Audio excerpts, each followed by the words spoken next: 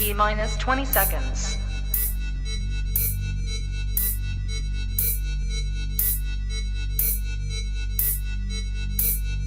10, 9, 8, 7, 6, 5, 4, 3, 2, 1, 0.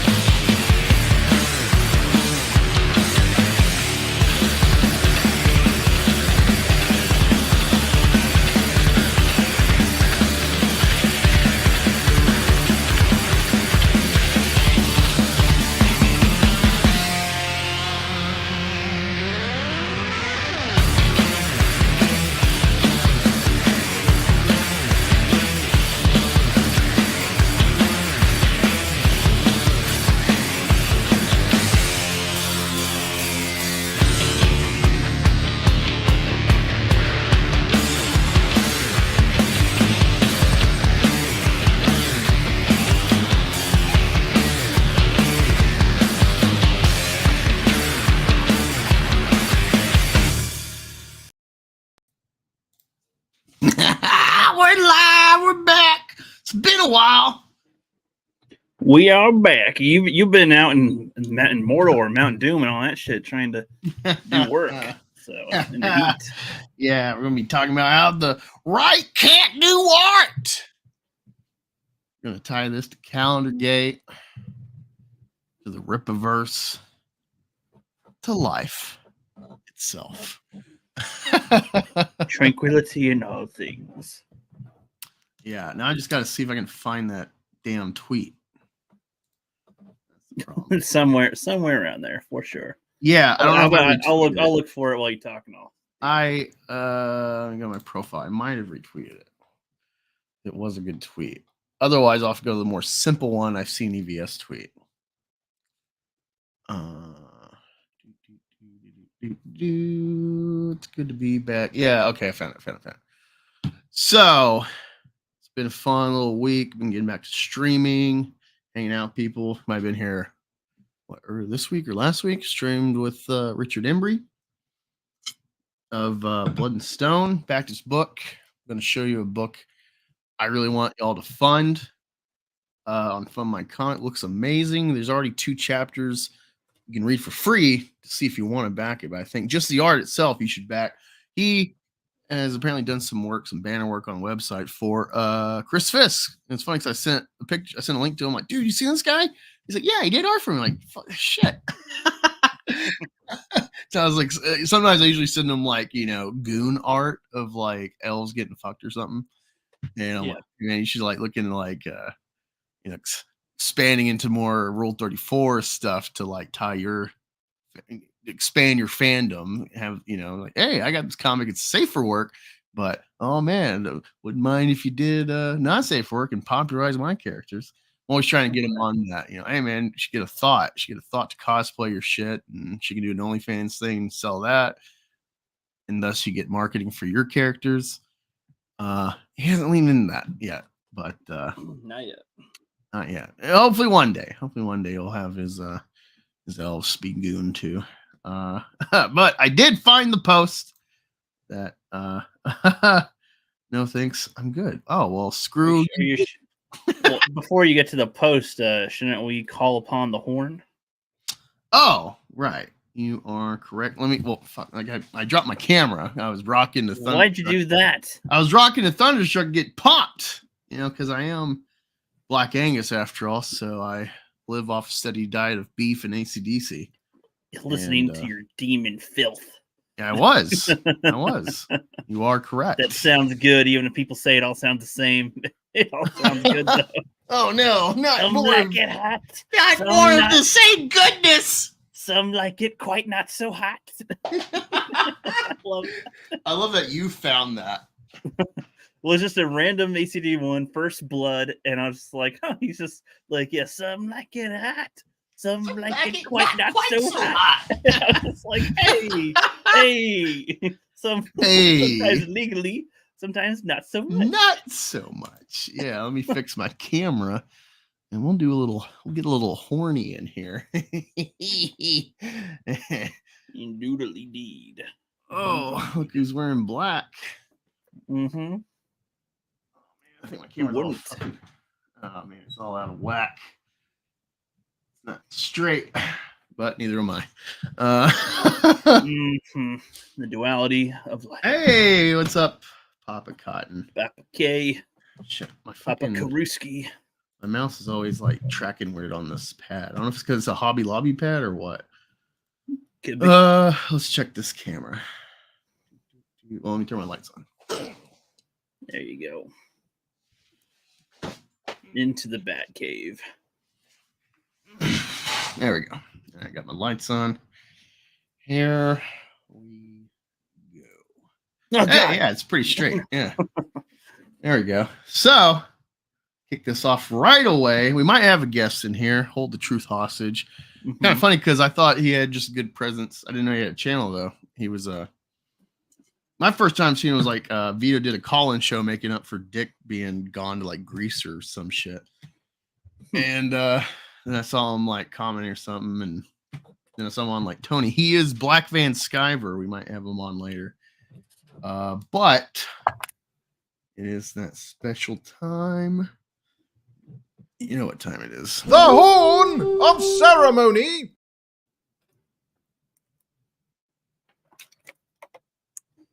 You are muted, Angus. I'm muted. What? You're muted. Silence. No, you can't hear me?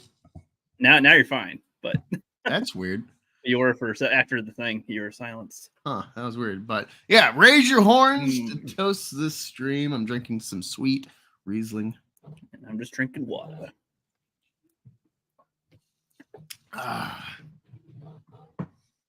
There we go. Damn mouse. What the fuck? My mouse is fucked. This concludes the Horn of Ceremony. I was waiting on that. Like, but hey, what's up, Daytona? But also we have the other Horn of Ceremony. Oh, yes, I forgot. I got to make a clip for that. Yes. It all started because Ricky brought me one of these horns, but the original horn cup busted, and then my my actual horn just corroded over time. So he got me a new one. It's got I don't know if you can see it well, but it's got the House Stark symbol on it, and he also sent me a little shot glass. Heck yeah. Oh, that'd be a funny little gimmick. The other horn of ceremony. That concludes the other horn of ceremony. Yeah, so not quite as more important or less important as the first one. That one has just ice water in it. Yeah. But yeah. All right. So let's pull up tweet that kind of inspired. It's so weird this has popped up because in some conversation people, this idea pops up with the Rippaverse loosely. We're not specific, but we had Calendar Gate. You might have seen this calendar debate within the conservative sphere. Let me actually find the article on Know Your Meme. And if you're not aware, it has a good little synopsis. So Know Your Meme, Calendar Gate. I actually haven't seen much of the images in there. Just the like one or two from like the redhead and probably another one or two. Yeah, so let me share do the horn of Sarah money. What? All right, so Know Your Meme. This is Calendar Gate. So, Calendar Gate refers to the viral controversy online debate over the conservative dad's Real Women of America calendar for this year, produced by Ultra Right Beer, which featured scantily clad female conservative influencers. Just that name, Ultra Right Beer. We're not Bud Light beer. We try. Yeah, so the debate over the appropriateness of the calendar sparked debate on the online right, with some calling it demonic, and many figures chiming in about whether the calendar represented the movement's values. What's also funny, it makes me think, you remember, so you mentioned the Diablo chick earlier. Mm-hmm. Wasn't there like a huge, like, oh, this is a demonic woman or something? Yeah, they had that's more accurate at least. And then it's no, it's stupid though. People were sharing. It's stupid, but then they also call this demonic. So it's like, what's the level of? What do you mean? Like, they don't seem to have like an actual bar. Well, okay, so here's like learning Angus's like mind a little bit if you haven't already. So for me, I have come to the conclusion that women are the greatest art ever in the world, as humans dictating, controlling this earth.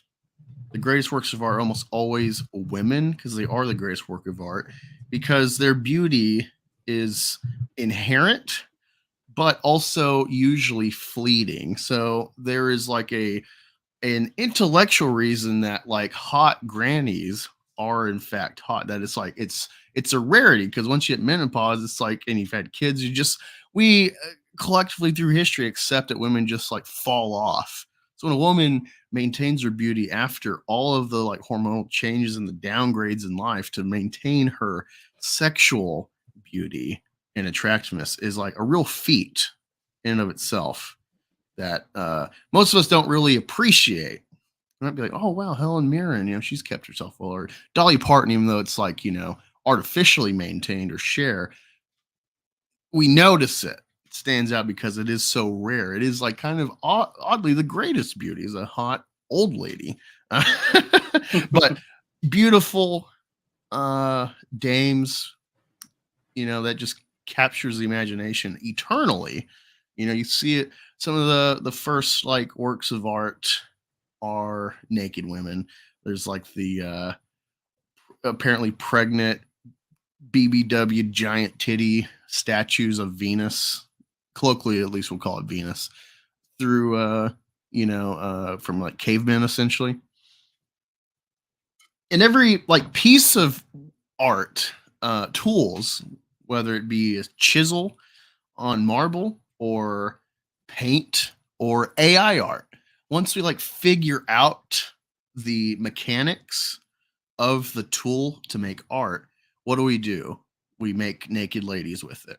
AI art, boom, instantly people start making giant titty anime shaped girls with the AI art. It's like the first thing. Once we figure out the art tool, we make hot women with it, because we know, and it's women do it too, because we all collectively, subconsciously, we all know women are like the greatest piece of art ever to be achieved.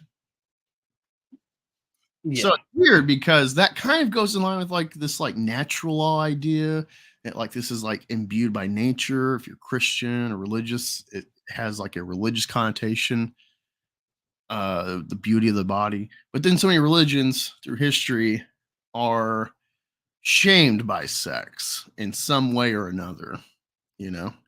Uh and so that's another factor because I'll argue that conservatism evolved and we got someone like Trump to be our leader because we kind of distance ourselves from the Bible thumping right of its historical precedent, for like 100 years or so.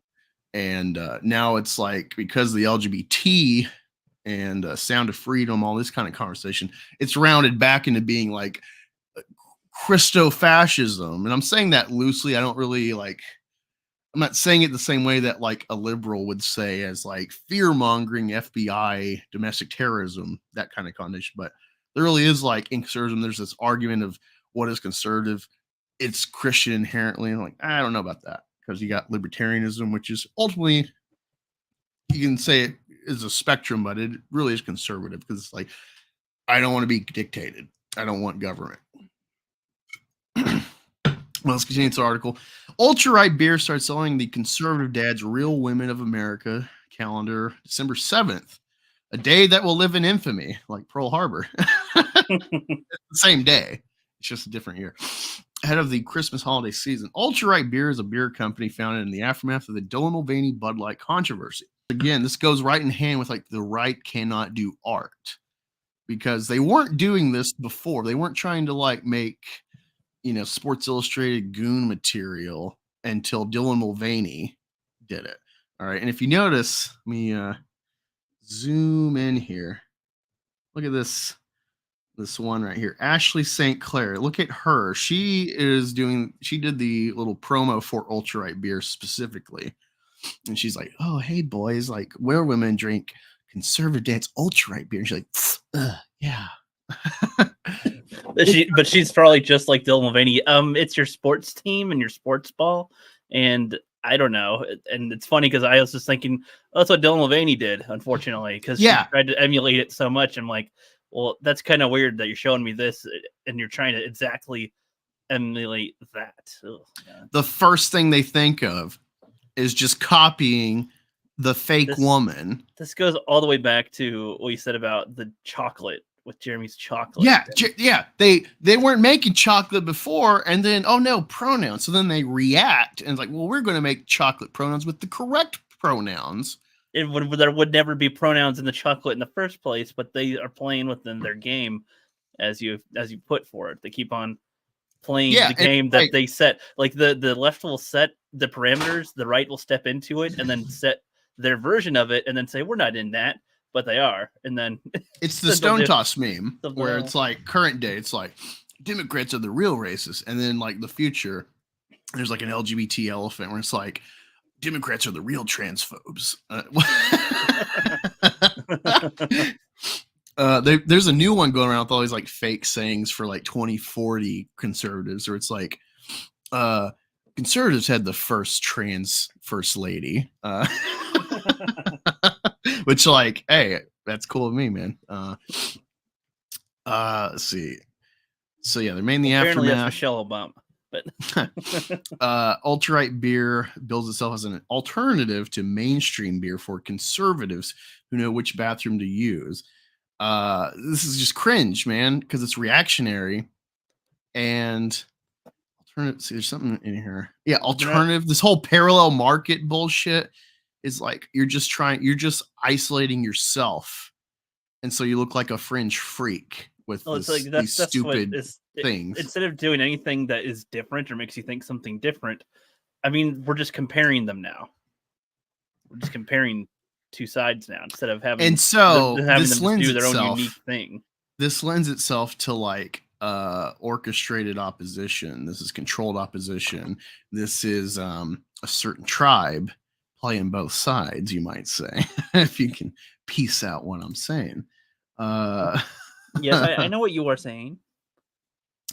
My Daytona says, my girlfriend's sister hit the wall and sprung right back. Opportunity taken.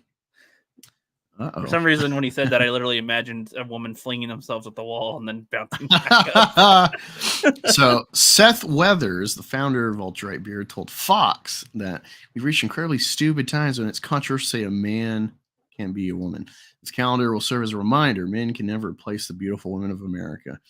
Well, I don't know, man. Go check out Trans Angels. See, that's what I'm waiting. I'm waiting for them to be like, this is ultra-right conservative porn. Like calling it ultra right is so cringe in general. And then, well, it's like if you're actually ultra right, then you're like, no immigrants. I don't care if it's legal. This is a white country. So it's like you're already the Overton window. This is a thing I've had to learn because of these kind of conversations where it's like you are arguing within their framework. Because like there's actual ultra right means where it's like the left, the right, and it's like you're both on the left of the actual spectrum. Yeah, they're dictating everything. Calendar featured a variety of conservative female influencers such as Riley Gaines, Ashley St. Clair, posing lingerie and swimsuits. The calendar is criticized by some online conservative influencers from the religious side of the movement who interpret its depiction of women as immoral. The online controversy appears to have started with the network around Real Bryson Gray posted the calendar was demonic. Josie, the redheaded libertarian influencer who modeled for the month of November, replied to Gray mockingly. From there, the debate spread to several other corners of conservative discussion. Jenna Ellis, a conservative influencer and former attorney for Donald Trump, spoke out against the calendar, and she replied to the post's counter accusation, which received whatever. Commenters like Anna Perez all spoke out against the calendar, referring to the men who bought it as degenerate coomers in a Christmas Eve post. Well, it's actually funny too. So who is buying this calendar in the like? It's a calendar. Like I just get a calendar off Amazon. Like I didn't know that calendars had like particular markets or something. Well, I mean, the market should be every fucker you can get. It's like, do you like hot women? Cool, we're Playboy. Well, I guess like I guess that's in my the head, end. well, in my head, I'm like, okay, I can see them having like, here's a SpongeBob calendar. Here's this is the Star Wars conservative calendar. SpongeBob. Here's the Star Wars calendar. Here's the whatever calendar. Not a like, oh, here's our conservative thingy, or here's our left wing thingy. It's like, but you're just putting yourself and you're just limiting your market that way. Why would you bother? Like, it's a calendar. Everybody could use a calendar, technically. So, yeah, that's weird. Jack Posobiec made a space about it. Had 26 or 20,000 listeners. They're all saying it's a massive grift, and these people laugh at Christians with traditional values.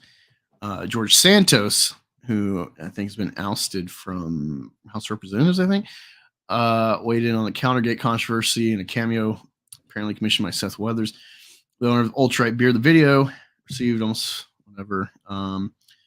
Your company's having a major cultural movement, and who better than me to bring the tea and drama to a major conservative cultural movement?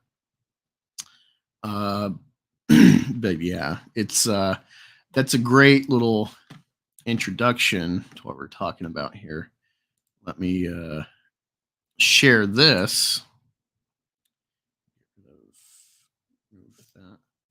Gotta say though, my girlfriend. Let's see. Presenting, sharing the screen. Yeah, so we'll go over this and I'll talk about why I think this is so interesting. Because I've been talking to Rookie about this specific kind of thing, not even with like Rippaverse or anything. This woman, Savory, she's commenting on this. This person says, why are conservatives so bad at optics? Sharing a picture of the redhead libertarian, displaying the ultra-right apron and beer, serving a man dinner, trying to look cutesy. One of these, her photo shoot, one of them's got like, she's like trying to look cute, going to the oven, being a woman in the kitchen with the cross. But it's like, this is like a sad, like Sports Illustrated swimsuit calendar, but it's for conservatives, which is weird. Well, I guess I'm trying to mention, like, I'm a conservative and I've got my my conservative calendar now, and it's going to be in the drawer or something. Like, just like, I don't know. Well, it's like, do they post no one buys it up? calendars Like, to actually use the calendar unless it's just like a it's really just kind of like a birthday like place where you get a new one and then you have the person's new age there. That's kind of how I've used them. I don't know. I mean, some people I can see having uses for a calendar, sure, but I feel like the majority, especially if you condense it to conservatives, it's just such a small. Yeah. It's like a little lemonade stand in a little town. I don't see how many people. This are is This is Trump lemonade, and so it's like you're already cut out like half of America from wanting to buy your shit because you've already like cut your legs out. You know. Well, and it's funny because we see the left do that all the time, but then the right does the same thing, but even worse, where it appeals to even less people half the time. Yeah, it's like, oh, you're working up. Yeah, you need to do what we call gay ops. And like whatever your agenda is hidden behind the silhouette of like, oh, here's just a product, but like actually I'm gonna fund Trump with it.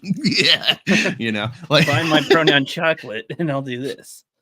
Yeah, it's like, how about you just make like we're a conservative company that wants to like make chocolate for everybody, regardless of your pronouns. We don't care. We're not trying to cut our legs out from ourselves. We've got integrity. Yeah, exactly. You know, you can still be a corporation. You may be different. You may be confused on what's in your genitalia, but you know, you can always have one of our conservative beers and calendars. Integrity beer. So this person, Savory says, I thought of this a lot. It's one of the many distinctions between conservatives and liberals. No matter what conservatives do when they venture into the arts, it just seems clumsy. It's a lack of sensitivity or sophistication. I think this is because to most conservatives, everything is simple and straightforward, which is a recipe for crude and unsophisticated results. Yeah, I mean, I think of Lady Ballers as that attempt. Oh, Jesus. Like, yeah, you're 20 years late to make this joke. Joanna Man, I watched Sean Head's review She's of it. The man already did it. I watched Sean Head's review of it, and yeah, she was like, "This may have been old 20 years ago, like in the area where it happened a lot."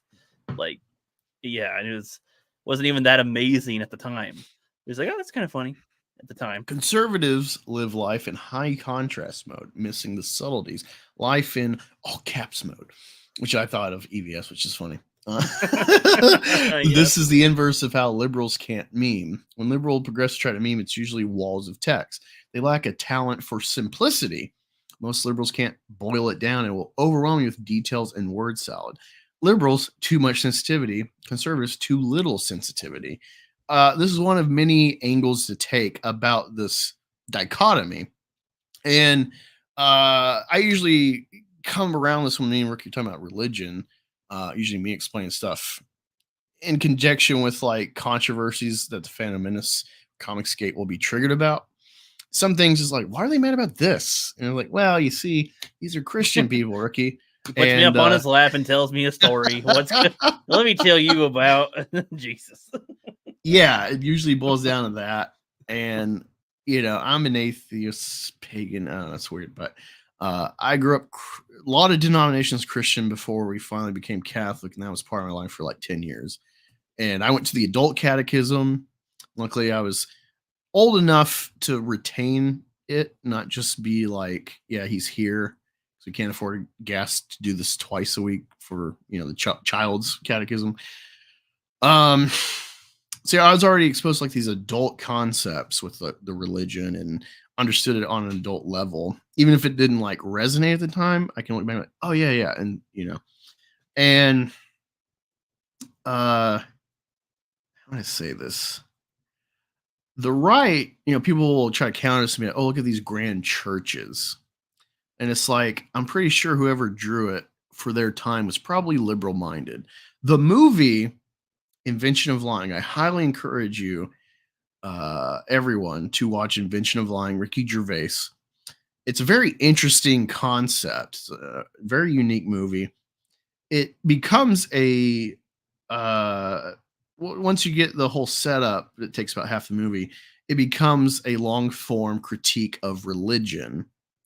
And I would say it's a critique in more of a like Daniel Dennett kind of way. He's one of the four horsemen of atheism. Of course, Sam Harris, Christopher Hitchens, can't remember Richard Dawkins, and then Daniel Dennett's kind of the forgotten guy because he's really nuanced with his criticism, because he talks about how there is this narrative in the atheist community that's rabid, that thinks that religion is intrinsically this like purposeful manipulation to control people. And he's like, no, it's like, there's just all these little loose things that it gets, collectivized into more or less laws, either directly through government or societally. And it gets so encoded, it gets tied up with like religion, a lawgiver. And so it becomes religiously coded. And so there's like more backbone to it, you could say, thus more rigidity in its adherence in the cultures within. That's more or less a lot of what he talks about. And I've come to my own conclusions and, learn about him later, and I totally agree with that perception. When I criticize religion generally, it's not meant to be negative, scolding as like, my body, my choice, stay out of my bedroom, Pope, like that fucking idiotic feminist liberal angle. But Invention of Lying ultimately is like this whole world, just like ours, but there's no lying. No one knows how to lie. Thus, there's no imagination. So movies are just, you're listening to a guy read a script of like history or whatever. And so they don't have imagination. And then somehow this guy evolves on the, randomly, this ability to lie, but no one else can perceive lies. So they all believe anything he says. So like, he's broke. He goes to the bank to withdraw his money. I'm like, how much you saying? He's like, 800. It's like, what? Well, that's weird. It says you only have 200. It's like, we'll get that fixed right away for you, sir. Here's your $800. And he starts like, huh? And he's trying to like tell people like, hey man, like, I said something, but it's like, it's not actually that. And it doesn't make sense. And then he hits up his MILF on the streets. And is like, we have to have sex right now or the world's going to end. She's like, do we have to do it right here? Or can we get a hotel? And it starts progressing. And then it turns into like his mother's fucking freaking out about death and the black void she's going to of nothingness. And he's like, no, Mom, you're going to be happy. You're going to get a nice house in the sky. You're going to see Dad and you're going to be young again. You're going to dance. And then other people hear it and they're like, oh my God, like, how do you know this? Billion amazements and stuff. And conclude that she died happy or something. Yeah. And so he has to like codify this. So he becomes a like Moses lawgiver with commandments on a pizza box. Gets his pizzas and writes. And thus from that comes religion, people making him their symbol, the man with the tablets. Yes. And so a funny at the end of it, nobody still understands that he was lying. They all still believe he's telling the truth. Yeah, so like this ugly guy, Ricky Gervais, ends up with Jennifer Garner as his wife and having kids, being better career but than his kids, the hot guy. But his kids are able to understand how to lie, and they know the difference. Oh, how's my food taste, sweetie? It tastes great, Mom. They're like, nope. And that was a fun movie. We already watched that one. That was fun. Yeah, I live by that movie. It's like that's I would say it's even a better religious critique than like Religious, which is I think should be required for like Philosophy 101 or Western Religion 101. I was in both.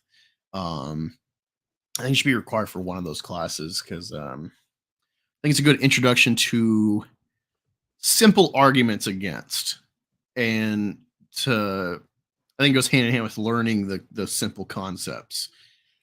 Not that they're necessarily simple, it's like there is a magic man that made everything and he has no beginning or end, and you must listen to him, and he is all good and all powerful. It's like, actually, it's a lot to break down. He sees you when you're pooping. But these are like the simple. You got to understand these to understand the rest of like the intricacies of the people in the story and why they're doing things, etc. But yeah, it's just this makes a lot of sense when you see retards defending Rippa, where it's like, oh, they lie about his settlement. He won. It's like, no, he settled. Whatever the behind the closed doors agreement was, he lost because he had to come to the table from the get go. He's like, we're willing to concede something, for a settlement. And it's like, well, to do that means they have the upper hand, which means they are the winners de facto. That they are they're dictating terms. They're the winner. Doesn't matter if you have to go to court and maybe it's not enough for the judge to grant them something. That'd be the real win if you went to court, but he didn't because he lost. It might just be like a simple, you have to distinguish yourself from us when you make stuff. It might be that simple because they're Christians. So they're like, well, we don't want to bend you over a barrel like our lawyers want us to for money. But, you have to do something. And these people don't get it. And I think it's because they're like so conservative brained.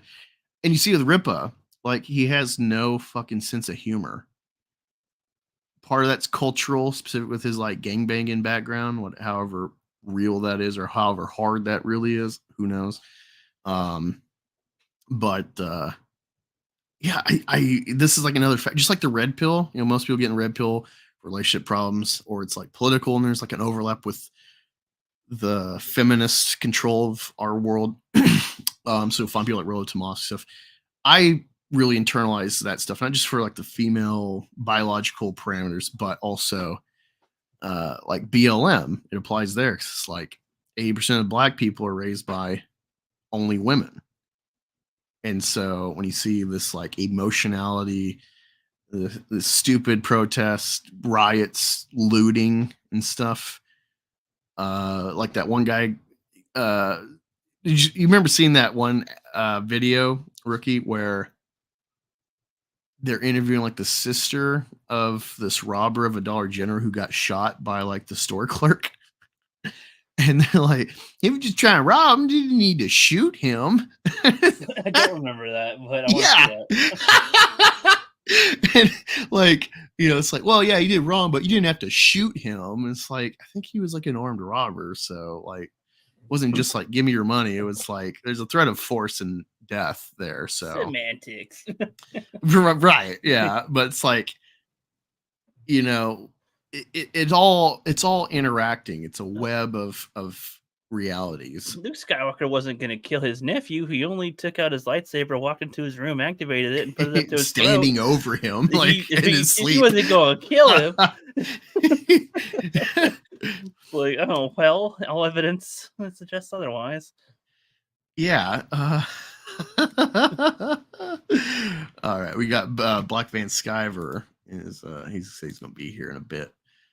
But no, I really think there's a lot to chew on with this revelation. I think it really is profound how simple it is. And I think, left, right, it's like the left, you need both. Even if you like, we're bemoaning the complete control of one side, you don't want one or the other in complete control. You need a tug of war for the good of everybody. It seems obvious that if you have, like in whatever spaces, the one that has more of the control, typically it doesn't really last very long or isn't all that great in the first place. You got to so both are authoritarian.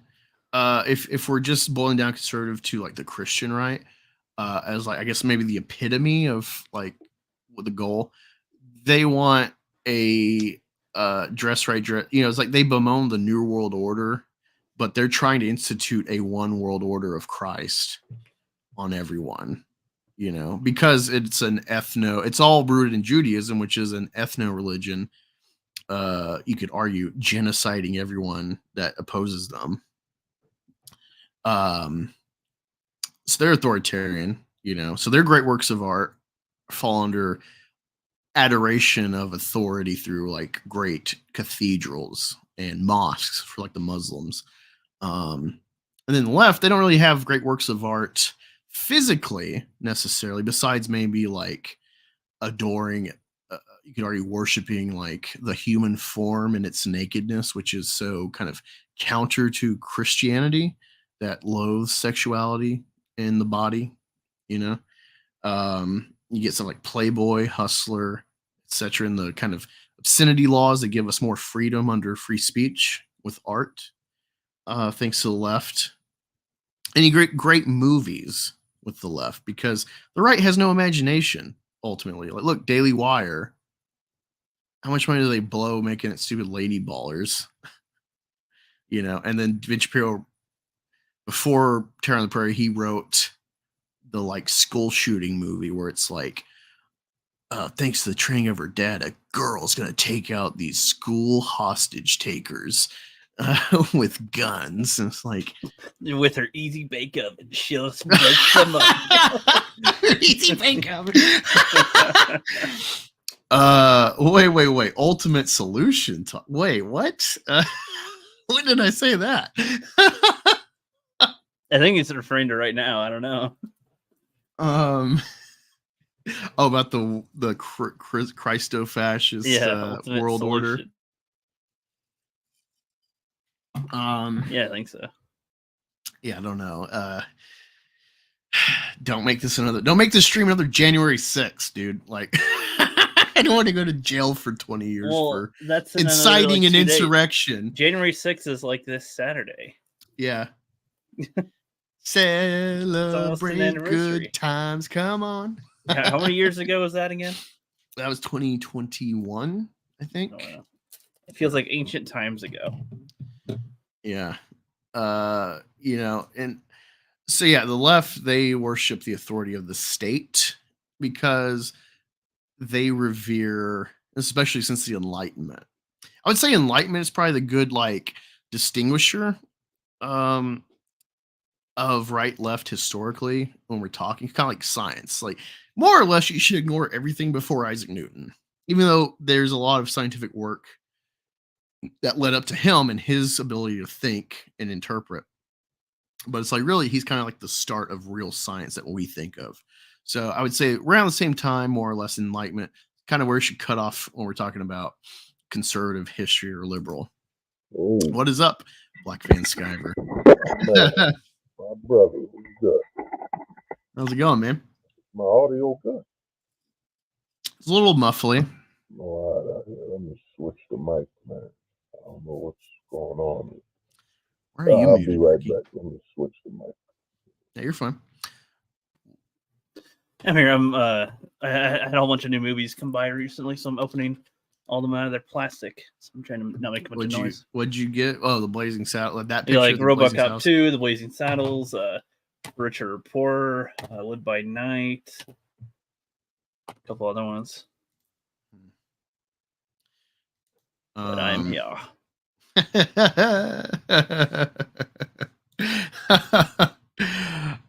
Sorry, I'm looking at this one post they're going to show of Ripper Goalpost clipping me and all the replies, especially with Black Van Skyver here, because I think he'll get a kick out of some of these. It's even Alex James, the what is he, CFO or some shit? Yeah, he's a CFO and bass player for Backwards at the Rippaverse. Backwards. So, that's fucking Eric's stupid band of like taxation is theft rock. Okay. The Taxation is greatest, the hottest new subgenre in rock and roll. Of course. Is that what Norfolka is supposed to be in the? Probably. comic? It's probably some stupid gay op to try to get you to look into Backwards. Hey, the audio good now? Better, yeah. All right. Yeah, man. Hey, don't make fun of Norfolk, man. That's a real country, man. When I heard it, I honestly thought of it like, oh, well, North Africa, of course. Let's call it Norfolk. Dude, when you said that, I was like, wow, why didn't I pick up on that? He put North and he removed the A out of Africa. Norfolk. I was like, oh. Well, it's like that's how Taylorsville. It's like I don't know, you could do a little bit more on the naming would be good. It's a little different. Well, I mean, I'll say this, man. No, here's a clever one. Oh. Clever name for Taylorsville. So let it be done. Because you're sewing things, get it? Oh, so let it be done. So now there's some woman from the 1950s like sewing's back.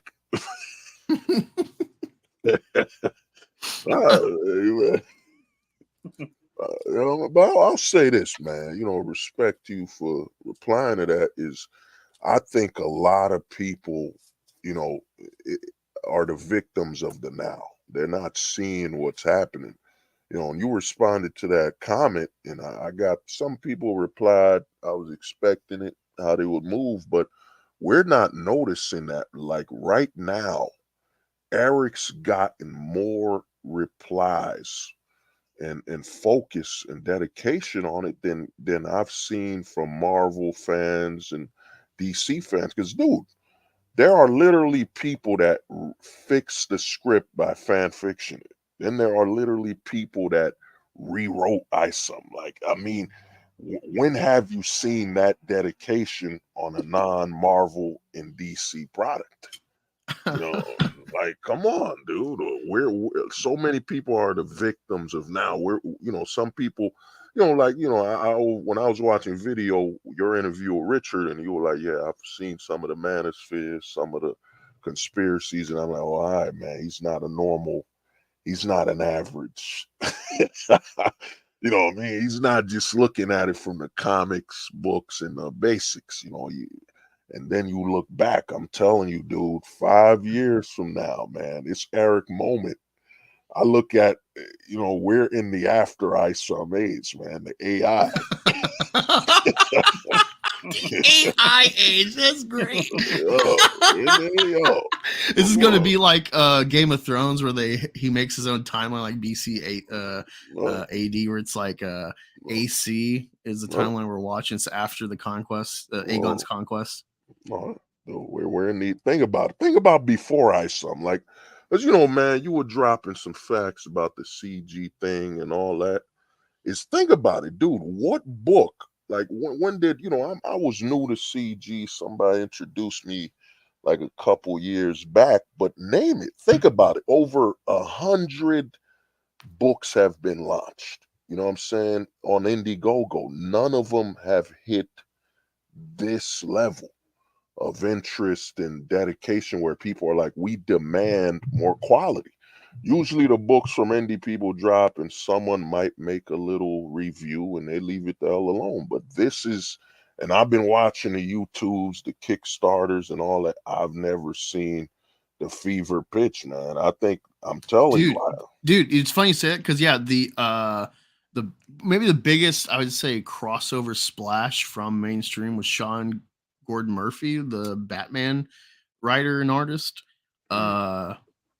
He did a crowdfund. I don't know the state of it, if it got to people yet, if he's dragging his feet or whatever, sitting on the money.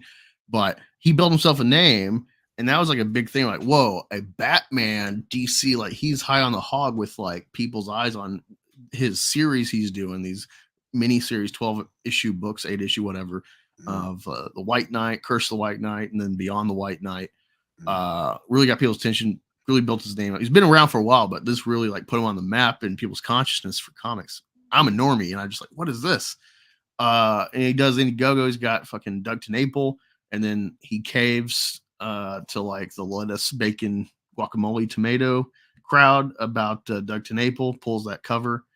But even that, like, I don't see anyone talking about that mainstream guy crossing over, making maybe DC and Marvel scared about, oh man, our talent might just go solo because they make more money. Even though the project isn't as big, they can make more money in pocket doing this stuff. Well, I mean, dude, one thing you brought up, man, is a lot of people don't want to admit, and I've seen the nerdrotics and all these people, dude. Disney does not. They don't lose money from Marvel not selling and pumping out garbage. Warner Brothers hasn't lost a dime on DC. You're not buying what is it, the Blackest Metal or whatever, the Aquafina Batmans or whatever. They're not losing any money. They're nothing more than a branch. In my honest opinion, all these so-called comic book fans, dude, the last comic book company standing right now is Image Comics. Dark Horse, bought out by the people who own what is it? I forget the name of the company. THQ Nordic owns Dark Horse now. Some Netherlands, some company that they still drink Thor's urine. every 5th of the August of a year or something, from the Europe or something. Dude, Talking about Mead. Yeah, Mead. Yeah, Image is the last comic company. Marvel and Warner Brothers. Think about it, bro.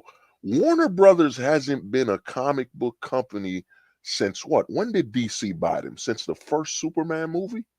Like wasn't that like the 70s or something? Or 80s? When was that Superman movie? Well, I mean, the 80s, they had that big, and I'm a comics novice. I don't, I like the medium, but I'm a movie guy. So I still got like barely any knowledge of comics. I like learning them, but, the 80s, they had that big, what George Perez led, Infinite Crisis, Crisis on Infinite Earths, whatever. The Pieta scene with Supergirl and Superman. And then you had Secret Wars. And then, you fast forward, there's the Crash in the 90s, and then 2000s, you get the Brian Michael Bendis takeover of Marvel, revamping them. So I would say the last 15 years is when they've like quit focusing on comics, and now it's just shopping. Like, what do we have in our catalog to throw on the screen? Well, I mean, here's the thing, bro. I think that they've been doing that because think about it as, like I said, with Warner Brothers. Warner Brothers bought Marvel, bought DC. They jumped the movies and all that. All these Crisis on Infinite Earths. Like me, one thing I like, you admit it, me, I'm like you when I'm a normie when it comes to comics thing, because where I grew up, there ain't that many comic stores. The nearest comic book store when I was like 12 or 10 years old is from a town I've never been to. You know what I'm saying? So how can we say the comic book industry was succeeding? The comic book industry is the only industry that said, you know what? We were selling comics well in supermarkets, grocery stores, 7-Elevens, take them away. Let's make it harder for people to buy them and just put them in one little, I forget what they don't call comic shops hobbyist shops. They call them, I forget the word, specialty stores. Yeah, specialty store. And there's like one comic book store every 3 to 5 towns. They purposely made it harder. Then it hurts the comic book shops because people that would buy a comic from 7-Eleven and be like, yo, when's the next Superman coming out? And 7-Eleven would be like, yeah, next month. Or, we don't have any more. You'd go to a comic book shop. The comic book shop was where you get more. The supermarkets and all of them were the entry point. You know what I'm saying? And then you go to the comic shop. I need more Supermans and Batmans. Well, you find a comic shop because, 7-Eleven only got like, they still got Bane breaking Batman's back 3 years later. Oh, you know what? This might be a joke, but it might be a reality. Did Brokeback Mountain get inspired by Batman getting his back broken?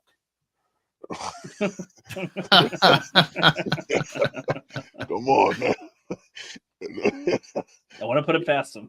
And but think about it. Who acted in Brokeback Mountain, then acted in Batman? Ooh. Dude, that is a crazy. Ricky, right tell him about the Tyrion Tywin Lannister's gay video. Well, there's some dude he made a whole thing on like acting like a super conservative redneck kind of guy. It's like, hey, who's the biggest alpha homosexual in Game of Thrones? That's Tyrion, and Tywin. And I forget exactly what it's like. Yeah, he's got kids. That's kind of gay. It was like trigger bait, but it's like so good how he's like it's believable that he believes this. And it's like, what are you what? Yeah. And so everyone's like, are you kidding me? In the comments, like, trying to everybody thought he was legit. Everybody thought he was legitimately saying these points, but he's just trolling. But nobody knew. It's a brilliant video. Ricky told me, I'm like, what? And I'm like, it gives me ideas where it's like, we watch movies and then I hearken to that and I'm like, yeah, you see, Star Wars was inspired by these aerial moves of Top Gun. And it's like, well, that's stupid because George Lucas was writing Star Wars in the 70s. But, like if you made that video, people would like really try to get in. So many people would fall for it and be like, actually, George Lucas, blah, blah, blah, and Top Gun didn't come out until 1989. And Tom Cruise is like 5. Like, fuck you. Nah, we all know Star Wars was, inspired by that song. All the fights. Remember that 70s song, What is War? And they show all the planes. What is it good for? And George Lucas was like, whoa, I don't want to promote war on Earth, but where can't we reach and have a war in space? Not a Star bad idea. Wars. Hey, Ricky, keep it going. I'll be right back. You go to the potty. All right, that's fine. That's cool. That's cool. Mm. We got some people joining us in the chat here. We got Whatever Cast. What's up, man? Says last year was the worst year I had financially since 2012. Oof. That sucks, dude. I think one dude asked, what's his name? Forget his shit. I think Nick. He asked, I would think I will wait for Black Angus. That's a big talk. EVS versus Eric. You know, EVS versus Eric, bro. I called that as soon as the book was launched. You know, I knew that Eric. I'll wait for, you know what I'm saying, Black Angus, because this is something where it could get into spaces. But I called it shot for shot. What's gonna happen, step by step. That Eric would, as soon as he saw 3.5 million, he made, you know, he saw EVS as his bottom bitch, man. Probably, yeah. Yeah, bro. Well, he made $1 million in like a couple days, I think, on Bryson One. Yeah, but bro, remember? Let me ask, not to interrupt. Did you ever watch a show called Gangland? No. Oh, dude, you never watched Gangland? I mean, so I'm the rookie critic. I'm still watching a bunch of stuff, still gathering. Still, I'm slowly getting there. Watching things. I'm gonna tell you, watch one episode of Gangland, and Eric's entire plan will make sense. I don't want to waste it all, but yo, okay. Eric literally followed the Gangland path. You know, I'll go into more detail later, but let me ask you one question though. Notice that Brokeback Mountain didn't kill Heath Ledger, but Batman did.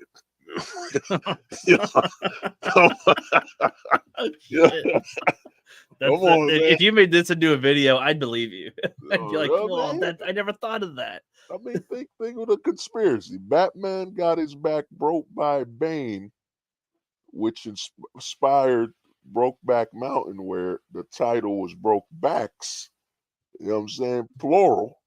Then Heath Ledger acted in Brokeback, then acted in Batman. And here's where it's going to get a little weird, though.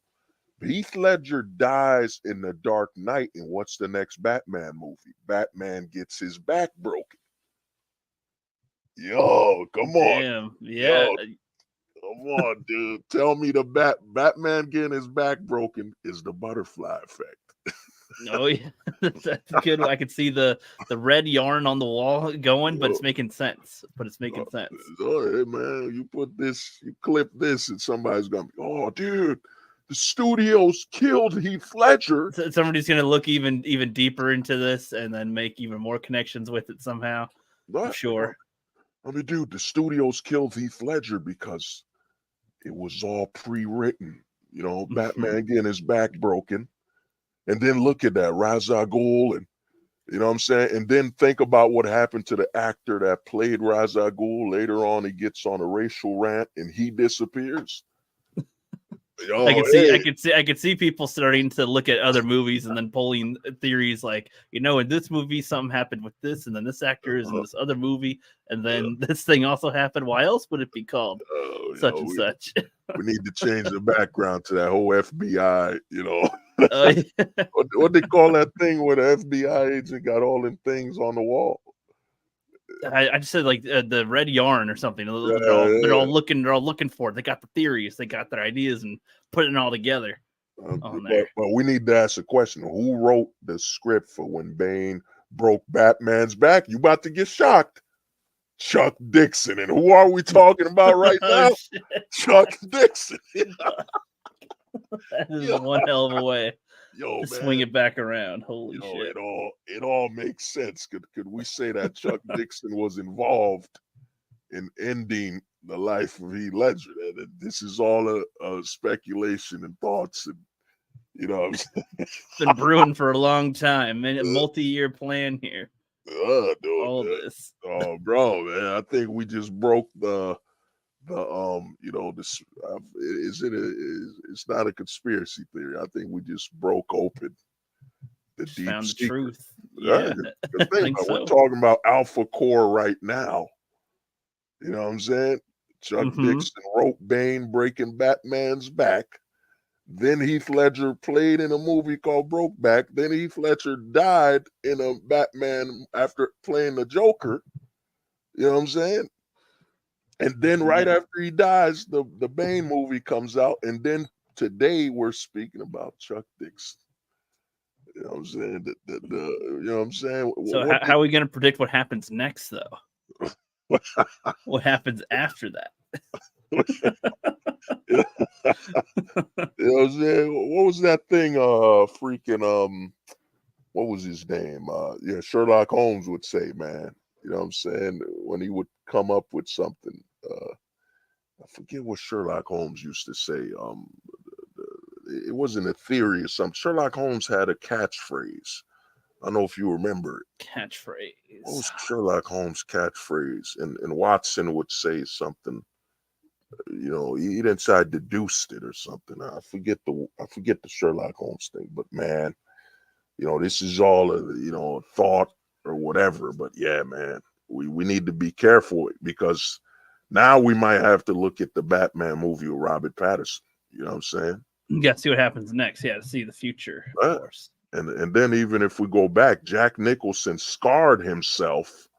Think about it. Jack Nicholson scarred himself to get the Joker face. Yeah, there it is. Elementary. Yes, Elementary. Oh, hey, I got a angle with that. Oh, go on. You're saying what happens next because Chuck Dixon. We're talking Chuck Dixon. Well, the butterfly effect you're talking about. The Dark Knight Rises has a elusive allegory pointing the finger at Occupy Wall Street as like Bane, chaos. You know, there's like a 1-for-1 the imagery of Bane's the chaos he creates with the people. They're looting. That Occupy Wall Street was going on when he was writing that. All right, now think of this. Riley goes to the warehouse of Rippa. Rippa employs Chuck Dixon. There you go. Oh man. You just remind me. It's all connected.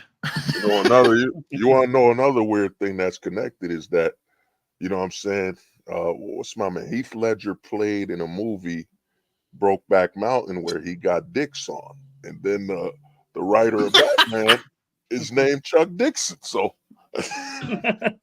Dix killed Heath Ledger. Let me look up the etymology of the name Dixon. Name. Somebody's going to be watching this like, man, wow, these guys have put These guys are insane coming up with these wild theories. Dixon, as common in England, or Dixon, is a patronymic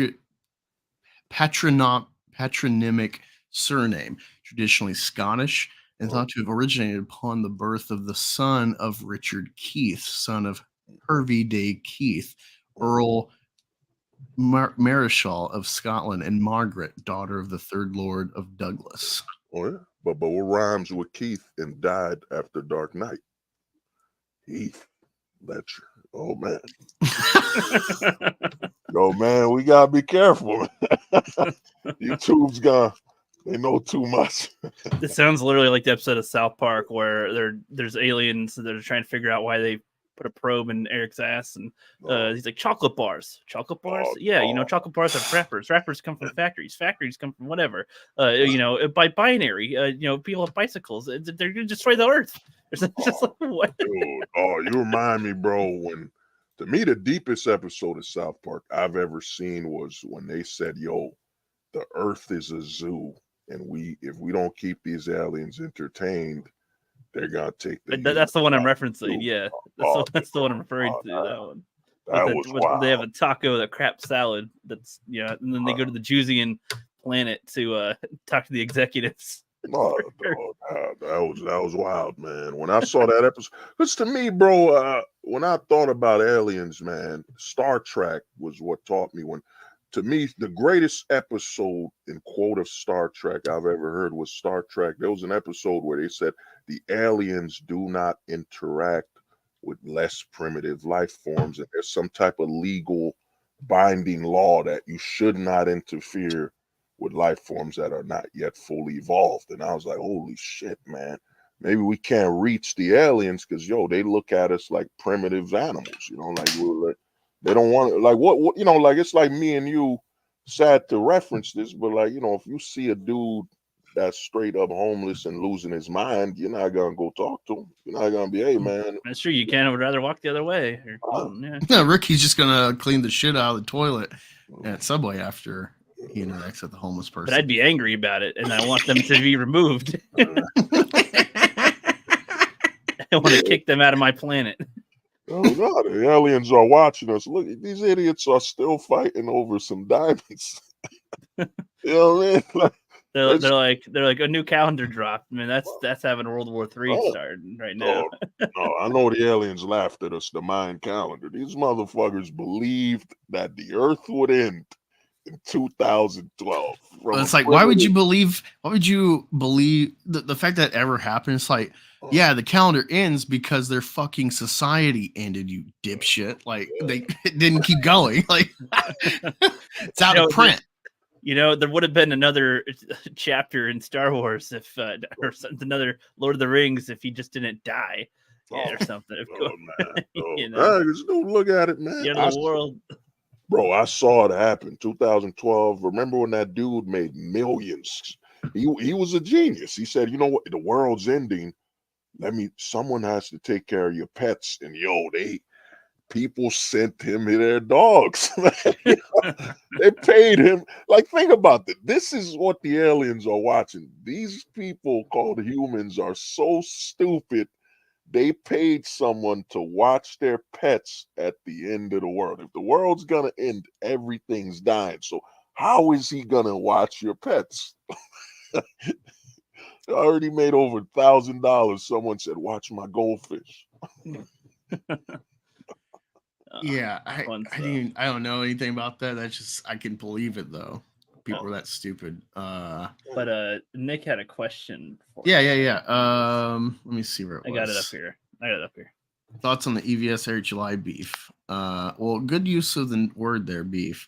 Here, yeah, especially here, All-American beef. Yeah. Just saw EVS video a few days ago and never even knew there was an issue between them. Yeah, it really boils down to Eric is however much he tries to like sell this like Thomas Sowell bullshit that he's like an evolved black. He's out of the matrix of like the black political monolith. He's this anarcho-capitalist, etc. Everything that's like the conglomeration that is Eric July when he sells.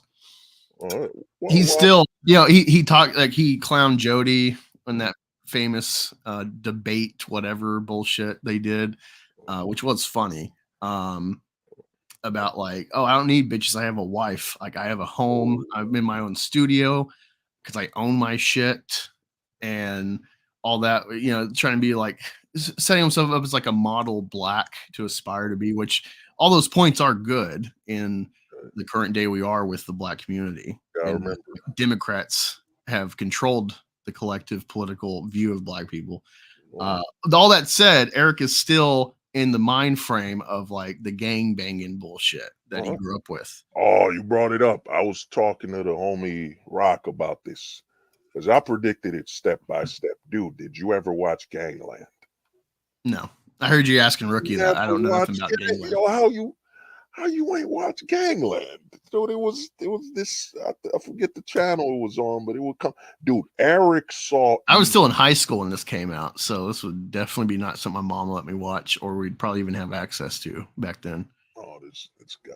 Was this an HBO show or Stars? Oh, it was y'all need to watch. Oh wait, History Channel. So what? This is like interviews of real gang members and stuff. That was just something I wasn't interested in back then as a kid. I was getting into like the Star Wars disc 2s, the special features, Spider-Man and stuff. So that was just nothing of interest to me. The gang stuff. Dude, I'm gonna tell you something. And please watch one episode of Gangland. And what I'm about to explain, it will all make sense. Eric saw EVS as the shot caller, the biggest guy in the CG, the whole indie market guy. The guy who's averaging over 500,000 is EVS. So Eric got close to EVS, you know what I'm saying? And Eric's whole goal was, and if you look at the sub counts, Eric has far more reinforcements and support than EVS, but he needed EVS to legitimize him in the comic section. So once Eric made more money than EVS from the comic section, you know what I'm saying? He saw himself as, now I'm the shot caller. I'm the big boss. And EVS needs to know his place. He's under me. You know what I'm saying? He's below me in the gang. And what is Eric's background? He used to be a gang. He's threatening people with 2018 Eric July, when even though in 2018 Eric was bitching on YouTube in 2018. You know what I'm saying? But he saw EVS. Once he passed EVS with that 3.5 million, because as soon as I saw Eric succeed, and remember, Eric was interviewed by channels overseas. We're talking Britain. We're talking about all these other countries and stuff like that. And right after he sold Isom one, I wasn't assuming Isom's gonna be a great book. I supported it because I was like, finally, a black guy said, I'm gonna make my own website. I'm gonna bypass Kickstarter. I'm gonna do my own thing instead of doing the old black race hustle of, they need to support me. They need to give us more opportunities and all that BS. He made his own. I was expecting Isom to be, your run-of-the-mill generic, you know what I'm saying? When you go to ShopRite and you don't want to buy the Poland Springs, the ShopRite brand, the water, you know what I'm saying? But it was more of the Mexico tap water, you know what I'm saying?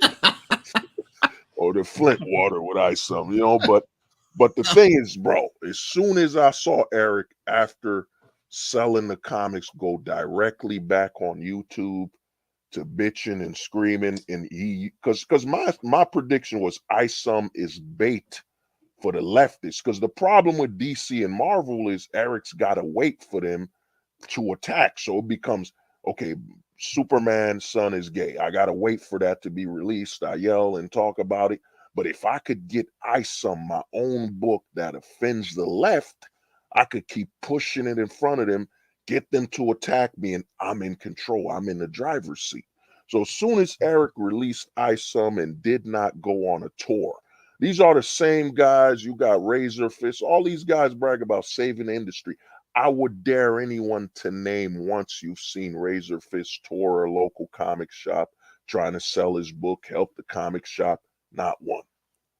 You know what I'm saying? Gets right back on YouTube and they yell and scream. You know what I'm saying? Woke, woke, woke, woke, woke, woke. You know what I'm saying? Nothing. So to me, I look at it as soon as Eric made his money, the countdown to stomp on EVS was coming. And that's Isom 2. Once Isom 2 made 2.5 million, it confirmed I don't need EVS no more. I'm the big dog. I made 3.5 million with Isom 1. I made 2.5 million with Isom 2. I am CG. I am the biggest dog in this whole comic section, man. You know what I'm saying? EVS better know his role. You know what I'm saying? I don't know your thoughts on that. No, that's very interesting interpretation of events. I like that. I can't refute it.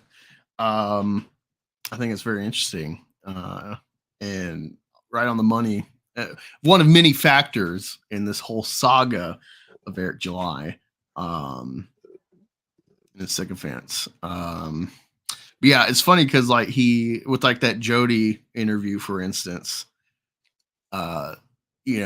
refutes all this, what you could say are memes of black culture and pop culture of the bitches, the money, the bling, whatever, that Jody tries to fall right in line with as success measures. And then Eric's more or less pandering to the conservative ideal of traditional marriage and everything that comes with that, the Sowell view of everything, refuting the accepted black political perceptions that have, you could argue, kept them down this whole time, actually made it worse. Eric is this living embodiment of those arguably good qualities, refuting the Jody black interpretation of success. And yet he still panders this axe me, trucks me what it is, and you see all these fake tough guys on the internet trying to emulate him. A lot of them are black guys on this collective sort of Comicsgate Rippaverse side, trying to emulate Eric, but he's like the baller to them. So they're still in the framework of like black pop culture and success measures of just, oh, he's got the money, so he's the top guy. I think they go hand in hand with like what you were just saying. He'll be right back. He's gonna drink. Um, Show. Well, while we wait on him with the drink, I assume he's listening though. So I'm back to Nick. Yeah, this whole thing's been funny. Man, you've been in the dark, dude. This all goes back to a Nick Rekieta stream, Dick Masterson of The Biggest Problem in the Universe with Vito. That was like in October. Further back. That was further back. I think October was the warehouse.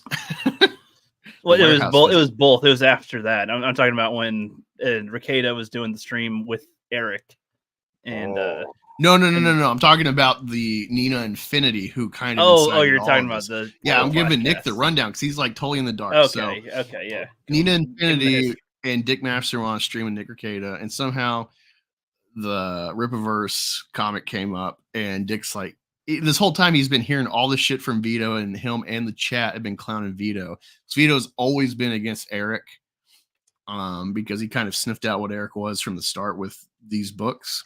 And everyone was clowning Vito, but then Dick, hearing all this and seeing this through Vito, he responds and he's like, I think it's a grift. I think it's this is a nothing. No one talks about how good the book is. They're just like, yeah, it made money.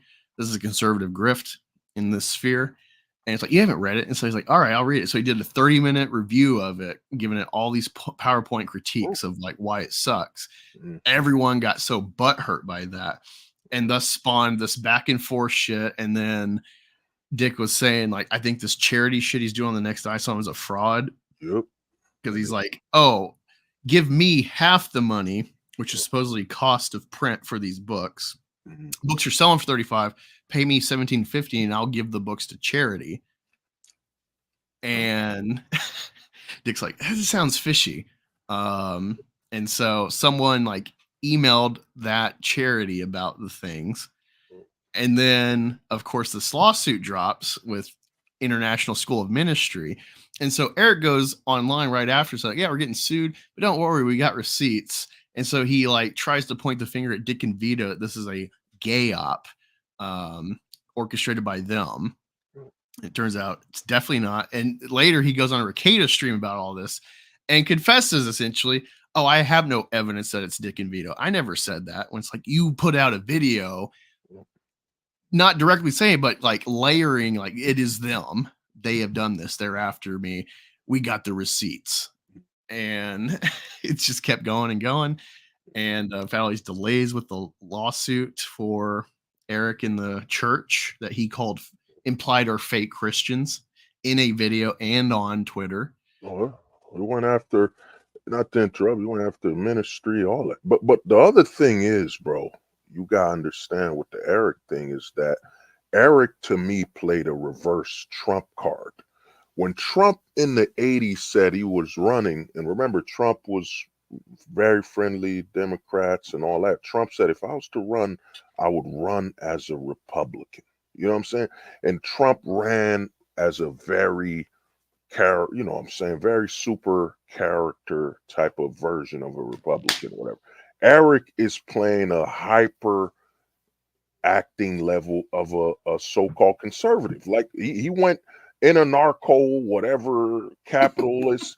Dude, Eric was helping Obama in 08. Eric was featured in a, don't bully I call it the closet. You know what I'm saying? That gay bug? Yeah. Don't bully. Documentary? Don't bully the kids. Eric said, you know what, man? It didn't work. There's so many blacks hustling the Democratic thing, man. If I could just hustle and grift, man, where do I go? I need to become the most hyperbolic version of a conservative I could think of. And then he went, I'm an anarcho cap, I'm a hyper libertarian. It's so a la craft. What was that song? What was that? I forget that Mary Poppins songs. It's so alidocious, whatever. Supercalifragilisticexpialidocious. I'm a super you do it, but I'd libertarian after that. You say it. That just ruined the song. Supercalifragilisticexpialidocious libertarian. There it is. That That's just- Eric right Well, no, what's that infamous black guy Disney did in like the 40s? Yeah, The Song of the South. Song of the South. That's South. what he did. Yeah, yeah. That Eric went, dude. Think about it, Nerderotic. Because, dude, in the Black Nerd section, there's literally a channel called Black Nerd. You know, the guy with glasses looking like Steve Urkel that The black Kinda nerd chunky comedy black guy guy? or whatever. Yeah, that did movie Eric. reviews and the black Chris Stuckman basically. Yeah, Eric. Yeah. Eric most likely watch him and say, if I could be a more aggressive. Because, dude, when have you seen a aggressive thug black nerd? You know what I'm saying? A dude playing a thug, that's a nerd. You know what I'm saying? That's what Eric saw's lane. And then you look at Nerderotic, and in Nerderotic, I think Eric's one of 2 black people there. So Eric's basically, you know what I'm saying, a token. And the thing is, I think the Nerderotic crew, they got 2 flavors of black. You know what I'm saying? Eric is, you know, coffee with no milk. Then there's that other black dude with an afro that's coffee with a little milk. Oh, talking about Big Mike or whatever. You know what I mean? 2 flavors. Well, they got quarter black Jared too. Yeah, From look at Crowder's that crew. quarter black. You know what I mean? They got some flavors of black dude. He's there yelling. Eric is playing nothing more than an act. Because if you red eye someone, I bought, and for people that don't believe, bro, I bought some. I don't know if I should even show it on the stream, but I bought it. And when I read it, I was like, oh my God, this is a leftist book. The book, Really? Yaira, You think it's leftist? if left, what did Yaira do? She emasculated Isom, punched him, got no powers. He got beat up by Yaira, ends up in the hospital. You don't know his powers, whatever. And the whole movie's a white knight movie. He wants to go tell a bar owner, you're being bad to a girl that I might like. That's the whole, and the book ends with her saying, yo, nothing happened between me and whoever owns this bar. Dude, it was a white knight story / effeminizing a black dude's book. He got punched by Yaira and never got up. You know what I'm saying? Use the come on, Rock, get up, Rock.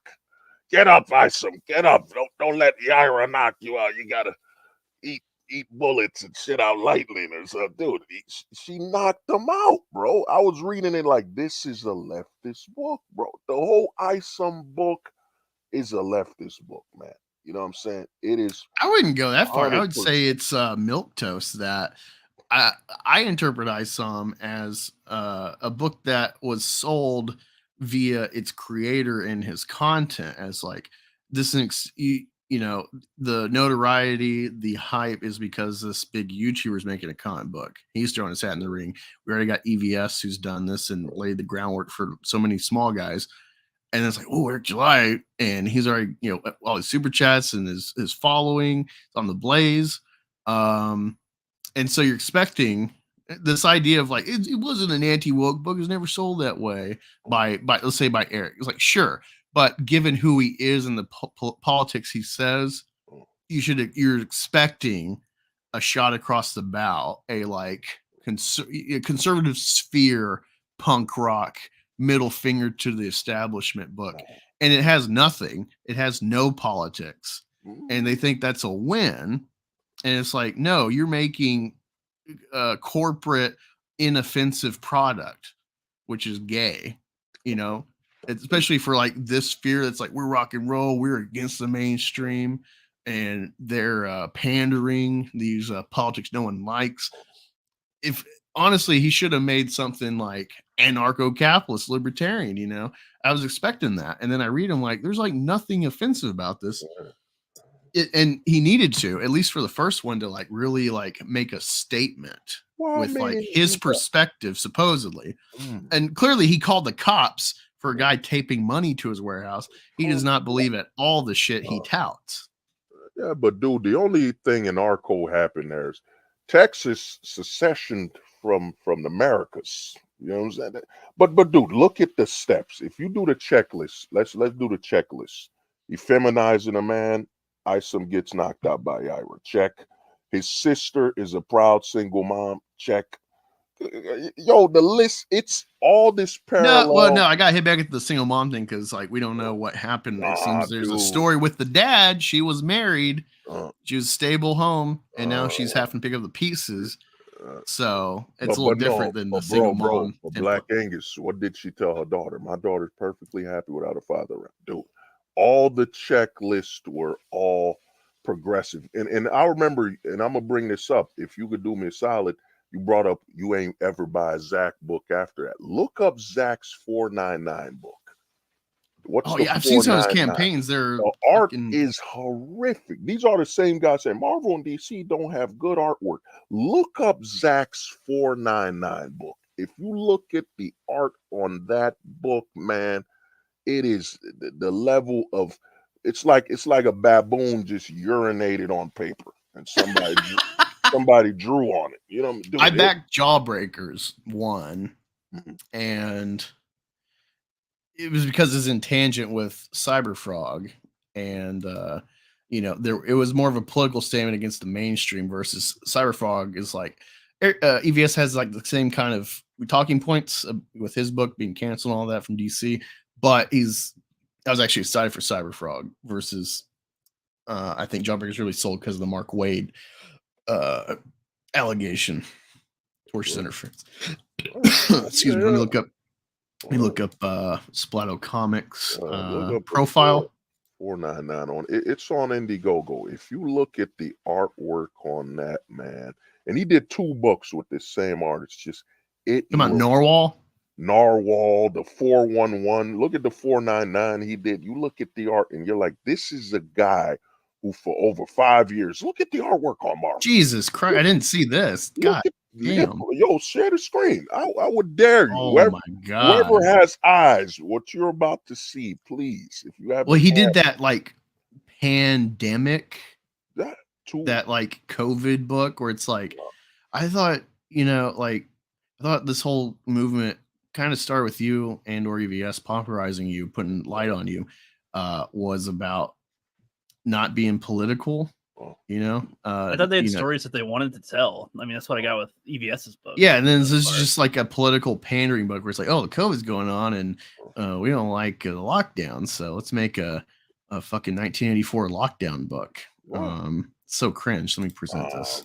If you share that 499, man, Jesus Christ! People's eyes. Look at this art. Yeah, so look at this. This is Richard Myers 499 with Narwhal. 499 art, bro. The pitch is Cold War era paranoia meets 1980s slasher flick. Kids versus their war hero parents. It's like, what? What does this even mean? You built your channel being like, it's in the Marines, invasion of Iraq, and then you're a pussy on the internet. No, it's Microsoft Paint. Look at the art, bro. This is. You know why he likes Narwhal? Because he's probably cheap as fuck. $5 in a corn dog. No mustard. Dude, look this at is look at this. This is gonna up in the mainstream. This is work. Like I saw some I think Teen Titans art book or something from DC, and you're like, oh, this looks cringe, and the dialogue's cringe. And I see this, and I'm like, whoa. Man, this is like a commercial. When I grow up, I want to draw.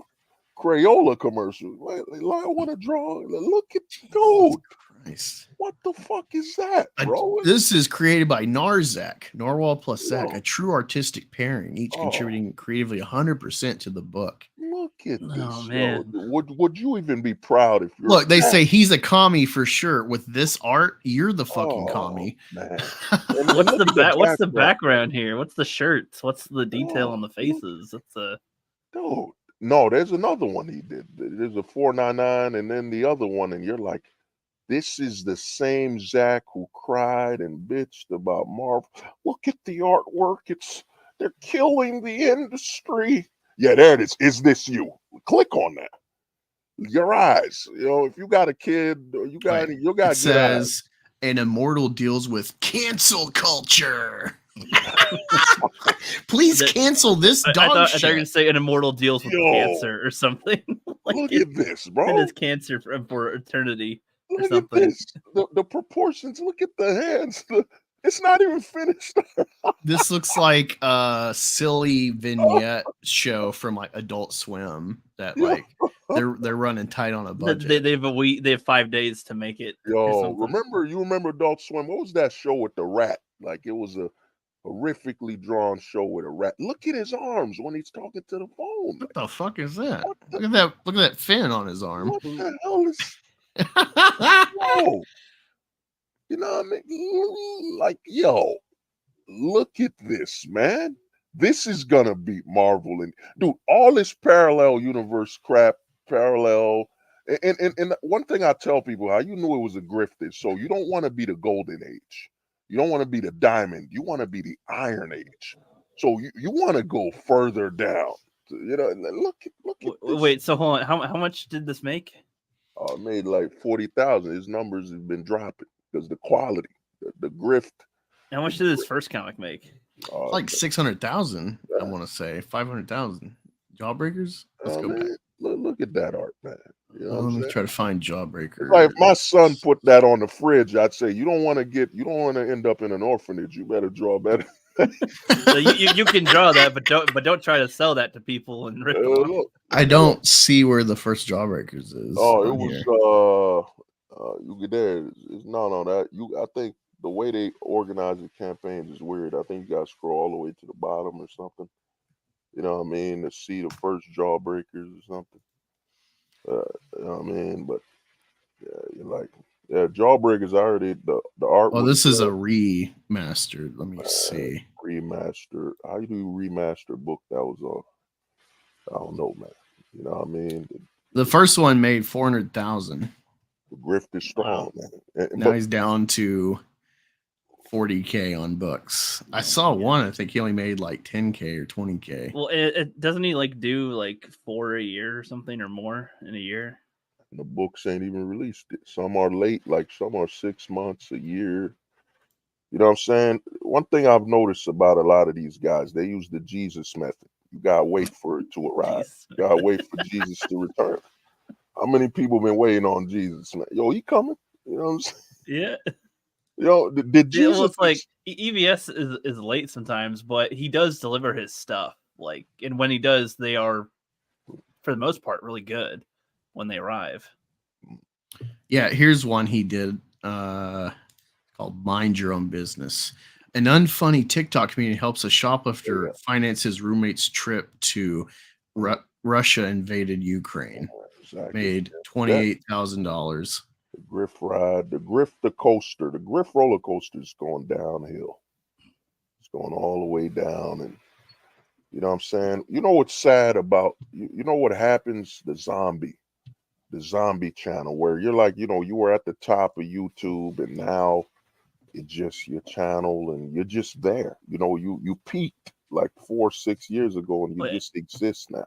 Well, ever since he bailed on the lawsuit thing, people crowdfunded money to help him with that. Yeah, and, like that's what bailed. I say is like this fucker would not me specifically, but like Konsuke in general, we paid $250,000 GoFundMe at that point for him to at worst lose. Right. It was all paid for. Oh, yeah, he just had to go to remember. court. And like I did a video where it's like he crapped out on that, and I'm like, fuck this dude. Right.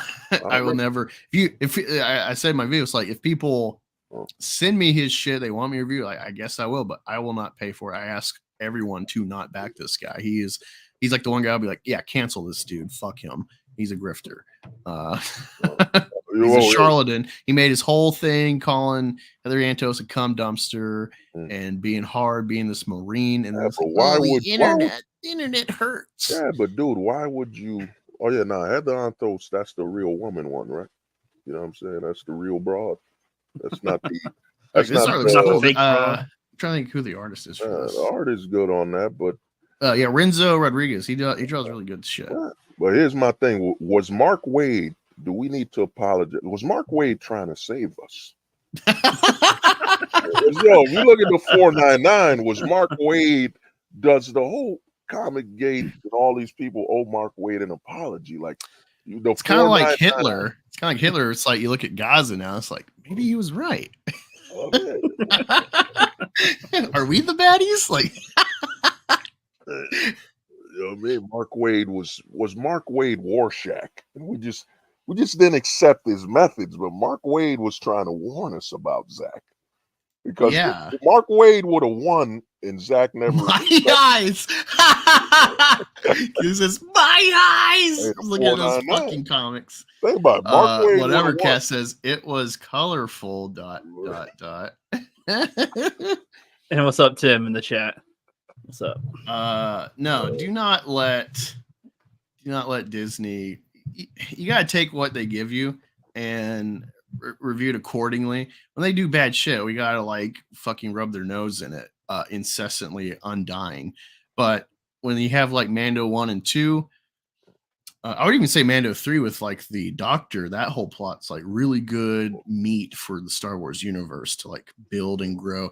What people say about the Clone Wars making up for the prequels, which is dog shit, because you wouldn't have the Clone Wars without what Lucas made in Attack of the Clones and Revenge of the Sith. But yeah, that same narrative actually applies to what they're doing in the Mandoverse, trying to like layer into the crappy finished product of the sequel trilogy. From the very beginning, it's like this idea of like, I thought it was very interesting. And even in hindsight, I think it's very interesting what JJ did with Force Awakens. A little line about like, oh, maybe we'll have to go back to cloning, maybe we won't do these standard methods of enslaving our soldiers from birth like the Jedi did. He juxtaposed what the bad guys are doing with what the Jedi did. I thought that was very interesting because it's like, it's all a matter of perspective. Well, I may not interrupt. One problem I have with modern day Star Wars is, dude, when's the last time they've been in the stars? Like every Star Wars show on Disney, it takes place in the desert. Just call it the Desert War. Like every Star Wars show that comes up, they're in the desert again.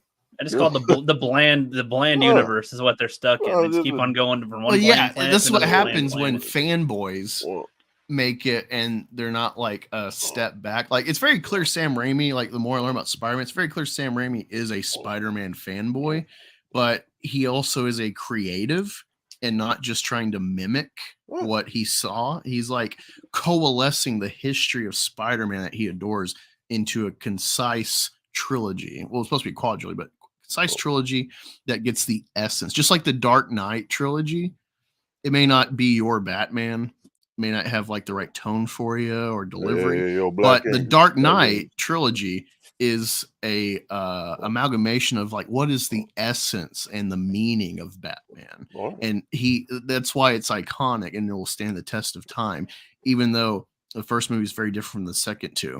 But Black Angus, not to interrupt it, we all know the greatest Batman was Val Kilmer. I do love Val Kilmer's Batman. I love Forever. Greatest Batman. That is probably the most perfect Batman movie. People here, it's for everybody. There's stupid shit for the kids. There's bright lights for the kids, and there's like the hot babe for Batman for the adults. There's like that love interest. There's the fucking psychology, darkness, but it's never too dark. It's like the perfect corporate involved, yet still has like a story to tell about Batman. I really love Batman Forever. That's my favorite of those 4 movies of the Burton era. Man, we all know, man. People just don't want to give Val Kilmer his just dues, man. Val Kilmer deserved the sequel, man. Forget the Snyderverse. You know what I'm saying? Give Val Kilmer another shot. Well, he's like dying, so. and they did him dirty in Batwoman. If you saw what? That, she kicks him. He's in like an of their Infinite Crisis thing in the CW. They brought Kilmer? I had no idea. I love Kilmer. Well, no, they have him. I don't know if he's supposed to be as that Batman or as like a voice Batman who's like I don't know. And they have it where he killed his Superman, and then he's like old and broken, and then he's gonna kill Supergirl, and then Batwoman or whatever just kicks him. She just kicks him, and then he falls on his back and is electrocuted and dies. Jesus Christ. She says, "Hiya," and then she's looking for the paragon of something, and then it's like, no, you're actually the paragon, Batwoman, not him. People complain about the Riddler in that, and then Two-Face, and it's like I watch and it's like, this is amazing. Tommy Lee Jones and Jim Carrey as Two-Face and Riddler. I don't care if it's comics accurate. Like they really have, they've left a mark for me on these characters. They are an interpretation, just like Heath Ledger or Joaquin or Zach Galifianakis. These are interpretations or specific honing in on a certain trait of the character's history. I think they're very valid entries in the Batman mythos. I really do. I truly enjoy Batman Forever because it's like zany and wacky, and yet it like has like a real heart to it and real style to it. And yes, the corporate meddling definitely hurt in some regards for its longevity. But yeah, I really do love those. It's like, that's like the only one I rewatch. Like I've rewatched because of the Flash movie. I rewatched the Keaton films, and I'm like, that's all right. But I never understand, aside from the nostalgia for people that grew up with it, I don't understand how like someone their first time like this age going back and watching those movies. I don't know how you could like grow up with the Dark Knight trilogy and then watch those and be like, oh yeah, Keaton is like the Batman. Nothing compares. I'm like, what? Like, well, I mean, he's the Beatles. You know, you wouldn't have Hendrix and everything else after without the Beatles, but Hendrix is fucking miles better than the Beatles. But dude, here's the thing with the Keaton Batman is that, dude, Jack Nicholson showed him out, man. Jack Nicholson is probably more remembered as the Joker than Keaton. I don't disagree with that, but you know I watch it and I'm like, showed him out. This is people's Joker. It's Nicholson. This is a joke, dude. This is like the only thing worse is what's that guy? Don't hate on Nicholson, man. Jared Leto's Joker. That's the only one worse than Nicholson's. Nicholson's like a fun character, but it's like it's corny as fuck. Dude. Bro. The whole Prince soundtrack and him dancing. Hate on Jack, like, man. That's the real Joker. What is this? I'm gonna tell you this, bro. When I watched The Dark Knight, I was like, Heath Ledger's Joker was nearly perfect. My only problem with Heath Ledger was where was the electric thing on his glove? Where was the flower with acid? He was just missing a little of that animated because I was on Jasker's stream, and one of my problems with the Nolan Batman is he made Batman too Law and Order. He would not allow fiction to exist. Like he would not allow a man bat, a killer croc. Like I don't know if y'all remember Dark Knight, the scene where they had Debo. He was on the boat. Like he was when they made the prisoners choose. I was looking at Debo like, dude, he's Killer Croc. I was like, is he gonna be Killer Croc or something? He had the build and everything. Well, the problem with the Nolan verse to me is that he went too deep in that. That's why I think Dark Knight Rises got hurt. You're like, all right, okay, he fixed Batman. I agree with when I was on the other stream is that, you know, Batman was recovering from the nipple gate. You know what I'm saying? The nipple gate with suits. So the first Dark Knight, you know, the first Batman movie begins, okay, cool. It's still normal criminals, you know, Italian mobsters, cool. Dark Knight, we get the Joker. We're like, oh, it's building. Okay, we get the Joker, a crazy, insane guy and all that. Then you get Dark Knight Rises, and we just get a dude. Yes, I love the Bane, the new suit, but it's like, where's the Killer Croc? Where's the Firefly? Where's, you know what I'm saying? Where's I get that for comic fans specifically, but I argue that like not only is like Nolan so cerebral and he's like bringing a very plausible angle to Batman realism and stuff, which is amazing for that series, but unfortunately I think has really hurt films overall in like their approach to fantastical. Somehow Marvel has done well and not fallen into that, but I feel like Dark Knight's really hurt films overall with this like dark, grim, and trying to be cerebral and realistic when it's like you're adapting fantastical properties. This only works with Batman or Iron Man because they are people with superheroes in their worlds. But no, to go with like what I was saying about like Nolan's Batman gets like it totally nails the ideal of Batman in my view for all of his entries. I also think Nolan's Batman, how do I say this?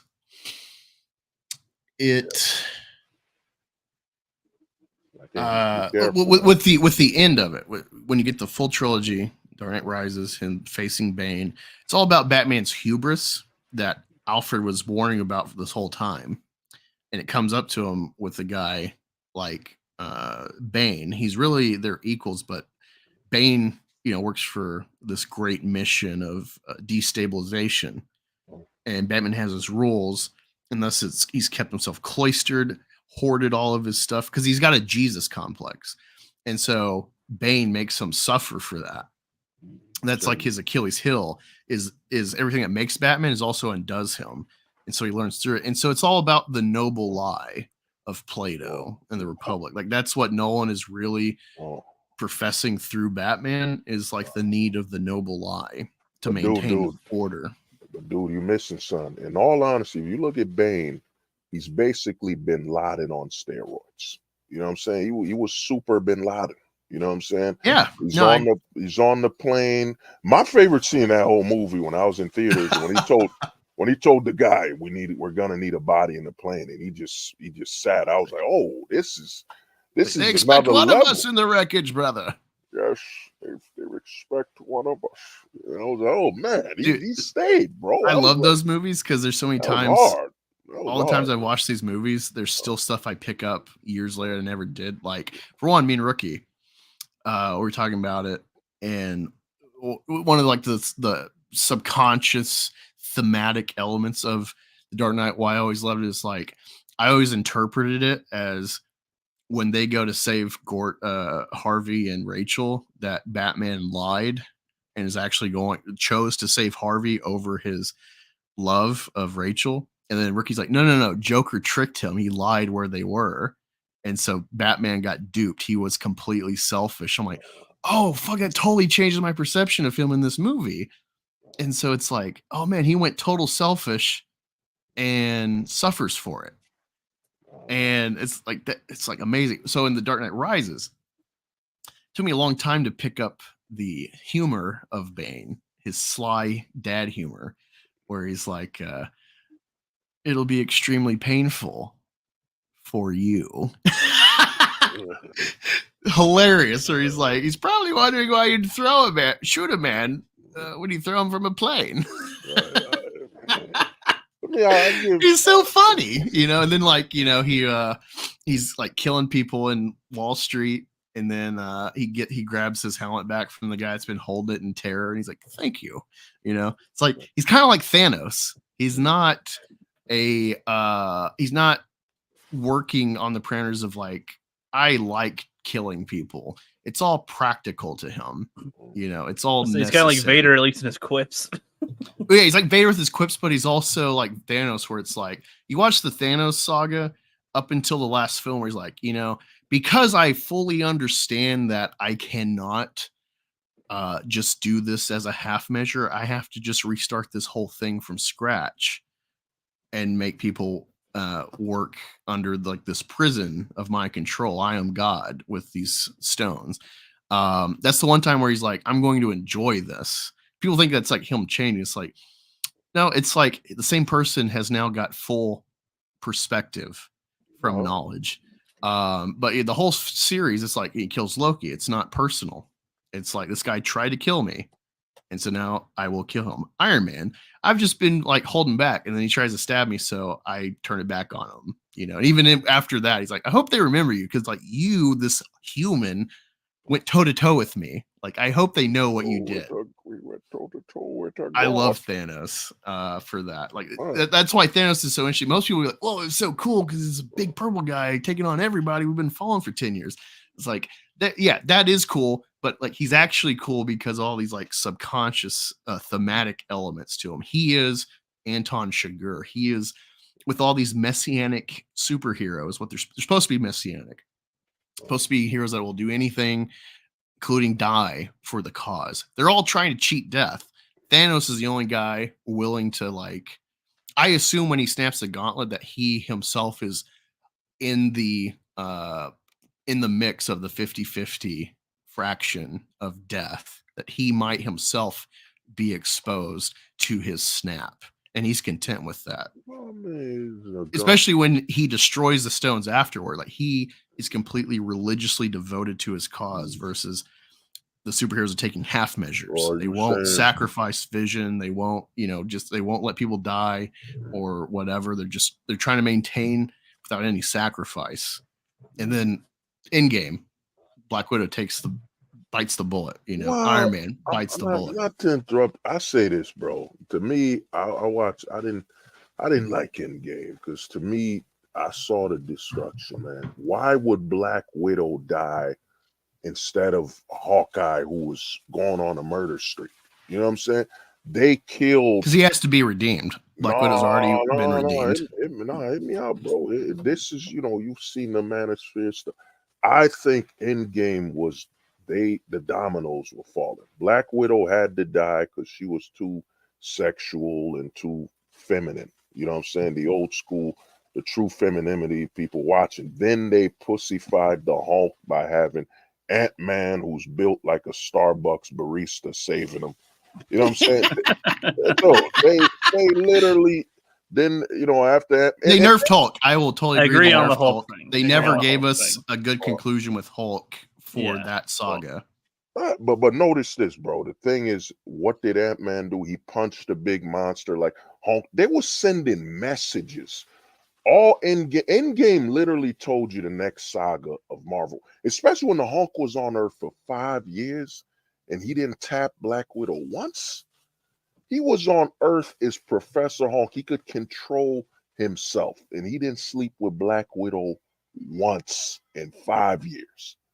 Come on, bro. Come on. 5 years, Black Widow there. At the end of Ragnarok, he look at the ship. She's talking and all that stuff, and he lands on Earth. Doesn't screw Valkyrie either. Not one. Well, Valkyrie, they flipped her. Like, one thing I saw, Thor Ragnarok, a lot of people need to watch too, is that Thor Ragnarok was probably the last Marvel quality somewhat movie, because in Thor Ragnarok, Valkyrie said she slept with the Hulk. You're the green guy that slept with her. Then as soon as Endgame came, they undone everything. The Hulk went from he could control himself, he's tough, badass, and now he's been a pussy for 5 years. You know what I'm saying? Without tapping Black Widow once. Like, come on, the Hulk did not scratch. Like, yeah, I can agree with that, but I mean, with the Black Widow thing, they make it where they're both trying to kill each other, and then she just kind of he's about to, she's able to just barely do it to save him. And so have to suicide. Like they didn't do it. I feel like with what you're saying, they could have done it in a far worse kind of way. And in this one, the reasoning pretty much is that she's alone and he's got family. Like that. Yeah, but dude, that's not. Think about it, dude. The half of the people got erased. Black Widow is sad that Bruce is gone. He comes back, dude. The number one option would have been she would have leaped on that dude, comforted him. You know what I mean? Dude, half of the people been erased. She's alone. She's sad. Like I look at the Hulk as pure masculinity. The Hulk is what you want to be, like, strong, tough, go to the gym, whatever. They killed in that whole movie Endgame. And what did they make Thor? Right after Ragnarok, where he was tough, badass. Now he's an obese. They killed everything that they undone everything. The Hulk is no longer a masculine frame guy. The Hulk looks like a manager for Starbucks. You know what I'm saying? For the last 5 years, he's been you know what I'm saying? Then Black Widow's alone and a strong feminist woman that don't need no man. Come on, man. They killed every aspect of, you know what I'm saying, that was normal there. You know what I'm saying? And even Tony Stark's is, they made him very sad, not upbeat. You know what I mean? That Endgame, me and my brothers watched it and we walked out like, man, what will we do? Even Thanos, they just had him in a farm waiting to die. A man who accomplished what he did, you know what I'm saying? And they just killed him. That was pretty comics accurate, actually. Like that's what he does in game in Infinity Wars. He's like, what are you supposed to do after you accomplish everything?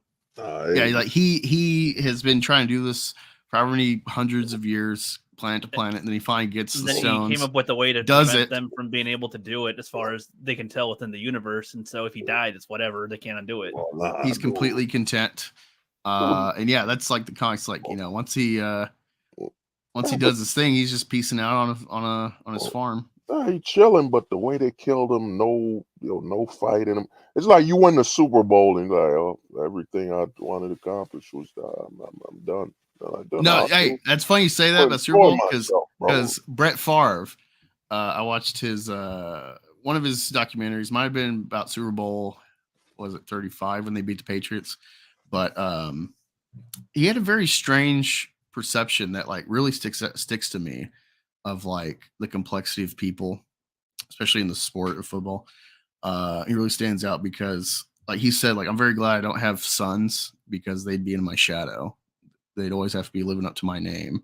He only has daughters. He's very thankful for that. And I appreciate that because most people will probably, put that weight on their sons unknowingly. Having like Tom Brady, he's got sons, so they're in his shadow for whatever field they go into. They got Tom Brady's their dad. But also Brett Favre said, like, when he won the Super Bowl, it's like, I've been MVP, won the Super Bowl, and now what?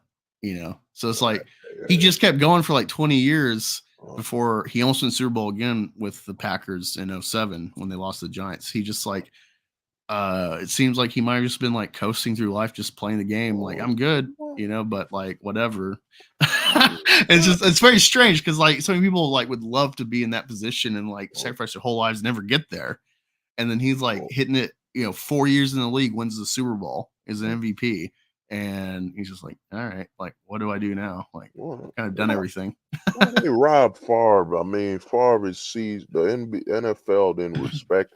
One thing I hate about certain sport organizations, they don't want to let us see the old man being dominant. They don't want to. That's one thing Brady broke, but they don't want to let us. Like Favre got robbed when he was in the Jets, the Vikings, because he said, "Dude, I'm like over 40, bro. I train differently. I'm a Super Bowl winning quarterback. I don't need to train with all you guys early in the morning. I know my reps and the routine I need." And Favre was about to play like, Brady played till, how old was Brady when he retired? Like 41, 42? 43. Favre was gonna play. There was a great Super Bowl ad where Favre was like 60 and still playing. They took him out, bro. They wouldn't let him continue. And and then Favre's history with some stuff. And to go back to what you said about living in your father's shadow, like, wouldn't that be a warmer, more comforting shadow of someone They've taught poor people that, they've taught people that, you should be ashamed of not living up to your father and this and that. I'd rather be in the shadow of my father chasing it than, man, we in the shadow of struggle and corporate corruption. They always train you to give up what you're good at. It's like if Black Angus and Rock were superstar NASCAR people. They want you to tell your kids to abandon where you have the greatest advantage. Like, the whole routine, all the rules, you got all the contacts. They want you to take the advantage away from your kids because, God forbid, they're in your shadow and they can't live up to it. They should be ashamed. Nah, bro, that's my pops. I'm going to try it out. At least I know I could talk to him, reach out. Why wouldn't I be proud? I'm in the shadow of my pops. Cool. Yeah, The Rock. I don't know if you watched Rogan at all, but I haven't watched in a while, but I checked in on the Rock episode. I'm like, what, The Rock is on Rogan? Fucking cool. And it's cool to see him like talk back and forth about, keeping on and keeping your head right and stuff. And then he's talking about like his career up and coming into the WWE and then trying to figure out his role in WWE as like a sell to the people. And then he became like the bad boy at some point. It's just very interesting because like his dad tried to keep him out of that because he was doing that and, maybe mid-level success, if that, and just like really tore him up trying to even succeed. And so he tried to keep his son out of it because like his experience, no, don't do that. And then look at The Rock. He superseded his father. No one knows his dad. Everyone knows The Rock. Oh, yeah, you're right. I mean, well, the father didn't see that, dude. You started from the bottom. It's always going to be harder starting from the bottom where you got to work from it versus, you did it. Now You literally have an entry point. It's like this. I look at it like this. Like, this is the family business. I'm gonna train you into the best thing I know, and if you fail, do something else. But I'm gonna start you off where I have the advantage, and I know the game. The game is already rigged. It's kind of like, dude. I don't know if y'all play video games or like an RPG or something. You know what Not I'm saying? much, no. If you got a buff that would increase your strength, it's part of your blood. It's part of something you just know where to get this buff that will increase your strength by 50%. You gotta avoid giving that to your kids. Like, yo, my son, yo, there's this golden rock up the hill, man. Just hold that and you'll be 50 times stronger. Nah, I don't want you to live in my shadow. They want you to give up the advantage and where you're best at. Nah, your son, man, that rock is That is right interesting. I like what you're saying as a counter to like what I'm mystified by with like Favre. I at least appreciate that because you don't see that. In my view, you don't really see that said.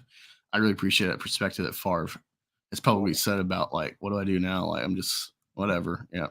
I guess won another Super Bowl. Who cares? Like, it's just very interesting given how much people sacrifice to try to get one or even get two. And see someone that doesn't, it's like he's kind of got this like One Punch Man view of it, which is like very interesting. But we're talking in game. I didn't expect to, but it's like perfect segue for this clip that is hilarious. Some of y'all may not know. What's up, Richard? Force Publishing. Let me share this. I think you probably have seen this, but thanks to Riley over at the Clippaverse and Mint Salad, Autistic Boobs. They were going over this first for canon's sake, and I clipped it for the specific post. Think about this. So I say riveting commentary from Eric July, comic creator on Avengers Endgame, and Chris Evans being an old man. I want you to keep in mind when you're hearing this. This guy is making a comics universe. But I will say at the end of any game, it looks like he's old. I can't really explain what the hell happened. Anytime you're dealing with time travel, man, things get funky. People have been asking me. I've got some emails.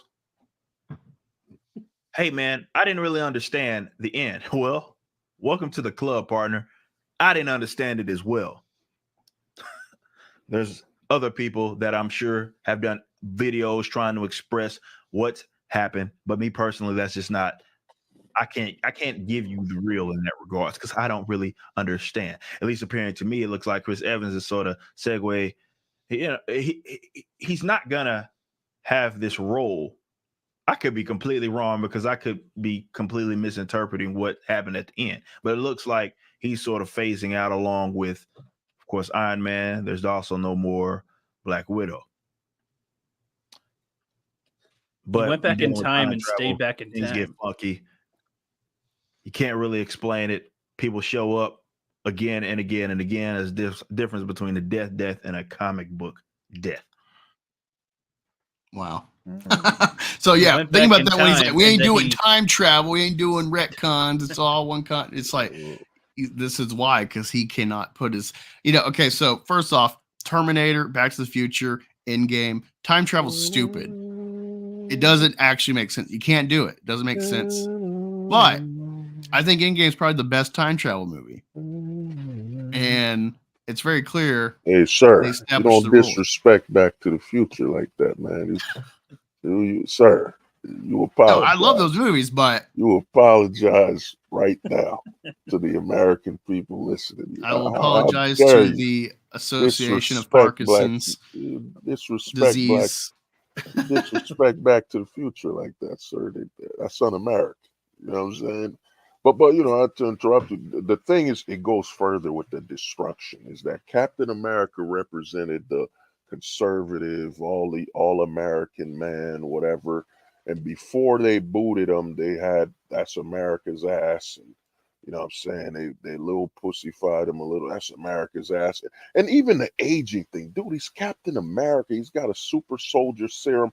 There's no way he would age as normal as a regular person. I was expecting Captain America to come back with some grays, minor little wrinkles in there. There's no way he would have aged.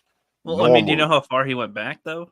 Yeah, but he went back to the 40s. But dude, he's Captain America who's got super soldier serum, super strength. Well, That yeah, he went back at his current age, and then went back and stayed there for over 80 years. I mean, yeah, but dude, I feel like that the aging matches up enough with what that is. He would have been 50-ish, something like that, like old man Logan. Another thing is, dude, you know, Rock, you brought it back to me. Did Brett Favre inspire old man Logan? You know what I'm saying? He's not a football guy at all. So how long Favre played I've heard of football. Favre. Old man Favre was the one who inspired old man Logan. But dude, Captain America, if you look at Endgame, it systematically eliminated everything that mattered and worked. Captain America goes back in time. You're telling me Captain America, who's a super soldier with serum, who has more lung capacity, stronger, more regenerating cells, he's gonna age like a normal person? But he didn't age like a normal person, though. Like he was there for over 80 years, and he's already at age like 30 or 40. He's already at like 35. Yeah, but he's Captain America 35. He's not like a regular. But that's exactly the point, though. If a regular person went back at age 35 to the 40s, they'd be dead before 2000s, or they'd be most likely on like not able to do much. I'm surprised you're stuck on that versus most people complain that Captain America lets 9/11 happen. He lets the Vietnam War happen. It's like, because if he changes anything, then the time travel, now he's made a new timeline. So he has to just ball with all the events that will happen. It's like, I don't look at it like that. I look at it like, dude, he's from like what is Captain America, from the 40s or something? He doesn't really know all this. When the Avengers opens, what is he doing? He's exercising with Falcon, running. Like, how do we know that when Captain America got unfrozen, if all he probably did was hang with the Avengers and just serve military stuff? Like, what did he do? So, like, when he's got his little notebook and he's like, I gotta write that down. You know, in Winter Soldier movie, he's like writing down the songs. He says something about Marvin Gaye. He's like, well, I'll add it to the list. He's trying to catch up. Well, even he's Avengers, catching up. Like, even in Avengers, he's like, I know that reference. He's trying to learn. He's trying to learn things, trying to catch up on stuff. Dude, Avengers 1 is so good. Avengers 1 to me, man, it was up there. And you know, to me, the greatest Marvel film was Winter Soldier. Winter Soldier was straight hard body, man. That movie right there, hard, man. Just, you know what I'm saying? If they would have had Jason, it was fine.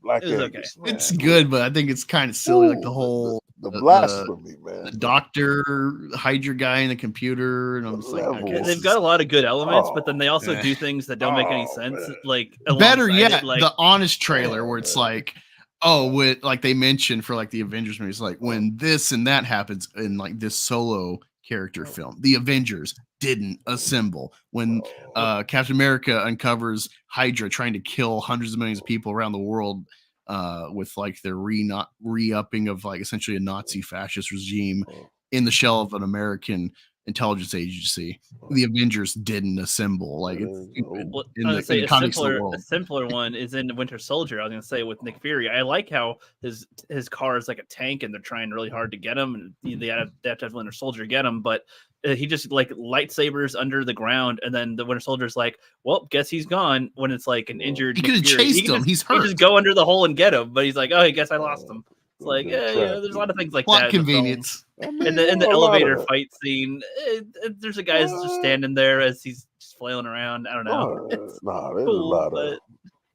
a lot of, you know, the plot holes, you know what I mean, running. That's why I'm like, I think it's overrated. It's a fun movie. I think it's a cool movie, but I wouldn't say it's one of the best. I'd say it's cool, but not because there's a difference to me between I'm trying to throw holy water at the damn screen. There's a difference between it being quality and being fun and cool. There's a difference.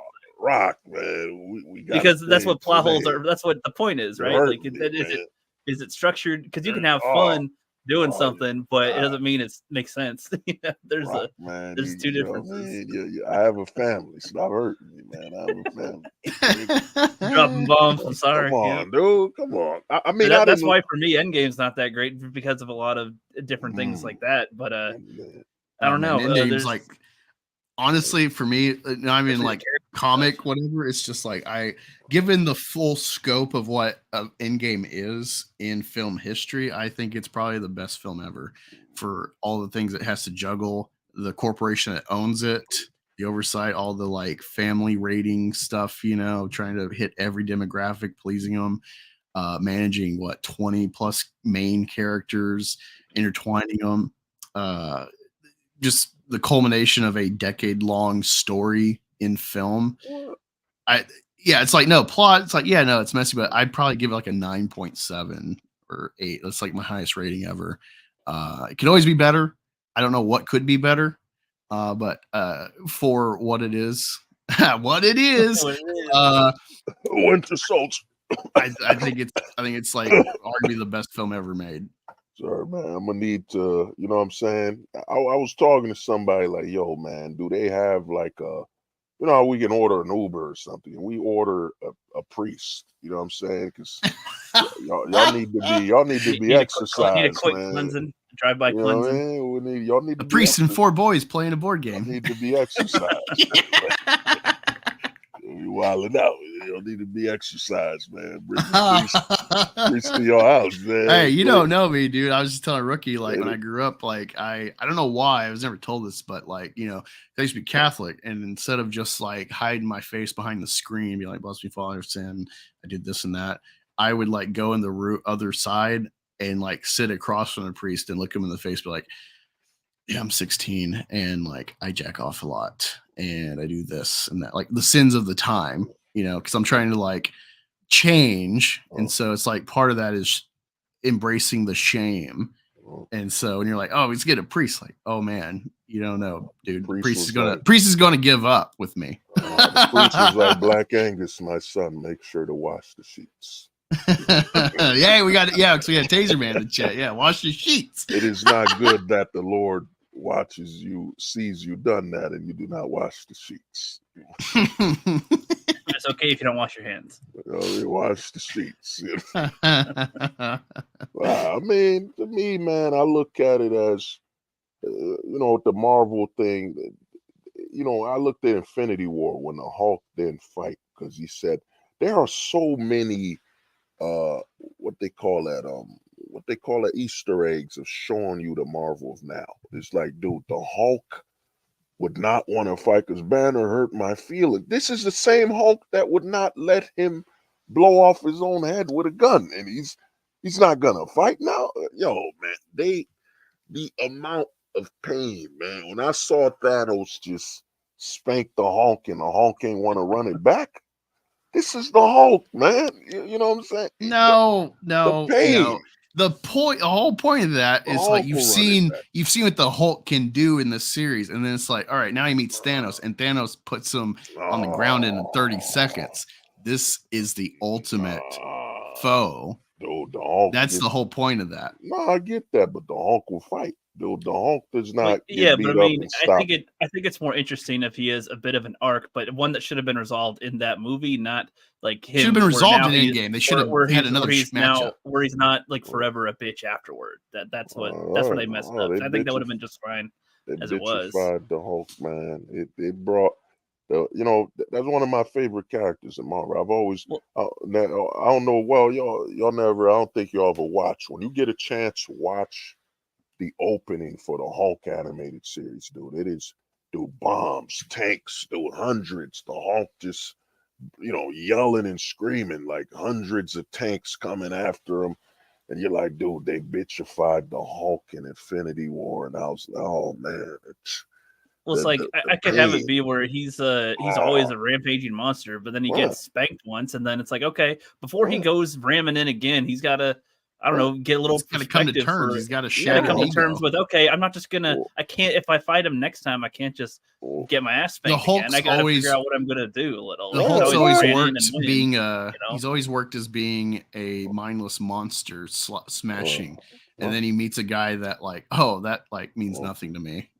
Well, I mean, another thing, Thanos had some in stone, but What if he the just got thing spanked is, again? You know, yeah, like, but that's what he is. He's like an attack dog. He don't have a mind. He's supposed to just, but that's you know part what of I the point with mean? him being shared with Bruce. That's what I'm kind of getting at. Is Well, that yeah, it's okay if he's not going to go to fight the next person right away, like uh, after he just got spanked a few minutes ago. uh, He's gotta recover from that a little. you know If what? you You just know what you're you adding know, up. Not to interrupt. You're saying, what if he became Professor Hulk after not getting beat? That would have not made that's more sense. not Is at that all what what you're I'm kind of saying? getting. He Not would at all have what had I'm getting. tactics for the I'm fight. saying that, like, look at if you right now got your ass kicked by somebody, Uh, and then somebody uh, weaker than them uh, was trying to attack you, and uh, you've not even healed. Are you uh, gonna get your ass kicked by that weaker no. one too? Or are you gonna, like, okay, you just pick your battles? Like, that's kind of, because otherwise you're not that bright with it. If you're wounded and you're not able to fight, like, but you're like, yeah, I'm gonna fight anyway.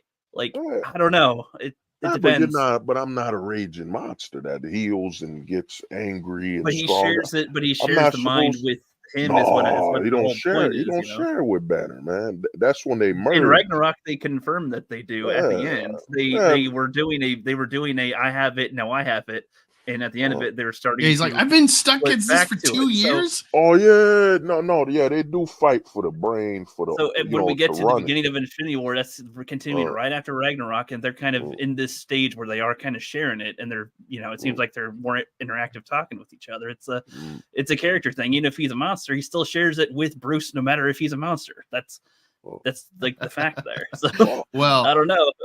yeah, I mean, that's going shit. to a A lot. more important Uh, universe, the Rippaverse. uh, I got some lore to share with you. Let me make Black sure. Angus. One more thing, but remember, Mark Wade was right. Yes. All right. So I got some Rippa lore for y'all. This is some war propaganda art from Texas. Wartime art of Yaira and Brian Solari saluting the Floor Spark Texas flag during the Great War of Separation. Texas will never forget their valiant effort defending freedom and trans rights the U.S. tried to remove and oppress. Hashtag Rippaverse lore. I mean, yo, but here's the thing, though, bro. That's my theory. I think Yaira's gonna be introducing it because all the steps have happened. Like, ISOM 1 and 2, the whole leftist propaganda, single mom, man being effeminized.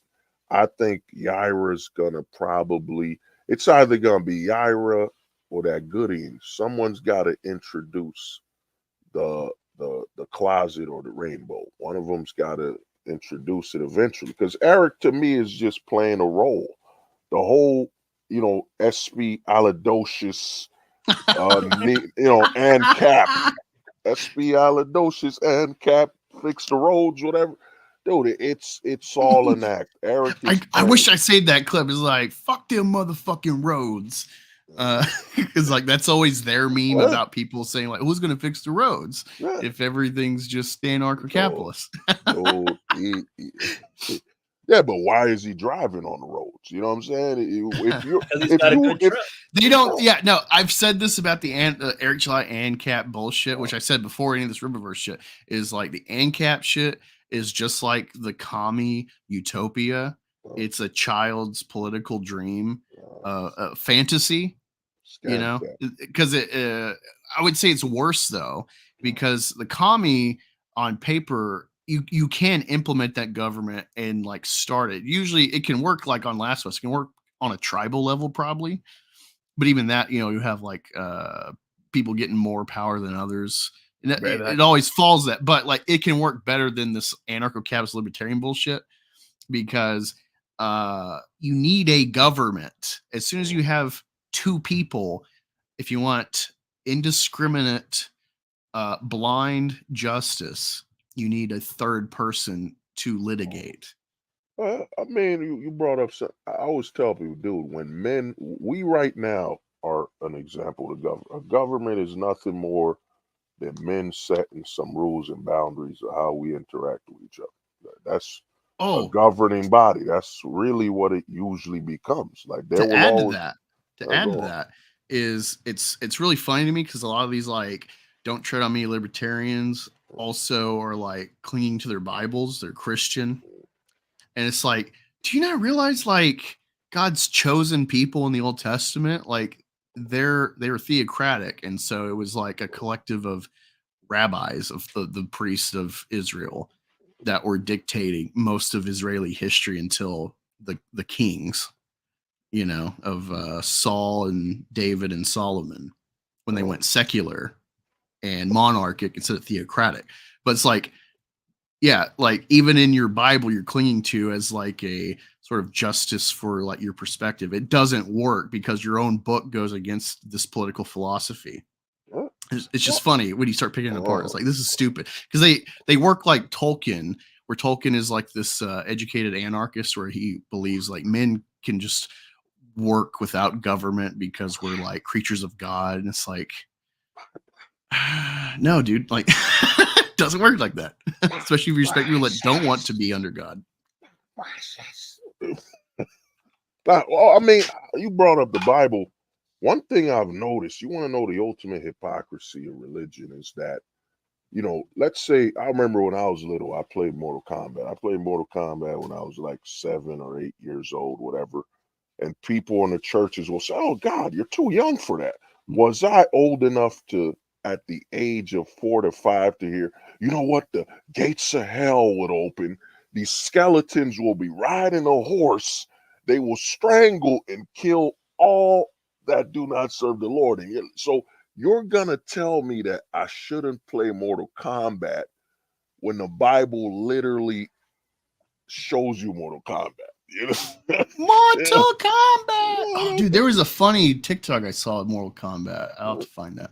The 4 horsemen will come. You're like 5 years old, bro. The 4 horsemen are coming, riding these dead-like skeleton horses that are on fire. Demons and souls will ride. You're like 4 years old, bro. This is how you introduce a kid to God, is by scaring the living out. You know what I'm saying? The skeletons will come, the Grim Reaper and all that. You're like, dude, if you think about your upbringing with the Bible, you're like, it was the first rated R film. It was the original HBO is the Bible. You know what I'm saying? I would love, like, if and you never get this because Christians, it's like the whole calendar gate we were talking about earlier. Like, the right can't do art and the left can't meme. Like, you know, it's like, well, no, memes are an art form, and art can be memes and vice versa. So it's like, no, they can't. But it's like, you know, pragmatically, it's a pretty set in stone template that like the left and right have their respective lanes. And it's like, I shared like a Playboy centerfold naked, and it's like, oh, this should be a conservative count. Like, wait. Liberals made Playboy. Never mind.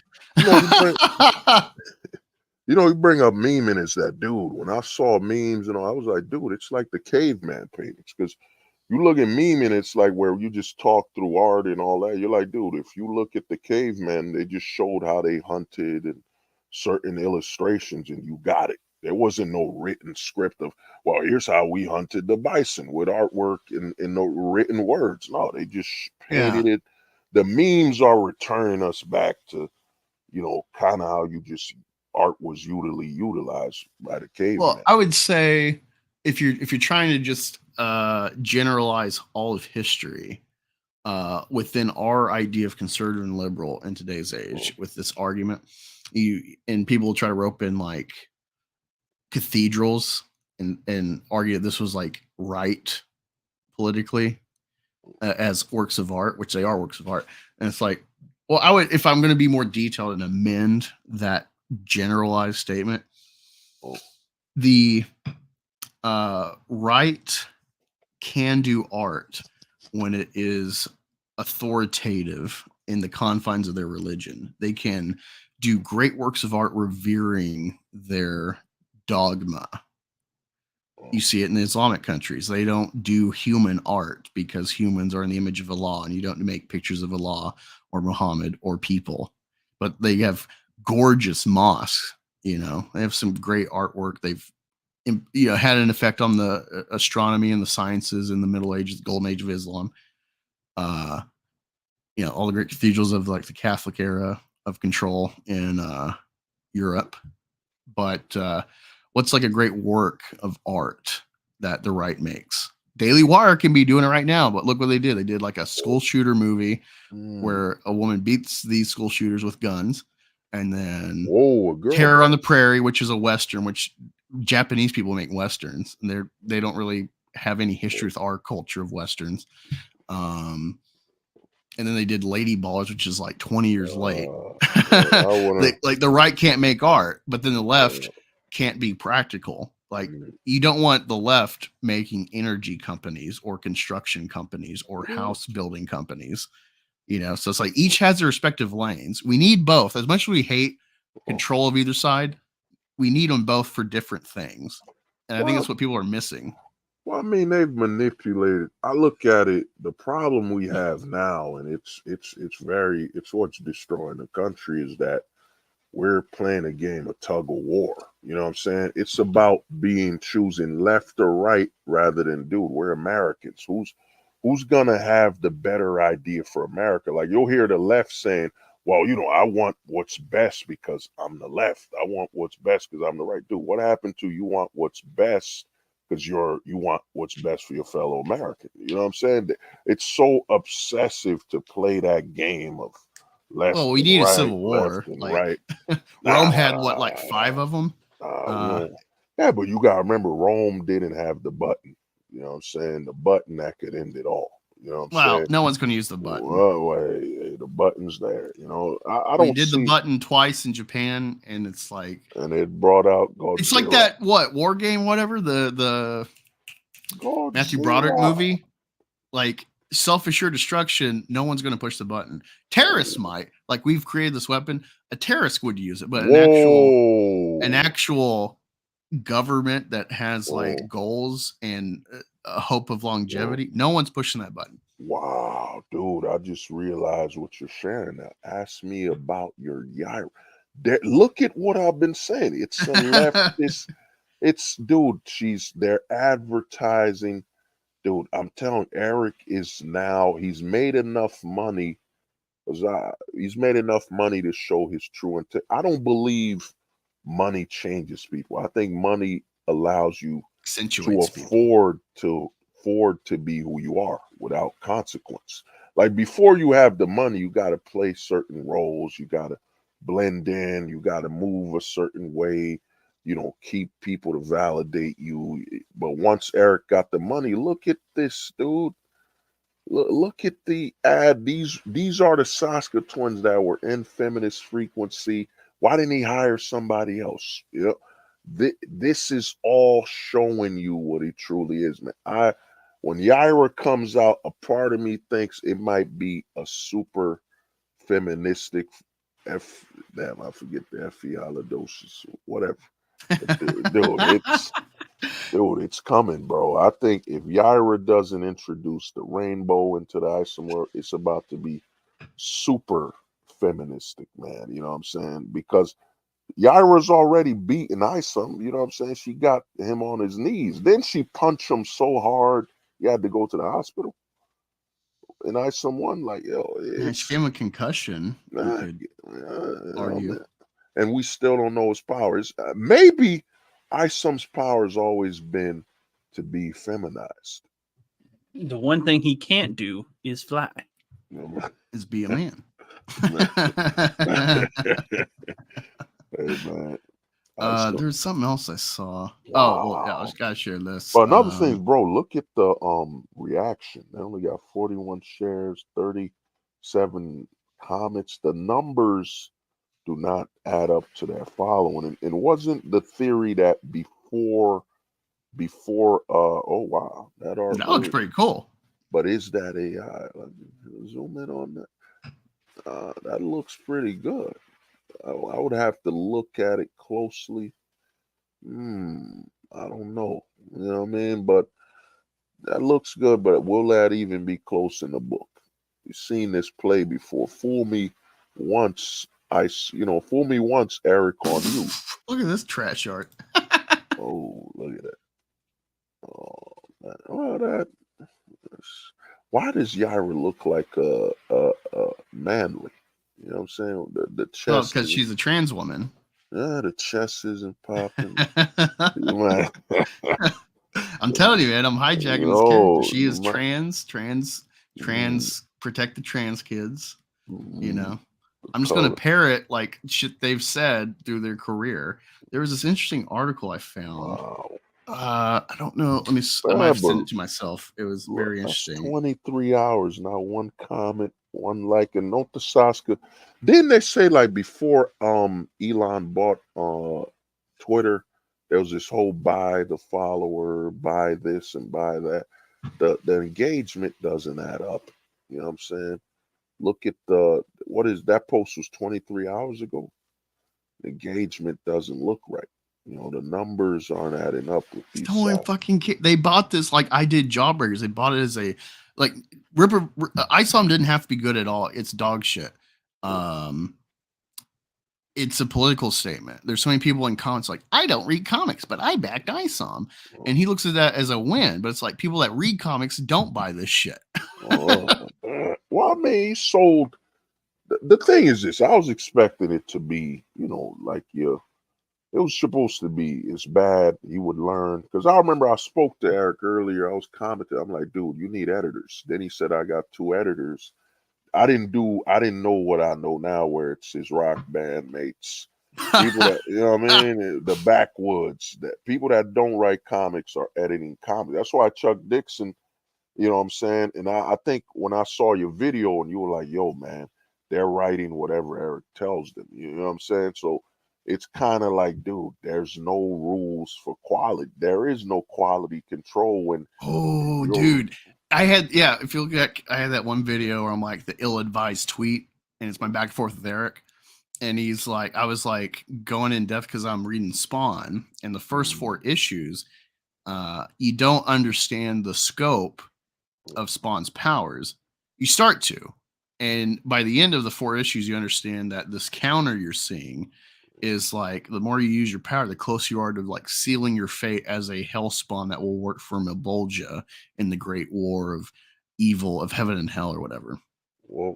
And so Spawn is stuck where he's like, I can either see evil on the world and ignore it and keep my counter up, or I can interact, lower my counter and be closer to serving hell. Either way, I'm serving hell with action or inaction. Now, from what I understand, this gets like retcon because he's kind of stuck with this template. But the whole point I was arguing was like the first 4 issues, even though this template of superhero is like a mystery that we're learning with him, his scope of power, we get a basic understanding. It's not that everything is delineated. This is just an example of not following necessary conventions of like, oh, I can do this and that, and that's that. And he's like, you seem to think the comics have to be written within just a confined set of rules, and it's like, what? How does me give an example completely cap what you can do? Like that's I mean, what you're saying, the thing with the Eric question is that, bro, how you gonna ask someone that dropped out of high school when he started freshman year about, graduating? Dude, Eric doesn't qualify. He wrote some rap, and even then where the lyrics, you're like, I'm hooked on phonics level. You know what I'm saying? It's that you're expecting quality. Music is just fuck taxes. Yeah. It's like, wow, this is riveting stuff. The government's bad, and it's bad. You're like, dude, where's the detail, the nuance, the skill, the craftsmanship? You know what I'm saying? Eric is basically Kicks, mother approved. If anyone catches that joke, it's, your father wasn't around, who can only approve?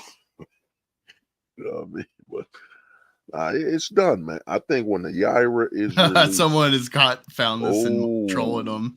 That's my feminist agenda. Ooh, they cooking. The cooking has begun, man. That's good. There's let me see. I think I sent my link to Rookie. What an idiot I am. No, wait. Never mind. Okay, let me pull this up. Stop sharing. This is gonna be interesting because I haven't fully read this. I read like the bottom, which is already interesting. This would be a good what do you call it? Deep dive for all of us with the writers of Yaira and what you should expect. This is a big gay op. Art director is a veteran pro, Kanan White. Oh, he's saying this for the next books. Rippaverse goalposts, man. You know, I love goalposts. I have a goalpost post of his to share as well. We're gonna look at this article first. What the hell is going on? Okay, it popped up finally. I think Eric might have rubbed his beard on goalposts once. You know what I'm saying? Eric's beard is like Venom from Spider-Man, the symbiote. Hey, little spoiler for you, Goalpost. I have a Kanan White cover for issue 2 of Meth Gator. Haven't revealed it to anyone but like Rookie and a couple friends behind the scenes. But yeah, I got a cover by Kanan White. Careful, you're going to enjoy it. Eric's beard is spreading. So this is an article I found about the Soska sisters. I don't know if it has direct quotes, but it's all about like their body of work. Mapping contemporary cinema, a short guide to the Soska sisters. To a serious cinema. What I don't know what this word is. Another question, quick. Did the Soska twins write comics? Like what did they wrote? Do? Black Widow. They wrote like an anti-pedo Black Widow, and so that's what got Eric's attention. That's it. That's what I know. That's an amazing run. Like how many issues are we talking? Let me see how long. 12 issues or like Soska Black Widow. But this, you know, like I was saying before, the Soska twins don't know that. 5 issues. Oh, that's it. Like what else? That's it. Just Black Widow. It's called Black Widow No Restraints Play. And hell followed with her. Natasha Romanoff was trained to kill for years. Now she's tried to overcome that program to sign with the Angels to be a hero. And where'd that get her? Killed by one of the few true friends she allowed herself to have. Now she's back from the dead, angry as hell, and finding those better angels harder and harder to hear. Collecting Black Widow 1 through 5. This is by the Soska sisters. But is that it? Like you know what I mean? And at a time when Marvel was, the quality control was. When was that? Was that like 2019? 2000? Oh wow! This is when Eric Heisman from 2019 Marvel. Yeah. Wow, bro. So this article says identical twins Jennifer and Sylvia Soska may not be instantly recognizable names. Any critical appreciation of the work rests solely on their second film, American Mary, which garnered mixed reviews. Their films are associated with the splatter anti-aesthetic of Herschel Gordon Lewis, a filmmaker who emphasized gratuitous violence over coherent narrative in a bid to maximize box office receipts. At first blush, then, one could dismiss the Soska sisters as schlockmeisters who make films with little artistic merit. The sisters, however, occupy a fascinating place within the contemporary cinematic landscape. The Soskas critique misogynistic stereotypes of women through their films and their directorial persona, appropriating conventional narrative constructs and visual signifiers of female characters and playing them against the grain in an erotic spectacle of body horror and pornography. This feminist self-reflexivity asserts an equality between men and women in their capacity for violence and warns of the catastrophic disruption of misogyny causes to gender relations. I assume they're just regular horror films. Ask me about my Yaira agenda. Whoa, man, that is a super. That's like an Omega feminist level threat. You know what I'm saying? Whereas female horror filmmakers like Jennifer Kent, the Babadook, have depicted female interiority, the Soska sisters are more interested in societal structures and how they reinforce patriarchal excess. Their use of horror tropes to explore power relations echoes the early works of Wes Craven, one of their acknowledged influences. Like Craven's The Hills Have Eyes, victims of violence in the Soska's films are faced with two options. They can either submit and face annihilation, or they can seek revenge. These victims are often women, violated by men in positions of authority. These positions, such as the priesthood in Dead Hooker in a Truck, I guess their first film, are revealed to be rife with misogyny, allowing men the opportunity to assault women with impunity. The only way that women can avenge themselves is to take matters in their own hands, often with brutal consequences. The Soska sisters' films can be considered as rape revenge narratives. Wow. Here, a character, often female, seeks justice for sexual assault by tracking down the perpetrators, mutilating their rapists in revenge, and becoming as violent as their assailant. This violence is justified by the narrative's focus on the victim's reaction to their assault, intensely detailing how the victim processes their ordeal. One of the most infamous rape revenge films is Last House on the Left, in which a girl is brutally abused by four escaped criminals. After her death, her parents seek revenge, and in the film's most notorious scene, the girl's mother fillets one of the rapists only to bite off his penis. Critics have argued. They did Last House on the Left. No. This is like their influences. Oh, okay. And so he's like breaking down like why they are echoing these old films and like what people at first see as like horror, gore, schlock, but they're weaponizing it to dismantle the patriarchy. This is what Eric, dude. This is literally the 499 by Zach. That's another piece of yarn on the wall here. We got. This is who he hires. This is a big feminist gay op. Wow, dude. Critics have argued that films such as Last House on the Left have little social merit due to their highly conservative law of retaliation, in which they frame sexual or savage revenge as a just punishment. Such films have also been criticized for their inherent misogyny. The fellatio murder sequence provides the audience with erotic gratification of seeing a woman in a submissive position, then seeks to absolve itself by framing the sex act as one of righteous revenge. Yet others have championed rape revenge films as vital in an era where violence has become normalized in news and pop culture, especially against women. By making the audience watch the unspeakable, the unimaginable, the unthinkable, the viewer is forced to accept that sexual assault is not simply a harmless spectacle and is violent and traumatic for the victims.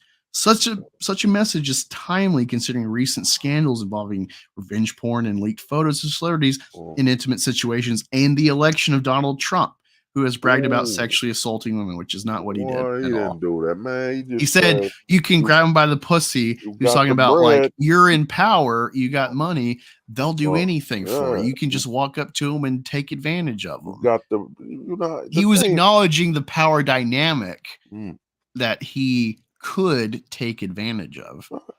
It's not even saying, dude, they're adults. Like she said, you got the bread, you get some head. They're two consenting adults, a good one, bro. You know what I mean? It's like the gas, grass, or ass. Yeah, that's it, bro. You saw the what is it? Selma Hayek said some things like I was uncomfortable and desperado in the sex. Then why did you do it? And why don't you put that money back? Like it's mostly her trying to do shit to him in that movie. It's kind of funny. He's just sitting there and she's like trying to get at him. And dude, here's the other thing is that, bro, it's what this has done. The Me Too's and all, dude. It's a way for older women that can't play those sexy roles anymore to get some attention. And remove all opportunities for the younger women. Like y'all know, way back they stopped the sexy women from counting the races at the what is it? NASCAR or whatever, Formula One. Yeah, Formula One. They stopped the sexy women from having jobs. It's a way for chicks that are not as attractive or too old to get vengeance on the younger women. It creates their loop. It's a loop. Yeah, so I was telling Rookie about the value of like the Greek gods and their stories. Like people like to read them as just myths and like, oh, these like petty gods and their spite and whatever. It's like, no. The Greeks were so fucking insightful with those humanistic stories of their gods because they really get the core of humanity, male and female. It's like Hera is like a fraction of female. She's vengeful. She's always spiteful to her, husband who steps out all the time, sleeping with hotter girls on Earth, lower than her. Angus, you remind me of you. Tell me you watched it. Dude. Don't tell me you didn't watch The Adventures of Hercules. As a kid, I didn't retain any of it. Oh, you gotta rewatch that, Johnny. I thought about it, but I really hate Kevin Sorbo. So what? That's Hercules, man. Yeah, And he's- Hera killed his family. The adventures of Hercules. Yeah. Oh, Yeah, let's man. continue this article. American Mary, which is their most acclaimed film, exemplifies the rape revenge narrative. Mary is initially an anxious medical student, desperate to become a surgeon. After being raped by her lecturer, Dr. Grant, Mary undergoes a personality change. Kidnapping Dr. Grant, Mary subjects him to multiple surgical procedures, including amputation of both his legs. Post-rape, Mary wears not fascistic, fetishistic latex dresses and immaculately straight hair in place of her usually disheveled appearance. There are multiple shots of her applying makeup with intense precision. By presenting a controlled exterior, Mary attempts to suppress her trauma by suggesting that it has not affected her. Yet Mary's uncanny appearance signals how her desire to take control is a consequence of the emotional and psychological damage resulting from her attack.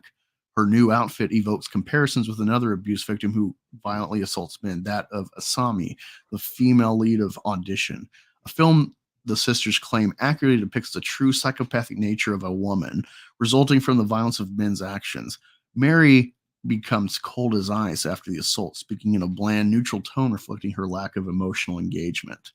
The Saskas rationalize their character's revenge by deploying ironic black humor. In Tia's for Torture porn, their contribution to the ABCs of Death 2, a group of misogynistic pornographers degrade Yumi, a woman auditioning for their film. They force her to take her dress off, slap her breasts, and push their fingers down her throat. Yumi sits on a chair in the middle of a room, isolated as the ringleader films her from a handheld camera, roaming up and down her body. The Saskas cut to the camera's point of view, evoking gonzo pornography, which uses point of view camera work to create the illusion that the viewer is part of the scene. Yumi's evident discomfort at her treatment, however, forces the audience to consider the latent misogyny of the genre. A woman is gazed at and reduced to a sexualized object. Yumi avenges herself by revealing her tentacled genitalia. She proceeds to punish the men, anally raping them while laughing demonically. Humor is generated. Eric Hires, bro. Humor is generated through an intertextual reference to tentacle rape pornography, a genre whose very name implies violent sexual sadism. The illusion is emphasized by Yumi's archetypical Japanese name and bright blue manga-style eyes. By reversing the traditional gender roles of tentacle rape, the Sosker sisters offer a rebuttal to the inherent misogyny of the genre. While the sight of abusers receiving karmic justice may seem satisfying, the brutality of their punishment raises questions about the reactionary nature of the rape revenge film. Yet the Saskas frame their revenge narratives as the logical conclusion of power relations in a patriarchal society, where a woman's recurrent oppression, objectification, and violation will eventually result in tensions coming to a head, culminating in acts of violence. The eruptions of violence echo films of the new French extremism, another cited influence. These films foreground bodily penetration, mutilation, and defilement, either in sex or through violence, as a way to dramatize social and political tensions. For instance, Frontiers hyperbolizes the crisis of the, I don't know what that word is, in France's fraught race relations, depicting a narrative that revolves around a clash between a group of young immigrants and a family of cannibalistic neo-Nazis. The violent spectacle of Dead Hooker in a Truck, American Mary, and Tia's for Torture porn serve as a manifestation of female rage against misogyny. In the Saskas world, now I don't think so. In the Saskas world, sexuality has been corrupted from something pleasurable into a way for men to subjugate women. For women to break free of the patriarchy, they must violently displace their oppressors and take their power back. Yet characters also shown to manifest their anger at the system by altering their outward form to frustrate fetishization. American Mary also explores how body modification can bridge the gap between physical appearance and an individual's perception of themselves. The character of Ruby, Real Girl, wishes to have her genitals removed, explaining that she wants to appear like a doll who can be naked and never feel ashamed. Female nudity features heavily in slasher films of the 80s, where promiscuous young women are shown naked and then violently killed. Ruby wishes to escape being sexually objectified and feels the only way to do so is to physically de-sex herself. Which is like, wait, isn't that like trans? The Saskas celebrate Ruby's desire for self-definition. Her surgery is scored with gentle piano music, suggesting that while the procedure may seem shocking, especially the close-ups of her severed labia, it brings Ruby closer to a state of grace where she is comfortable with her appearance and feels liberated from the objectifying gaze. All right, stop for a sec. Jesus That's enough, Christ. man. We good, man. That's it, bro. I had no idea. Yaira by the I- Saska sisters. Totally not a feminist, anti-patriarchal, anti-misogyny gay up funded by Eric July. I was gonna be watching the horror films to see what their filmmaking was like, to see how that might translate to Yaira Agenda. at some point, but oh my God. Wow, dude. And I don't like any of that. Rock, man. Wow. It's wild, bro. This is who Eric hired. And here's the thing: why didn't he hire some men that wrote, like, what was it? What was that? Why didn't you try hire Rob Liefeld? That. Oh no, I don't know about the script, right? Rob, you might have. I don't know about that. You know what I mean? But he could have hired some other people. Like, no man ever wrote. Like, Wonder Woman was created by a man. And what I like about this article is they talk about misogyny and the patriarchy, and what's their number one person? Wes Craven, a man. It's like, it defeats the whole purpose that you idolize a man at a time patriarchy and stable family. When was Wes Craven? Wasn't that like the 70s, 80s? 70s, when it was still at the peak, the stable family? All this stuff is, and they say fans, dude, who's watching this? And the thing is, it's funny how the whole patriarchal thing, the whole feminist scam, you know what I'm saying? They're basically promoting body dysmorphia. A lot of people don't know how much money is in these surgeries to, you know what I'm saying? Oh yeah, that's why the trans stuff's a big thing now, because it's making money. Oh, money. You got an unlimited potential a customer base. Everyone might be trans. Everyone might need a little touch up. Yeah, and dude, here's the great. You want to know, son? I'm more of a manosphere type channel. When I do my stuff, is that, dude, the people that suffer from body dysmorphia, they're the greatest consumer, because there's a high chance that they will be 6 feet under and not be able to leave you a bad review. You know what I'm saying? Like, they won't be able to say anything, they're gone. Like, the rate of self-deletion, you know what I'm saying, for people who transition and all that stuff is extremely high. If you're making all your money, you make your money off changing somebody's the next body. best job after life insurance. Oh, you're wild, man. You know what I mean? It's the consumer that never will leave you a bad review, because the odds of them ending themselves is higher than them giving you a bad review. You know what I mean? This is all pro body dysmorphia. As I remember, do you think Eric's going to open up a transition clinic at some point? Yeah, he might have already did. He was in that documentary, and remember that lyric? That lyric where he said, "I don't need to say no homo. He's gonna take it from your bro." The thing is, dude, this is just, man, Eric's a leftist. All this parallel, the Daily Wire and all that stuff. It's basically, you don't support the left's trash, support our trash, because it's from the right.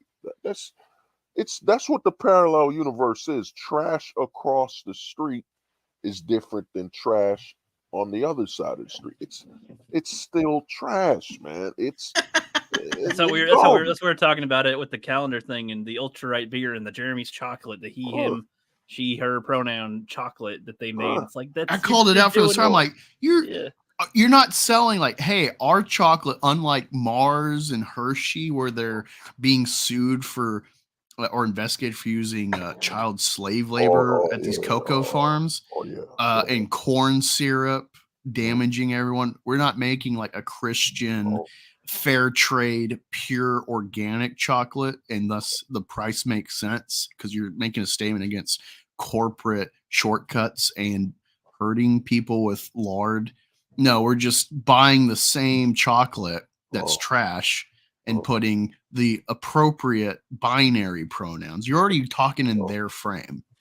The thing is, bro, I remember there was somebody, I ain't gonna say no names, but somebody was making a book because this political crap is them promoting what they already like. So somebody made me an offer to back some book, and I'm like, you got, I'm a straight dude. I'm not gonna buy a book with some trans here and there, man. Just because you're on the right. Look, I got some trannies on my book, but I'm making fun of them. But dude, I didn't buy the book from the left because they had trannies in them. So what am I gonna do because you're the right? I'm gonna buy it? No, man. You can't negotiate with someone's sexuality. That's what's going on here is with the whole misogyny and all this bullshit. You brought up Mortal Kombat. Like Mortal Kombat, this is an M-rated game. They're saying we're not for the male gaze and all that. Dude, all the characters that are men are damn near butt naked, while all the women are covered up, ugly, because the narrative that's being promoted is that they don't want the straight men to be looking at the games. They want the other aspect. You know what I'm saying?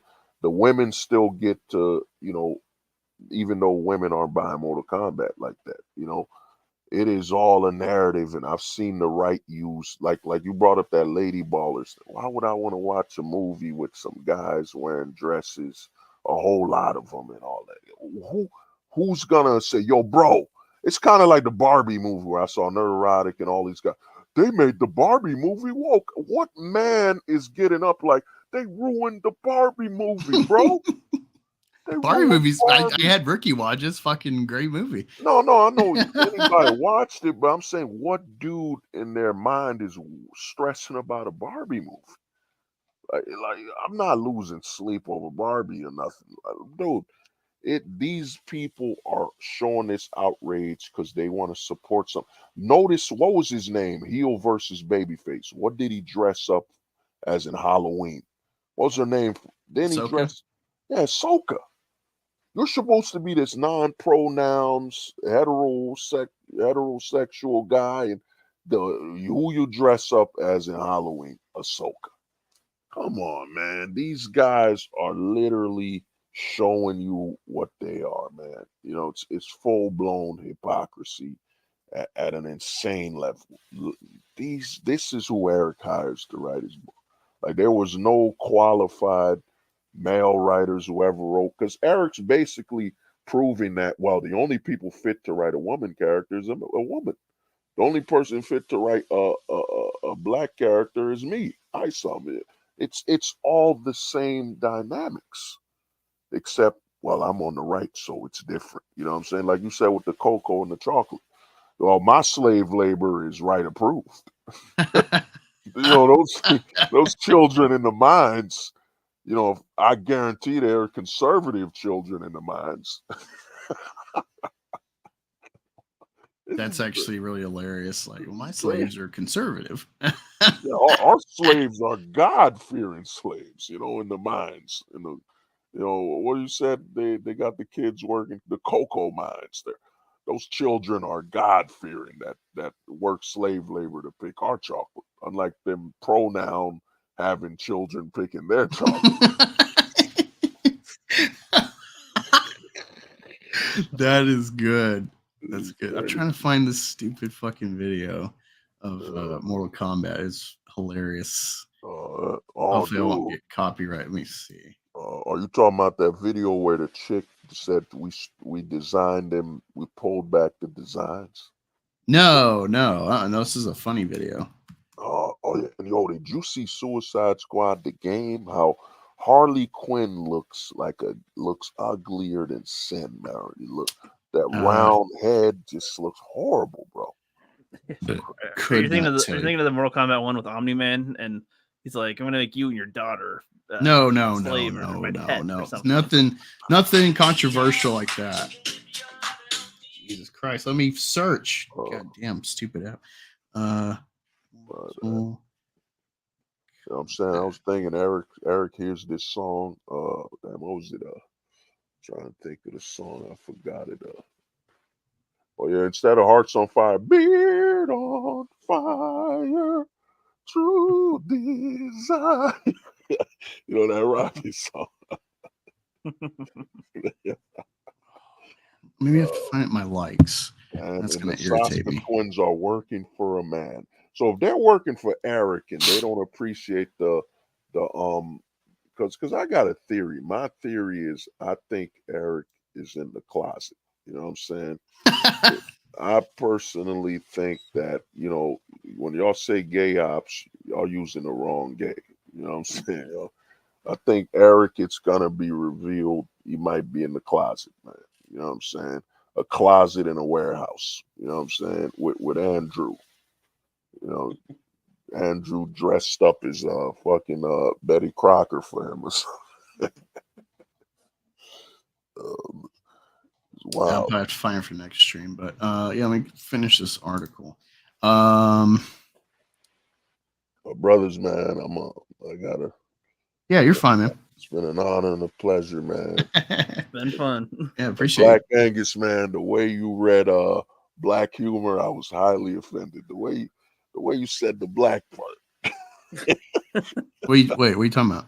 You were reading that Saska Twins, article, Rock. You heard it, Rock. You heard it, dog. He said they use black humor. What you mean, black humor? Oh, before you go, I want to show you this. Let me share this. Oh, wait, I gotta go look on Rippa Goalpost. Search. I'm not used to using it on the computer. Goalpost, there we go. Scroll. It's a detractor post. There it is. All right, here we go. Share. Come on. There we go. All right, so he clipped my video. It says detractor promises to go harder at Eric July and Rippaverse this year and sees himself as a villain. Says he will own Eric by buying Rippaverse books and sharing his harsh criticism because others are too scared. Yes, buy lots of Rippaverse books. Get some merch as well. And there's just funny replies to this I thought were funny. It's like this goes along with the whole right left in art, or it's like they only understand things on like black and white. They interpret everything fundamentally and with no nuance. So you got this Nagelfar 94. This is the best one we're being sent out, huh? Well, I'm sure Eric Jai will greatly appreciate his money that he plans on giving. We all heard it from the guy himself. Eric can't escape his money, so well, let this one keep going on. LMAFO, laugh my ass off. Someone point him towards maybe getting membership perks too. All at it. He's like, huh, so should we tell him the issue with his plan? If the criticism is valid, why not? That's what critics and reviewers are all about. I'm about to go ham on a book for all the right reasons on Friday, even if I like the author, who most people probably hate. Honesty is the only policy. So he kind of sees the value. And then Eric here says, so you complain when people criticize without buying the books, then when they say they will buy them so they can criticize them, that's a win as well. Be consistent. Here's Alex, the CFO of Rippaverse and the bass player of Backwards, says he should get a membership while he's at it so he can make sure he gets his merch discounts at least. Someone says, this guy's an evil mastermind. Look out. No, seriously. I respect when I heard you say, "Oh man, you thought we were going hard on 2023." You know, we're gonna be great with the hate. Make hate great again. Oh, you need to put that as a shirt. Great with the hate. That's the slogan. No, people they'll just instantly be like, "This is hate speech." Oh, get it taken down. It'll be like another Riley. Riley got shut down. He was doing God's work. He was walking up them hills. I used to love waking up every day to hear Riley upload that video. I'm gonna keep walking up the hill until I'm in shape to fight Eric. Save Eric. Can't take any guy with pop figures seriously. I have almost no pop figure. It's hard to get AC/DC merch because it's infrequently made, so it's very valuable. Thus, it's like hundreds of dollars. So it's easy to get a $10 Angus Young pop for my AC/DC fandom because I already got like art behind me, so I don't have room to put my records on the wall. That's in the living room. Oh, dude, AC/DC. Remember that opening for CSI Miami? That was the Who. Oh, you sure? Yeah, who are you? No, it wasn't that. It was no. They had Let me look this up. CDC, bro. The CSI Miami BSI Miami when they would open. theme. Joint Says was the fire. theme was by Bobby. There we go. Unless they use the bootleg version. You know how those TV shows be It's by paying a Bobby band? Morgenstein. For sure. Yeah, Exactly. ACDC's Scottish. They're not Jews. I thought they used that on the song. But you know how some TV shows just use a bootleg version. Won't Get Fooled of the real Again song? is by The Who. Wow. Yeah, I'm pretty sure Miami was like, yeah, that's The Who. Oh, That's The Who. wow. Won't Get Oh, Fooled my Again. It's like an bad. 8-minute song. Oh, my bad, man. My Yeah. rock. I do love The Who though. my But rock yeah, I out. just got a kick out of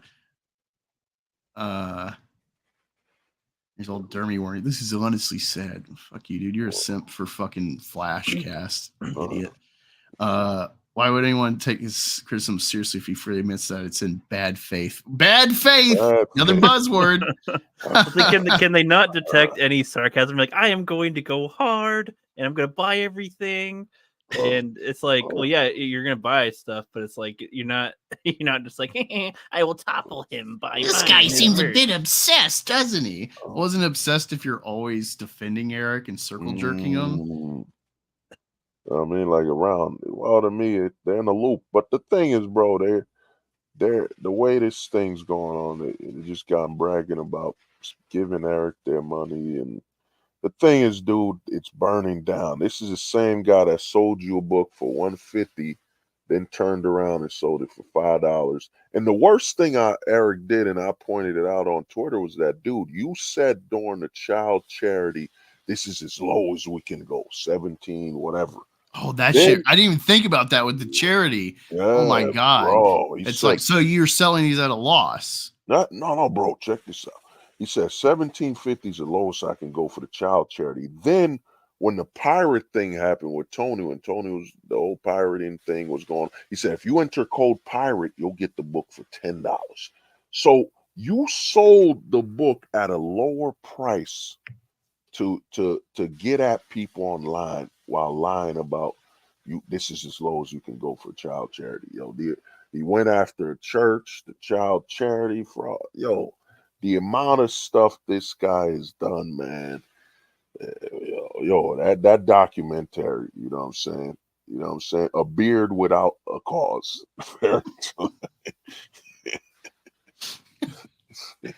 I like this one comment. It says, idiotic audience, quoting me. Again, I don't get alienating potential fans. It's like, okay, so you don't like Rippaverse. You don't think we can find common ground somewhere else instead of resulting to flinging insults at one another? Don't want to recommend a comic at least? Shake my head. And Goldbust's like, this detractor is working on his own comic book and doesn't understand the bad decision of, like you said, alienating potential customers by insulting a large fan base. Wow. And it's like, so I have to toe the line. This is exactly what everyone's been talking about. Is like, there's no threat. People don't say things. They don't review your shit and give you criticism because they want to be in your good graces. Because then people will be like, oh, you talk bad about Rippaverse. Well, I'm not backing you. And it's like, I don't want your kind of, it's like the whole, like, don't buy my books thing. Like, I don't necessarily disagree with that. It's like Captain Marvel, and she's like, it wasn't made for you. And then they'll like say stuff like, who was this made for? And it's like, well, it wasn't made for you. Like, you don't complain about romance novels not appealing to you. Well, but dude, if you don't like Eric July's beard, don't buy his book. Nah, dude. The thing is, like, give Rippaverse money to own Eric July. Wow. But dude, here's the thing they don't get with, dude. The numbers are dropping for Eric. You went from 40,000, and if Yaira doesn't hit 2 million, man, if Yaira doesn't come out the gate swinging, because to me, Eric did the dumbest thing. He ignored what his base wanted. Yaira was potentially more popular than Isom in certain realms. More people were drawing fan art of that character, and guess what he drops? Alpha Core. Instead of, I'm gonna be dropping Yaira, then Alpha Core with Chuck Dixon. I think Eric's messed up his momentum, man. You know, the momentum. Well, he's going to do supposedly 6 books, or I've heard he's walked that back, but he's trying to do 6 books in a year. That's his goal. He wants to do 6. Brian Pulido doesn't do that, and he fucking churns this shit out like clockwork. Well, things, man. It's to me, it's all. We're watching a man strap his whole body with TNT, and you know what I'm saying. When you kill your secondary market and all the amount of things Eric has done. Eric to me has become like a what if a comic book creator was a supervillain?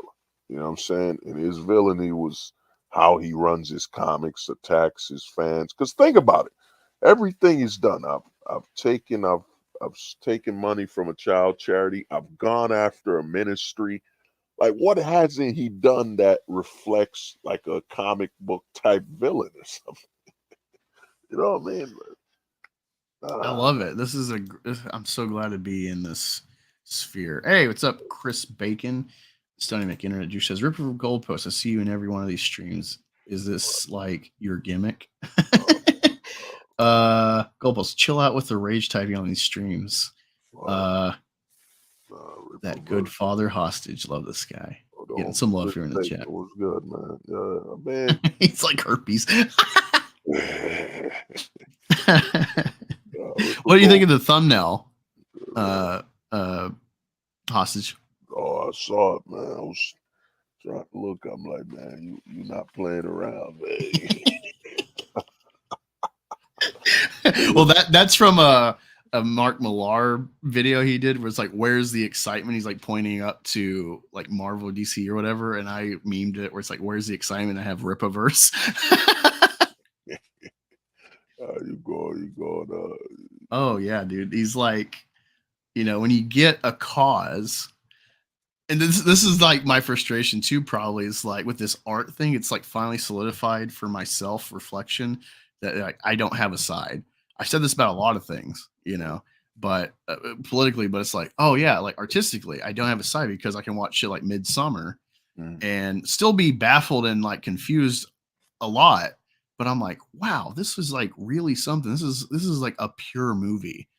The creator of this and the studio behind him, they just let him make a pure movie. This is refreshing, even though I don't get it. Like, there's parts I get, but I definitely don't get. And I read reviews and some of these like in-depth like film analysis. And I'm like, where'd you get that? That's crazy. But I appreciate it. And then I see people like Sound of Freedom, and they like have this like weirdo cause tied to their politics. I'm like, that's fucking gay. And so I'm like stuck in the middle where it's like, I appreciate art that is inherently like not even propaganda, but just the left in general. Art is from the left. And then and then I see the right try to do it. And it's like, you get ISOM, you get Comicsgate in general. It's like, it's okay. Right, bro. Come on. If you ran for Obama, man, to me, Eric saw that. Wait. So explain this Obama campaign thing for me for Eric. I thought he's an ANCAP guy. No, he campaigned for Obama. I think Tony proved it, Sean. What was it? 2008, he campaigned hard for Obama. I'm telling you, dude, Eric is literally pulling a reverse Trump. He ran so hard on the left and didn't make money or profit, then become a super celebrity. Then now he's on the right, and you know his photos right near Glenn Beck. Glenn Beck is treating him like the black he's always wanted. You know what I'm saying? Because remember, Glenn Beck used to cry for Obama. He's ruining our country. Yeah, I grew up watching Glenn Beck on Fox. He always stuck out to me because, like, I always hearken to him. This one, not post, but like a segment he did where he's talking about like Obama's trying to do like this green energy shit, and so he like breaks down his chalkboard. He's like, all right, so like here's China. All right, they got like 3 levels they got to check to make something, and then he's like, here's America. It's like you got to go through like 17 layers to have like an industry, and so it's a lot of money, a lot of red tape. We're never going to compete unless we like slash this, and we're not going to because of workers' rights and everything, which is good. But like, you can't compete with a sweatshop, which is China. And so like Glenn Beck said a lot of value to me with certain things or perspectives because he's not straight like war hawk Republican. And so I always appreciate that, even though it's like, oh yeah, I joke about like his, jewelry and stuff, and how that ties to ISOM, where it's like $1 for ISOM is $1 for Israel, and then the war takes off like a week later, and I'm like, oh my god, this is crazy. His colors, Gabe voted for Hillary, and the Sauce Sisters are out there pushing the trans agenda. Eric is a left. Yeah. I don't know if you saw it, Michael, but we were going through this article. I haven't finished it, but it's all this like synopsis. I don't know the relation of this guy that wrote this. Let me see the end of it, written by Ethan Lyon. Let me see who this guy is. Oh wow, it was written by Ethan, and Eric has beef with the Ethan Van Sciver, and he's hired the Saskatoon. Oh man, I'm telling you, man, we figured out the butterfly effect, man. Queen Mary University, London. University of London. Dr. Ethan Lyon's profile. So here's his letterboxed. He's 100%. His bio says he's 100% pure Gothic. PhD student in film at University of Southampton. I'm assuming this is the same guy. Writing on autism and horror. Cinematic, omnivore. Confirmed ghost story and horror film addict. Autistic. All opinions mine, but I always like to hear others. I don't know. Let me see. Ethan Lyon, Saska Sisters. Another thing I'll say this is when they brought up the good faith thing is that, dude, they flipped. The good faith is kind of like the entitlement thing where the lefters telling you to buy this stuff, because you're telling me I should hire a plumber in good faith, even though they've never done good faith plumbing. Never done anything. They're entitled and deserve your money in good faith, even if they don't qualify. You know what I'm saying? We should give Eric our money and all that stuff. I bought someone and I read it, whatever. And I read it once, reviewed it, and I was like, man, this is leftist propaganda sold with a right rap. It's like a leftist message wrapped in the right and conservative. You're like, wow, man, this is the level of insanity. But the whole good faith is basically saying we should buy and support people that don't qualify. Isn't that what the left? Isn't that what the whole comics what was his name? What is it? Comics Matter with Zach and all of them were saying they're hiring people that don't have any qualifications or any skills or any proof of what they can do, yet you're telling people to buy stuff and support people in good faith when they have no experience and no qualifications. You know what I'm saying? So it's the same messaging reworded, man. That's all this whole parallel, left, right, whatever, man. You know what I'm saying? It's all repurposed to keep you in the tug of war. You can only choose two sides, because if you were to just choose, I'm an American, I'm a consumer that's educated, I'm neither one. The thing's either good or it's bad. That's it. I don't care about left, right. None of that crap matters to me. Is the damn thing good? That's it. And that's what's going on with the Eric situation. Is so many people reviewed it. And to me, I told people this, that Eric's going to tick off people that are not only bigger than him, but have more skill when it comes to humor, memeing, and he's going to challenge the internet. You don't challenge the internet, man. The memeing skills, the you know what I mean, the stuff Tony found, and now he's opened the doors.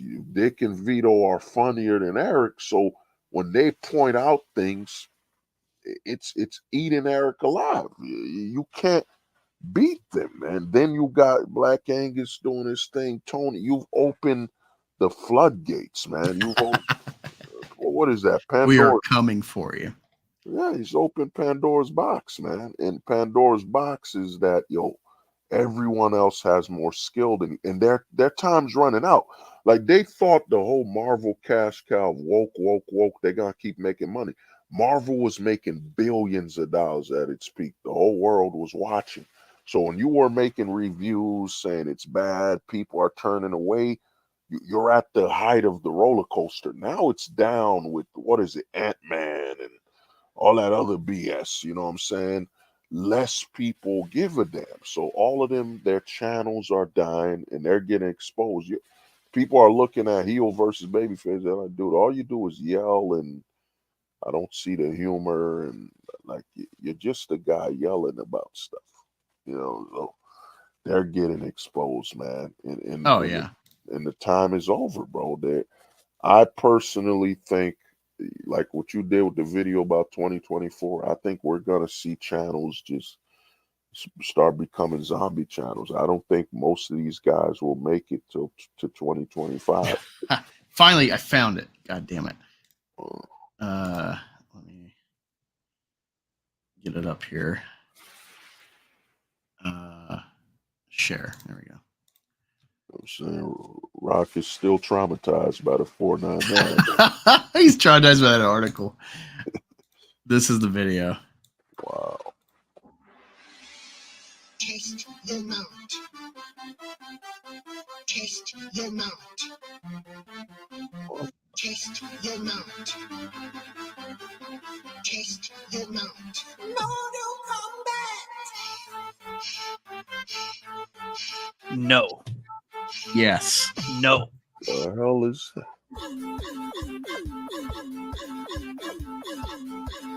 No, don't come back. Yeah.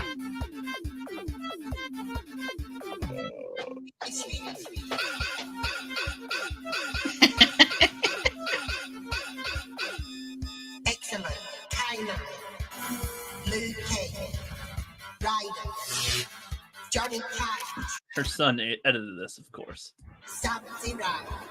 Sonia. No, don't Got some big cans. I'll give her that. That was great. Wow, man. Beautiful, right? That was wild. Added to the list of things I did not need to see. Yeah. You did. And this might be a regular appearance. Rock is getting traumatized. You're gonna have to get some of that holy Poland Springs and throw it in your eyes.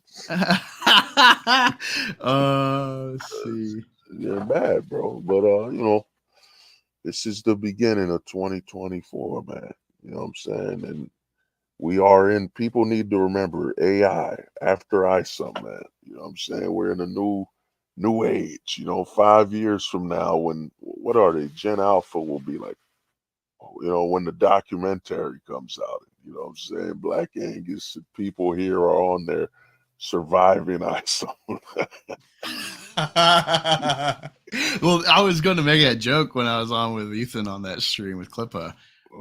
He's like recounting like Eric's so fucking weird and butthurt like that. He got butthurt by that stupid tweet of like, wow, it looks like a lot of space in there. Can I put my toys in there? And he's like, you gotta take that down.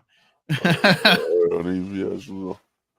I told Eric that, there's so much you could do with the warehouse. I could put my cyber frog toys in there, Eric. Eric, I raised you as a child. The least you could do, Eric, is let me put my cyber frog action figures in the warehouse, Eric. I think he called EVS one night and said, EVS, I look at you like a father. And I think he even closed the phone. That's when he sent him that threat letter. You don't consider me a son, even? Yeah. Fucking. What an idiot.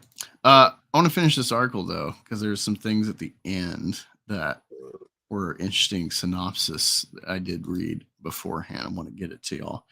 I'll probably do a juxtaposition video of Eric's Star Wars video he put out about the new woke feminist director, and then read some of this. And I might do like an intersplicing of like his lines and then lines from this. Let me see, where was I at? Jesus Christ. Let's see. Sasuke's also reworked long-standing horror stereotypes into feminist celebrations of sexuality in their directorial persona. In a photo taken for an interview with Bitch Flicks, the sisters stand in a doorway in identical blue dresses, clearly referencing the Shining's iconic twins. Yet, instead of the immaculate outfits of the original, the Sasuke's wear blood-spattered dresses, their legs bare as they stare into the camera. Identical twins have traditionally been either objects of pornographic fetish, such as adult performers Shanna and Roxy Lane, or of desexualized evil, such as the twins in The Shining. By incorporating elements of sensuality into their evocation of an iconic horror image, sisters blend the two stereotypes together, disrupting the dichotomy that reduces women to objects either of arousal or fear. And active disruption of cliche is evident in the sisters' interviews, which simultaneously emphasize their cheery demeanor and their fascination with violent horror films. Born in Canada, the sisters' interest in horror films was sparked by viewing of Poltergeist at the age of 9. After an unsuccessful stint as actresses, they switched to filmmaking, producing Dead Hooker in a Truck for $2,500. It's got the attention of Eli Roth, who encouraged them to make American Mary, a film inspired by an April Fool's Day prank Jennifer had found online. The interviews involve them talking over one another and giggling over subjects like pornography, video games, and world wrestling entertainment, as well as audition the sisters cite Martyrs, Excision, and Hellraiser as major influences on their work.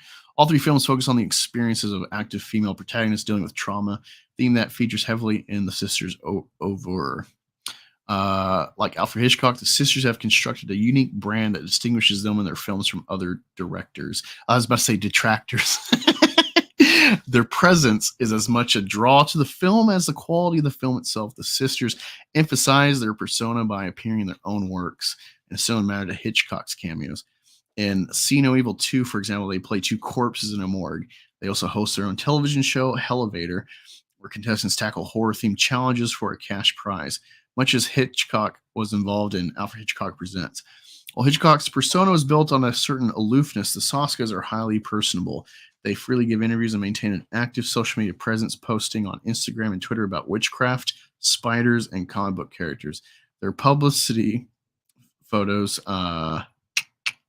frequently feature them clad in low-cut, tight-fitting dresses with stylized goth makeup. While their appeal may evoke male sexual fantasies, the sisters neuter this via their clever and iconoclastic personalities and the style and content of their films. Sisters create a space for female horror fans where sexual stereotypes are transformed into assertions of female individuality, sisterhood, anger, and critique. The work of Jen and Sylvia Saska blends an appreciation of horror cinema with the celebration of female sexuality and a pointed critique of misogyny. By appropriating the elements of both horror and pornography that reduce women to sexual objects, externalizing the rage felt by women in such positions, the sisters celebrate female empowerment. They solicit a male audience to confront their position of social dominance, and they disrupt gender stereotypes that reduce women to objects of male pleasure. In an age where gender equality is the subject of heated debate, and the presence of Donald Trump in the White House appears to legitimize the misogynistic treatment of women, the brutal and challenging films of the Saska sisters raise necessary questions about gender relations in the 21st century. There you have it. And he has all these references to interviews of theirs. So even though this is not a direct interview or whatever, this is all researched and praise of their work and their deconstruction. So if you want to, people want to look at this and be like, oh, I've seen one. What do you think of this? Hostage. They say people will show like old tweets of like trans shit they're supporting. Oh. And they'll be like, that was 2017. People change. And it's like, that was less than 5 years ago. I mean less than 10. Yeah, it's 2017. Oh, bro, man. Do we let that go? Do we let Hillary Clinton's "What Does It Matter" hearing go in demonizing her? Did anyone ever drop the? I don't know if you remember seeing when they announced Leslie Headland as a Star Wars creator for Acolyte. Oh. incessant videos of Leslie Headland, former personal assistant of Harvey Weinstein. Mm. They were juxtaposing that yeah. with her working at Star Wars as So- like a demonizing, or it's like Yeah. they're trying to call her like like Ghislaine Maxwell, essentially, of Harvey. Oh, they showed that talk. She was on Feminist Freak. To me, this is who Eric's hiring. And the funny thing about this article you're reading, all the people they idolize are men. You know what I'm saying? The main source of their inspiration is like a male dude. Why haven't they referenced one female director or anything? To me, it's one thing I've learned being in the manosphere and seeing stuff. A lot of times you see this whole feminist crap. A lot of it pushes like a lot of try to be shock therapy. Because from what I read, from what you were reading, it sounds like they're basically a feminist version of Hostel. Remember those movies, Hostel? Oh yeah, I love Saw, but Hostel's just too much. Just we kill, we got blood and all this and that. We're revolutionizing things. No, you're not, man. It's gore porn or whatever. Dude, this is who Eric hires. Oh man, if we thought if Alpha Core was bad, I think that Yaira, man, this might be like a nuke going off. This might be, Hiroshima levels of horrible. You know what I mean? We gotta wait and see. But man, when is he launching that Yaira thing? Isn't that like next February? Wow. Oh man. Yaira on Black History Month. Yeah, I thought of that too, right when I said, y'all, if you want to get some controversy, put Yaira in the middle of Malcolm X and Martin Luther King and say, who gets to hit it first? It's about to be wild. There's this one post they had where they were like trans rights or something, or they were praising this like Deadpool comic that like he's chasing this person who I was like Mystique, I'm assuming, or something like it, where they can shapeshift. And so this biker stops. Was like, "Run, little girl! I got this creepy bastard." He's like, "It's not what you think. That cheerleader is actually a dude." That's no better. Transgender people are one of the most bullied people in our society. They deserve our compassion. And before you say anything, I realize the irony of trying to beat some human dignity into you. Wow, more bullied than the majority. Like, I mean, they're less than 0 point whatever. And the thing is, the funny thing about the whole, they're trying to promote the children. Like, dude, they're literally saying you should body dysmorphia your children. Like, they're passing a law I heard in California where if they can convince your kids to identify as something and you don't promote it at the house, they can come take your kids. They're passing a law where, dude, your kids go to school, they can hide the fact that they're giving them, sex blockers for the process to change them. Dude, it's just borderline the level of insanity, man. You know what I'm saying? It's pro body dysmorphia. They've already won with the whole body positivity scam, which is really just the fast food industry got with the fashion industry and finally said, yo, there's money. There's gold in them. There's gold in them burgers. The body positivity. Now they're promoting, like think about it. You got all these celebrities openly saying support body dysmorphia in your children, being pro dysmorphic. And the other thing is, I remember one day I was watching some video where some tranny was saying, I'm who I am. You're so who you are that you had surgery to remove how you were born. Come on, man. The stuff we're watching is just, man, it's just borderline insanity. You know what I mean? America, what's happening now is everything's for sale, man. Everything. You know what I'm saying? You got, what is her name? Uma Thurman. Was it Uma Thurman, the chick from the Mad Max? You know what I'm saying? What's her name? Charlize Theron. Yeah, Charlize Theron dressing up her son. She adopted some kids from Africa to put them in dresses, man. Some boys, yo. It is borderline, and they're saying Hollywood, dude. Hollywood ain't recovering, man. You know what I'm saying? It's not on fire anymore. What's going on? And I look at the Johnny Depp situation, you know what I'm saying? The death of the leading male actor. They don't care anymore, man. It doesn't matter. They're gonna sacrifice and destroy whoever. Like y'all saw when how they brought back Robert Downey Jr. acted in Tropical Thunder and he should be canceled. Yeah. Well, yeah, they found out like 10 years, 12 years later. A movie that made wait. hundreds of millions, man. I'm polluting your Twitter. Wait, what's your Twitter, Henry? Henry. Just plenty of time to make sure all this info is widely circulated. Yeah, we gotta. Yeah, I'm telling you, everyone's gotta push trans Yaira. You gotta say, everything you tweet about Yaira's gotta have trans rights. Trans rights are human rights. Protect the trans kids.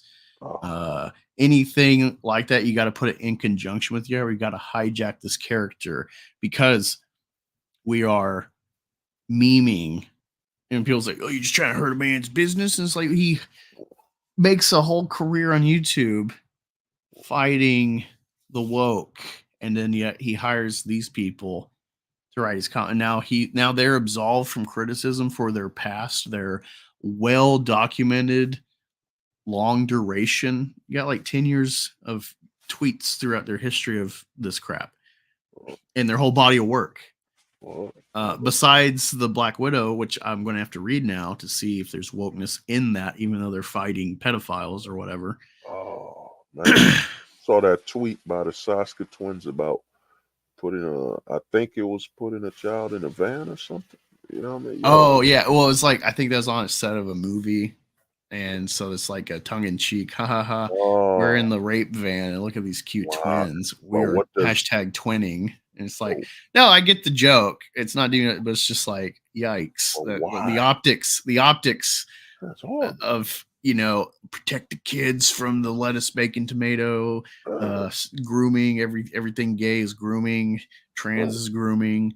The sound of freedom. It's this whole hive of, you could argue homophobia, transphobia, whatever, and yet they're celebrating these people writing Yaira. Well, you bring up phobias. You know what's funny about the whole phobic thing? We could be arachnophobic, crustaceanophobic. You know what I'm saying? You could be cowphobic. You can't be phobic on anything that can vote. You know what I'm saying? If spiders could vote right now, none of us could be arachnophobic. How dare you be arachnophobic? Don't you know spiders are the most bullied creatures on earth? That's great. Come on, man. Come on, dude. We can't be phobic on anything that can vote. Come on, man. I'm scared of sharks. Let the sharks vote. I swear to God, if they let sharks vote, you couldn't be scared of sharks anymore. But get in the water. Interesting. This is from Bang Comics. This is their title. California stores now legally required to keep toy aisles gender neutral. Now, we'll see if anyone tries to fight this in court, but this is now implemented over there. At some point, it'll start spilling over. At some point, Texas will have gender neutral toy aisles. At some point, the Rippaverse will have gender neutral pages for their items. It'll just be gender neutral shirts. Won't be men and female. Be gender neutral, given that they are supporting the wokeness of the Sausage Sisters. I mean, it's, to me, the gender thing is a scam, man. The only thing that exists are the sexes, dude. There's three. You're either man, male, female, or they super rare when you're born with both of them. I forget what they call that again. Oh, intersex or hermaphroditic. Yeah. Used to be hermaphrodite. Now that is a bad word. Yeah. Bad word. Yeah.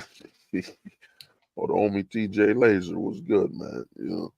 The thing is, man, it's, even the word hate speech. It's basically, one thing I look at is if Hitler's rolling in his grave right now, like, man, if only he would have let the people police themselves and gave them awards and little validation stuff. Look at the hate speech thing. It's basically literally going against the amendment for us to talk, man. You know what I'm saying? Freedom of speech. Oh yeah. I mean, well, I think anytime. Well, I mean, we still have these weird like FBI things of like protected class stuff regards to speech, but generally, I think anything that's come up Supreme Court, they've never legislated or sent down rulings that affect legislation of hate speech, quote unquote. And the thing is this, man, it's the reason all this stuff is stockpiling is that with social media and all these sites, like I told people this, like some people are on YouTube, like, oh man, I got 5,000 views. How do you know those are real views? How do you know 1,000 people actually liked your tweet? You know what I'm saying? We don't know. So now they can artificially materialize support of a narrative. You know what I'm saying? That's what's going on, man. A lot of people just don't want to accept the internet. It's their websites, man. Everything you're on watching, like I was on YouTube, and YouTube, when you're live streaming, like me, I'm in the shadow realm for real. They've shadow banned my channel. It is what it is. It's YouTube's platform, but dude, they control the numbers, man. They control what you see. Like right now, this stream could probably have 50 people watching, but they only display that 9 people are watching to manipulate you, man. And with all the narratives that's going on, like think about it. We have grown adult celebrities saying you should, put your child through body dysmorphic surgery. You know what I'm saying? These are all these actors and so-called and the average normie, like you said you're a normie, they think the normie is stupid, bro. If the normie was so stupid, everybody would be making money right now. The normie would be buying and spending money on any film, anything they put out. But they don't get the normie has been doing this for years where, if it ain't good, I'm not watching. Like, I don't know about y'all. Me, I look at a trailer or I look at a photo or some previews, and I'm like, nah, I'm good. This is garbage. Yeah, I'm pretty good at reading trailers. We're gonna close out soon, but I wanted to push this Avarian. The first 2 chapters, this is came in for chapter 3 for the full, I guess, volume 1. But the first 2 chapters, you can go on hit this website and read them for free to see if you want to back this guy. But I say do it just for the art. Let's support good art. I'm like, never talked to this guy. I've followed him on Twitter. I added him. I asked him if he wants to do a stream at some point to promote this, but I haven't heard back.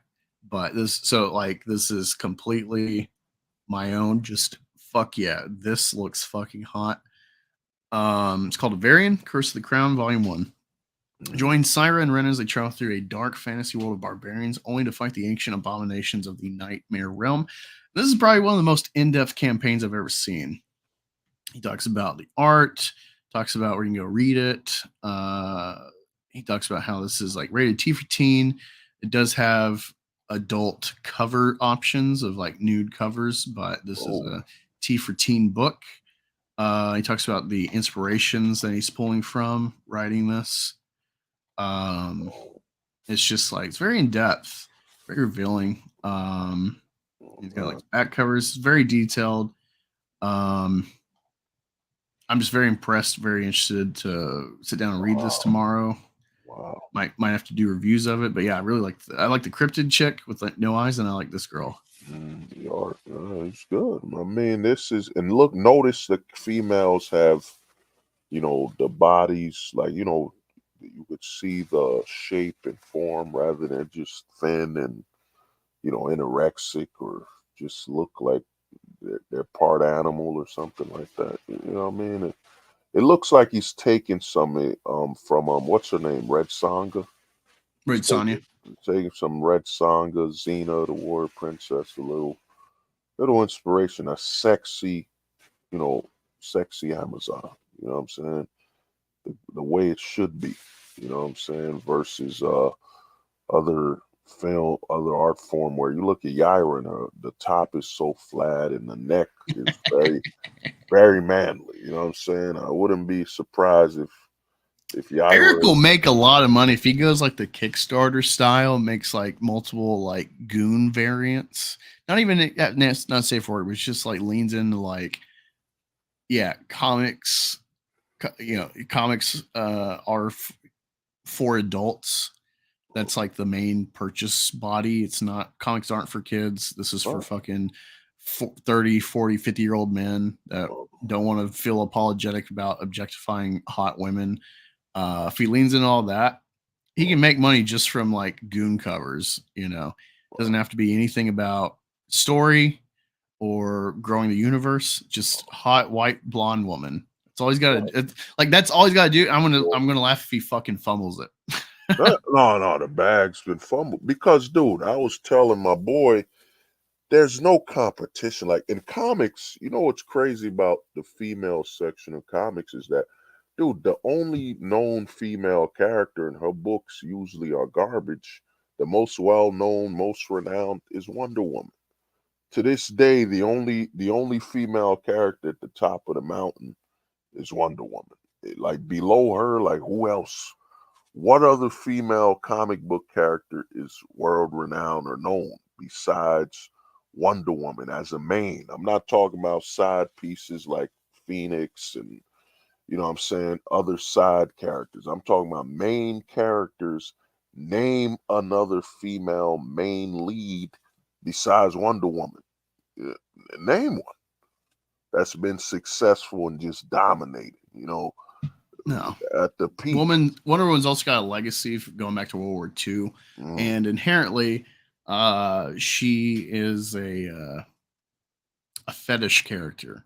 I'm assuming it's very sanitized telling of the story, but I've watched that like Mr. Marston or whatever about the creator. Yeah, I watched that movie and I was just like, what the fuck is this? It wasn't even about, because I'm a degenerate. I'm bi. I'm a fan of the ladies of the cock. I like a sexy he, she. So like I have diverse opinions that are hip to today in some ways. Clearly talking to me, it's like I don't go with this whole agenda shit, but I have a spectrum of interest. And there's just it's just funny. Like I don't know if you follow John De La Rose or see him, but like I always get confused by the guy because he's on the pretty hard right Catholic, and he's always tweeting about like degeneracy in comics, but then he also complains about like making women ugly, and it's kind of boils down to like the calendar gate thing, where it's like this is the problem with conservatism because there's this big Christian element of it where it's like you have to ultimately be shameful of sexuality and appreciating the female body. That's inherently like a liberal leaning thing, and yet liberals are like deconstructing and removing sexuality element of female. It's very strange on both sides in certain aspects. Well, I mean, but yeah, like Wonder Woman's a fetish comic, so like when you're complaining about bestiality possibly in a Wonder Woman comic with Cheetah, it's like they've been fetishizing that like furry element of her versus Wonder Woman for decades. Talking about the Cheetah chick.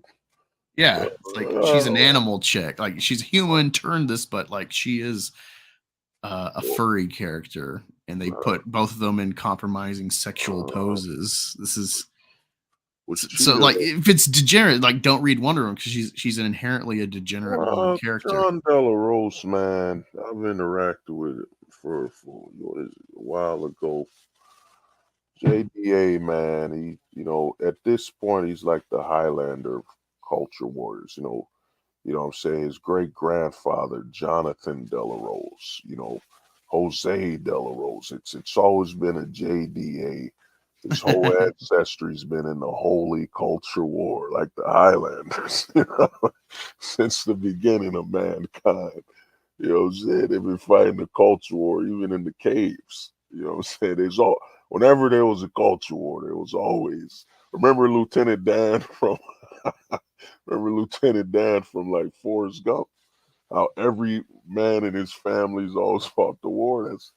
That's John De La Rose, man. Every man in his family has always fought the culture war. You know what I'm saying? And it's his turn right now, man. You know, and the way I look at it, man, there's just a lot of hypocrisy going on. But the reason I bring up Wonder Woman is that think about it, we got Superman, Batman, Wolverine.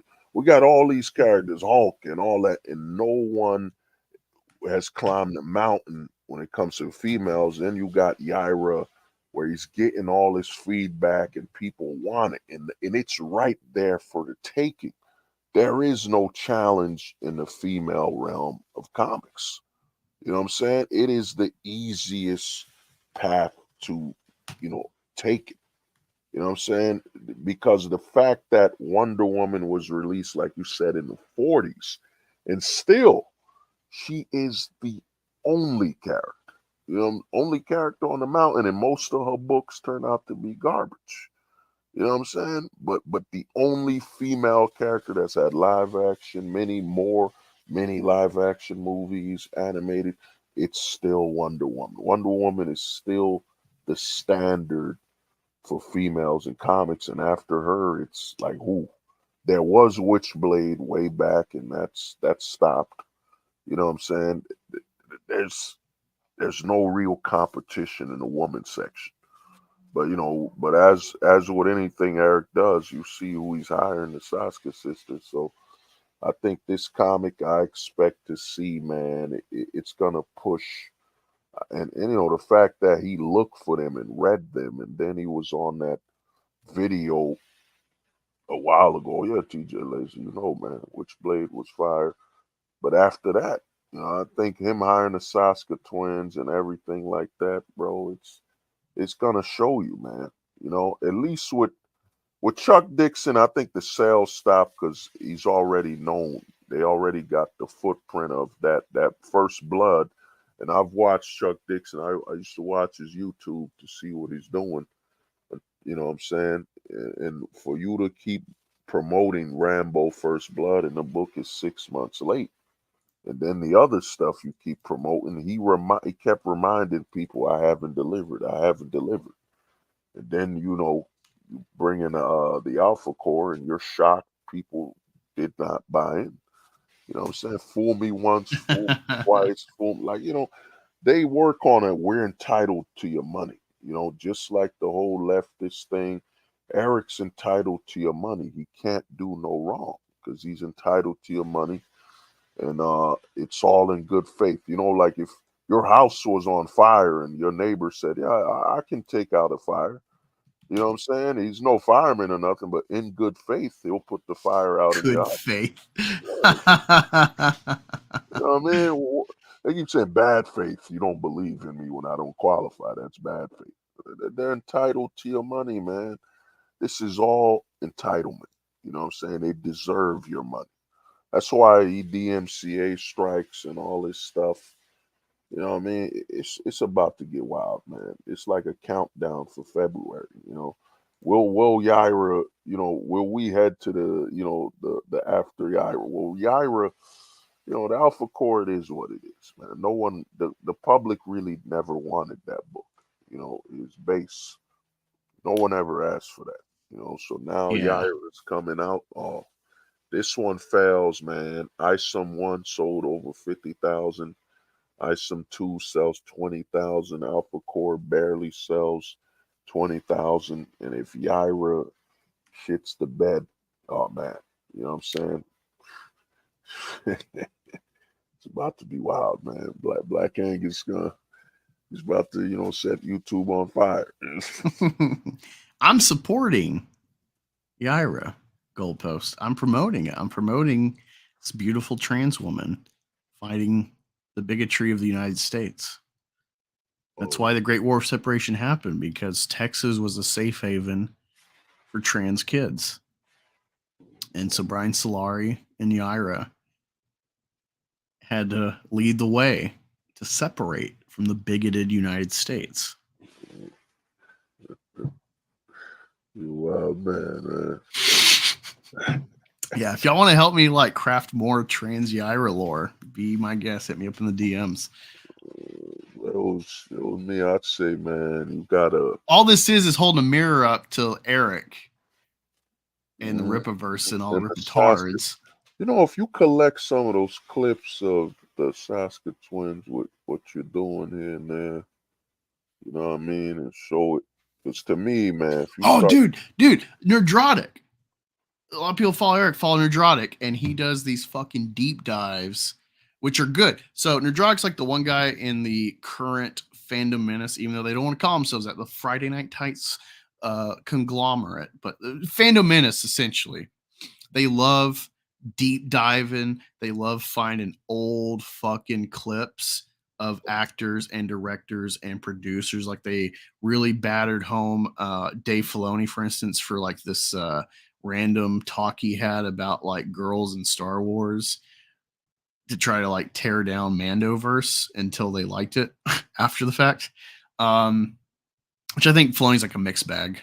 Star Wars is without Lucas, it's fucked.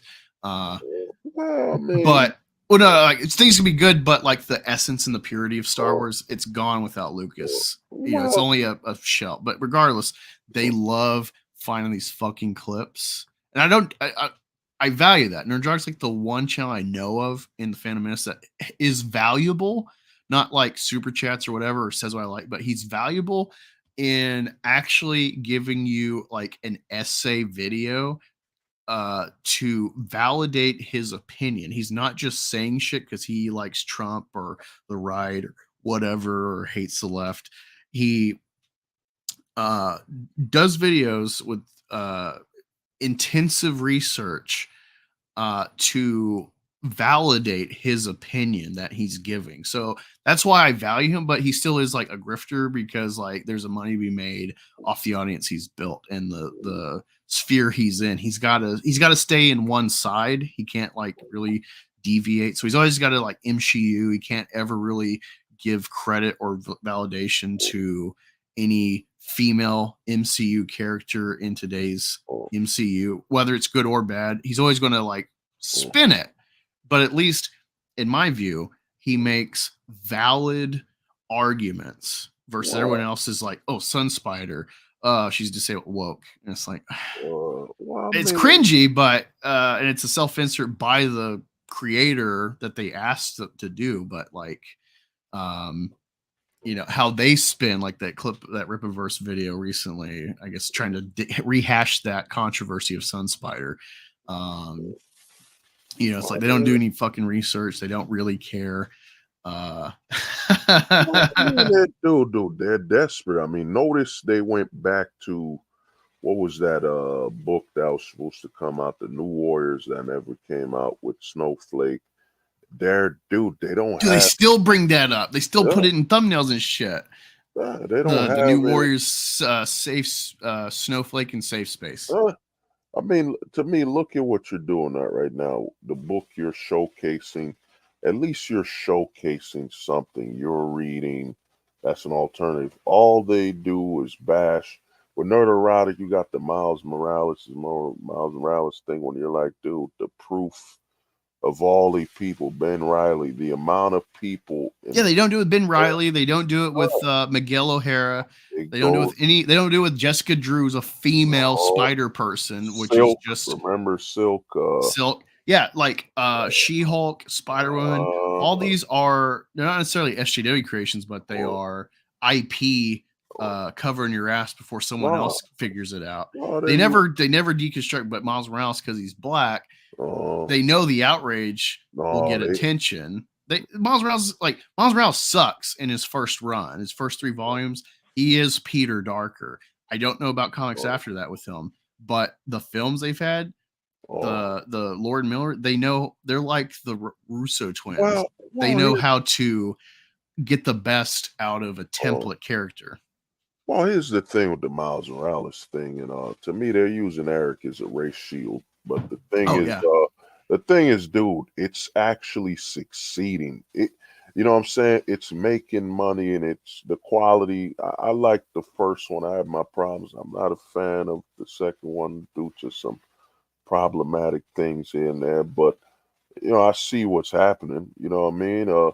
But the thing is, they're actually going against what's popular and what's actually good. You know, what's actually in the eyes of the public. They're like, yeah, there's some problems here, some plot holes here and there with the Spider-Verse thingy, but they don't get it that Spider-Man is Marvel's Power Rangers.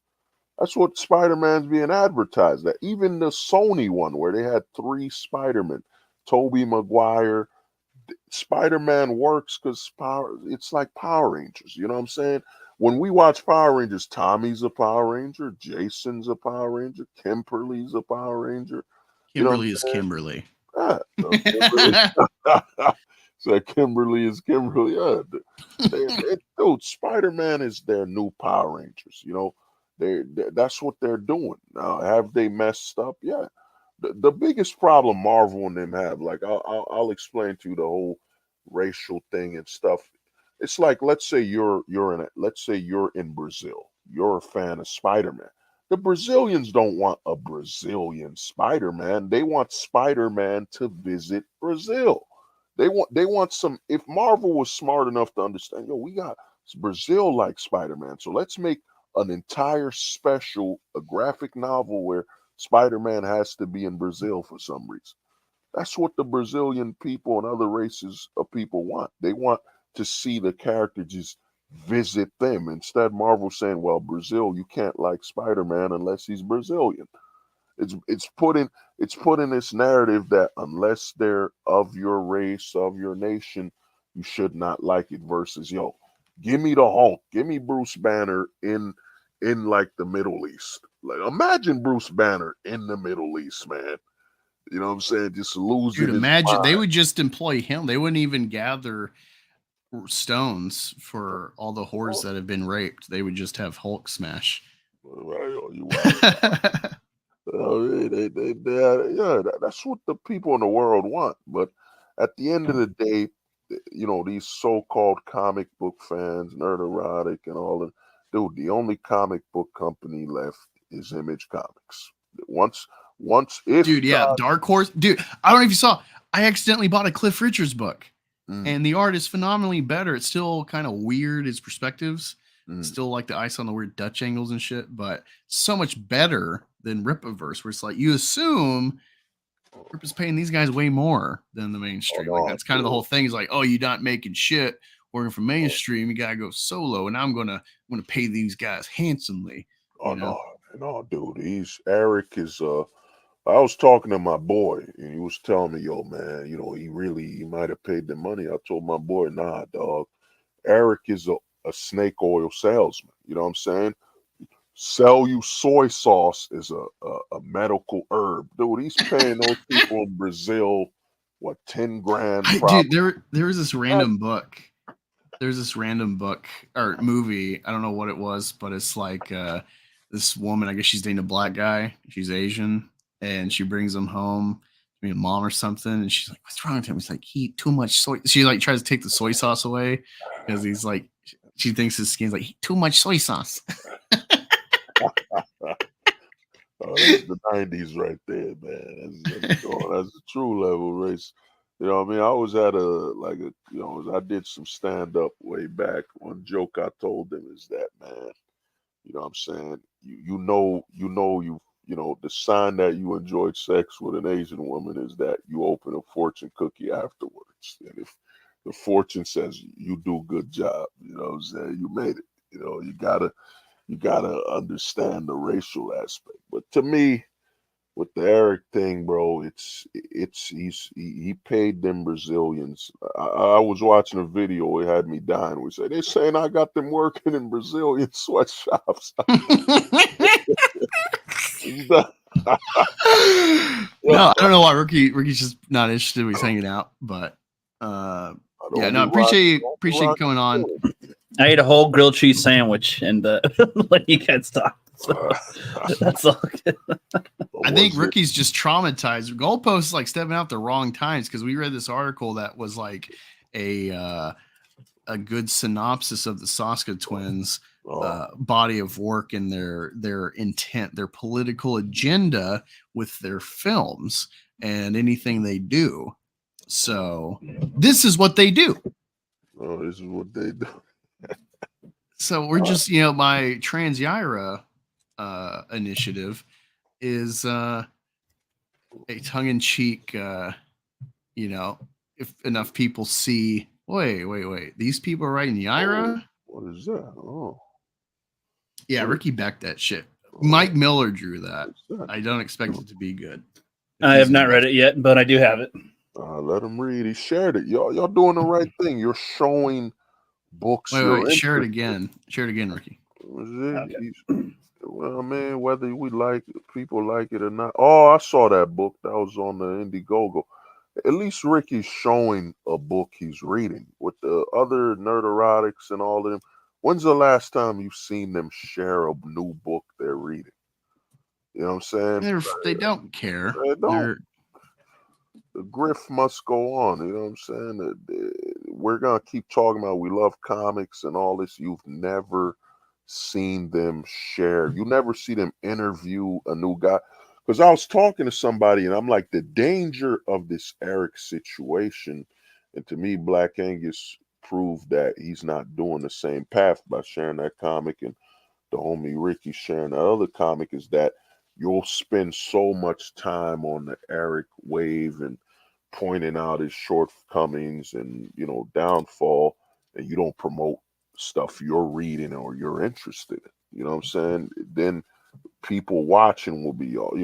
It's nerderotic. It's basically Friday night. Shad might replace him.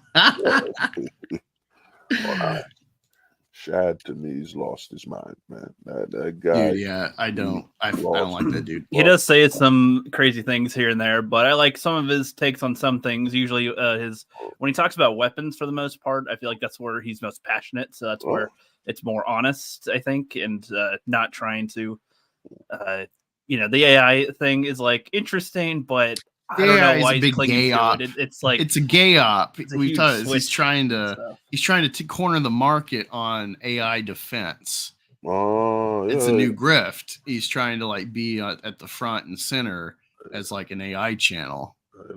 Trying to diversify. Told people with the optimism. Michael Moorcock. What?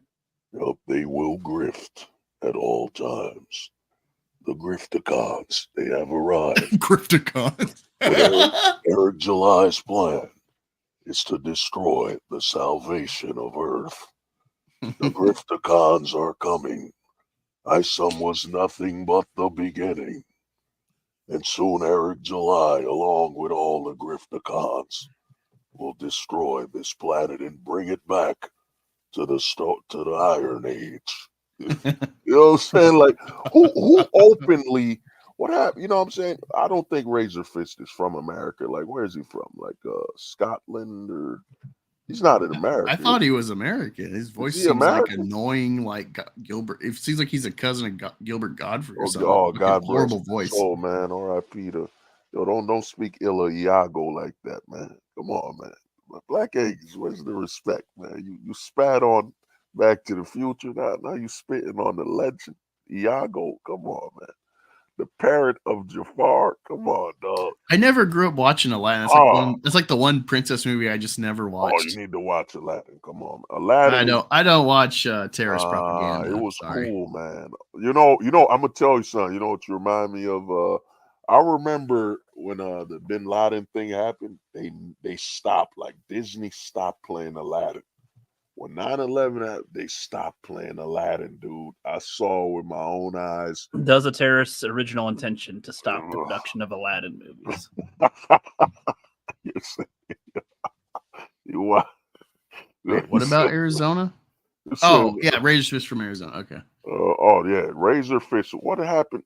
What American would say, you know what, the Golden Age, the Silver Age, the Bronze Age, let's go to the Iron Age. What American would shoot, let's give people a worser age? No, dude, you're going to make things greater, better. You're not going to say, yo, man, that's how you knew it was a grift, was like, we're going to do the Iron Age. What the? So you don't want to, you want to be less than bronze, less than silver, less than gold. You want to be iron. Come on, man. Come on, dude. This is bullshit, man. You know what I mean? And You want us to buy? Where's the Iron Age? Where's the Iron Age? Iron Age. Why would I like what? Anybody went to the Olympics or they won the iron medal? Like, who won iron in the 20? What was the Olympics? Wasn't it the 2020 Olympics, the last one? Hey, we're gonna end the stream. Sorry if it's a little abrupt, but my internet's being weird. I can't like reply or anything, so I don't want to like just drop randomly and have to recover. So, thank you all for coming by. Yeah, I think on my Twitter you can. I don't have super chats trying to get remonetized. So appreciate your watch time. If you want to support the channel, help me get closer to making my comic, my funds, then there should be a GoFundMe link on my Twitter if you want to support me. Very much appreciated, but not necessary. Like having you all in the chat hanging out. But look forward to talking to y'all next week. Maybe I'll see you around. Maybe we'll do another video soon. We'll see. I'm going to go see Tim Dillon tomorrow with my buddy Hoff Solo in Columbus. So look, my first time going to a comedy show. So let you know how that was. And yeah, appreciate hanging out. Talk to y'all later.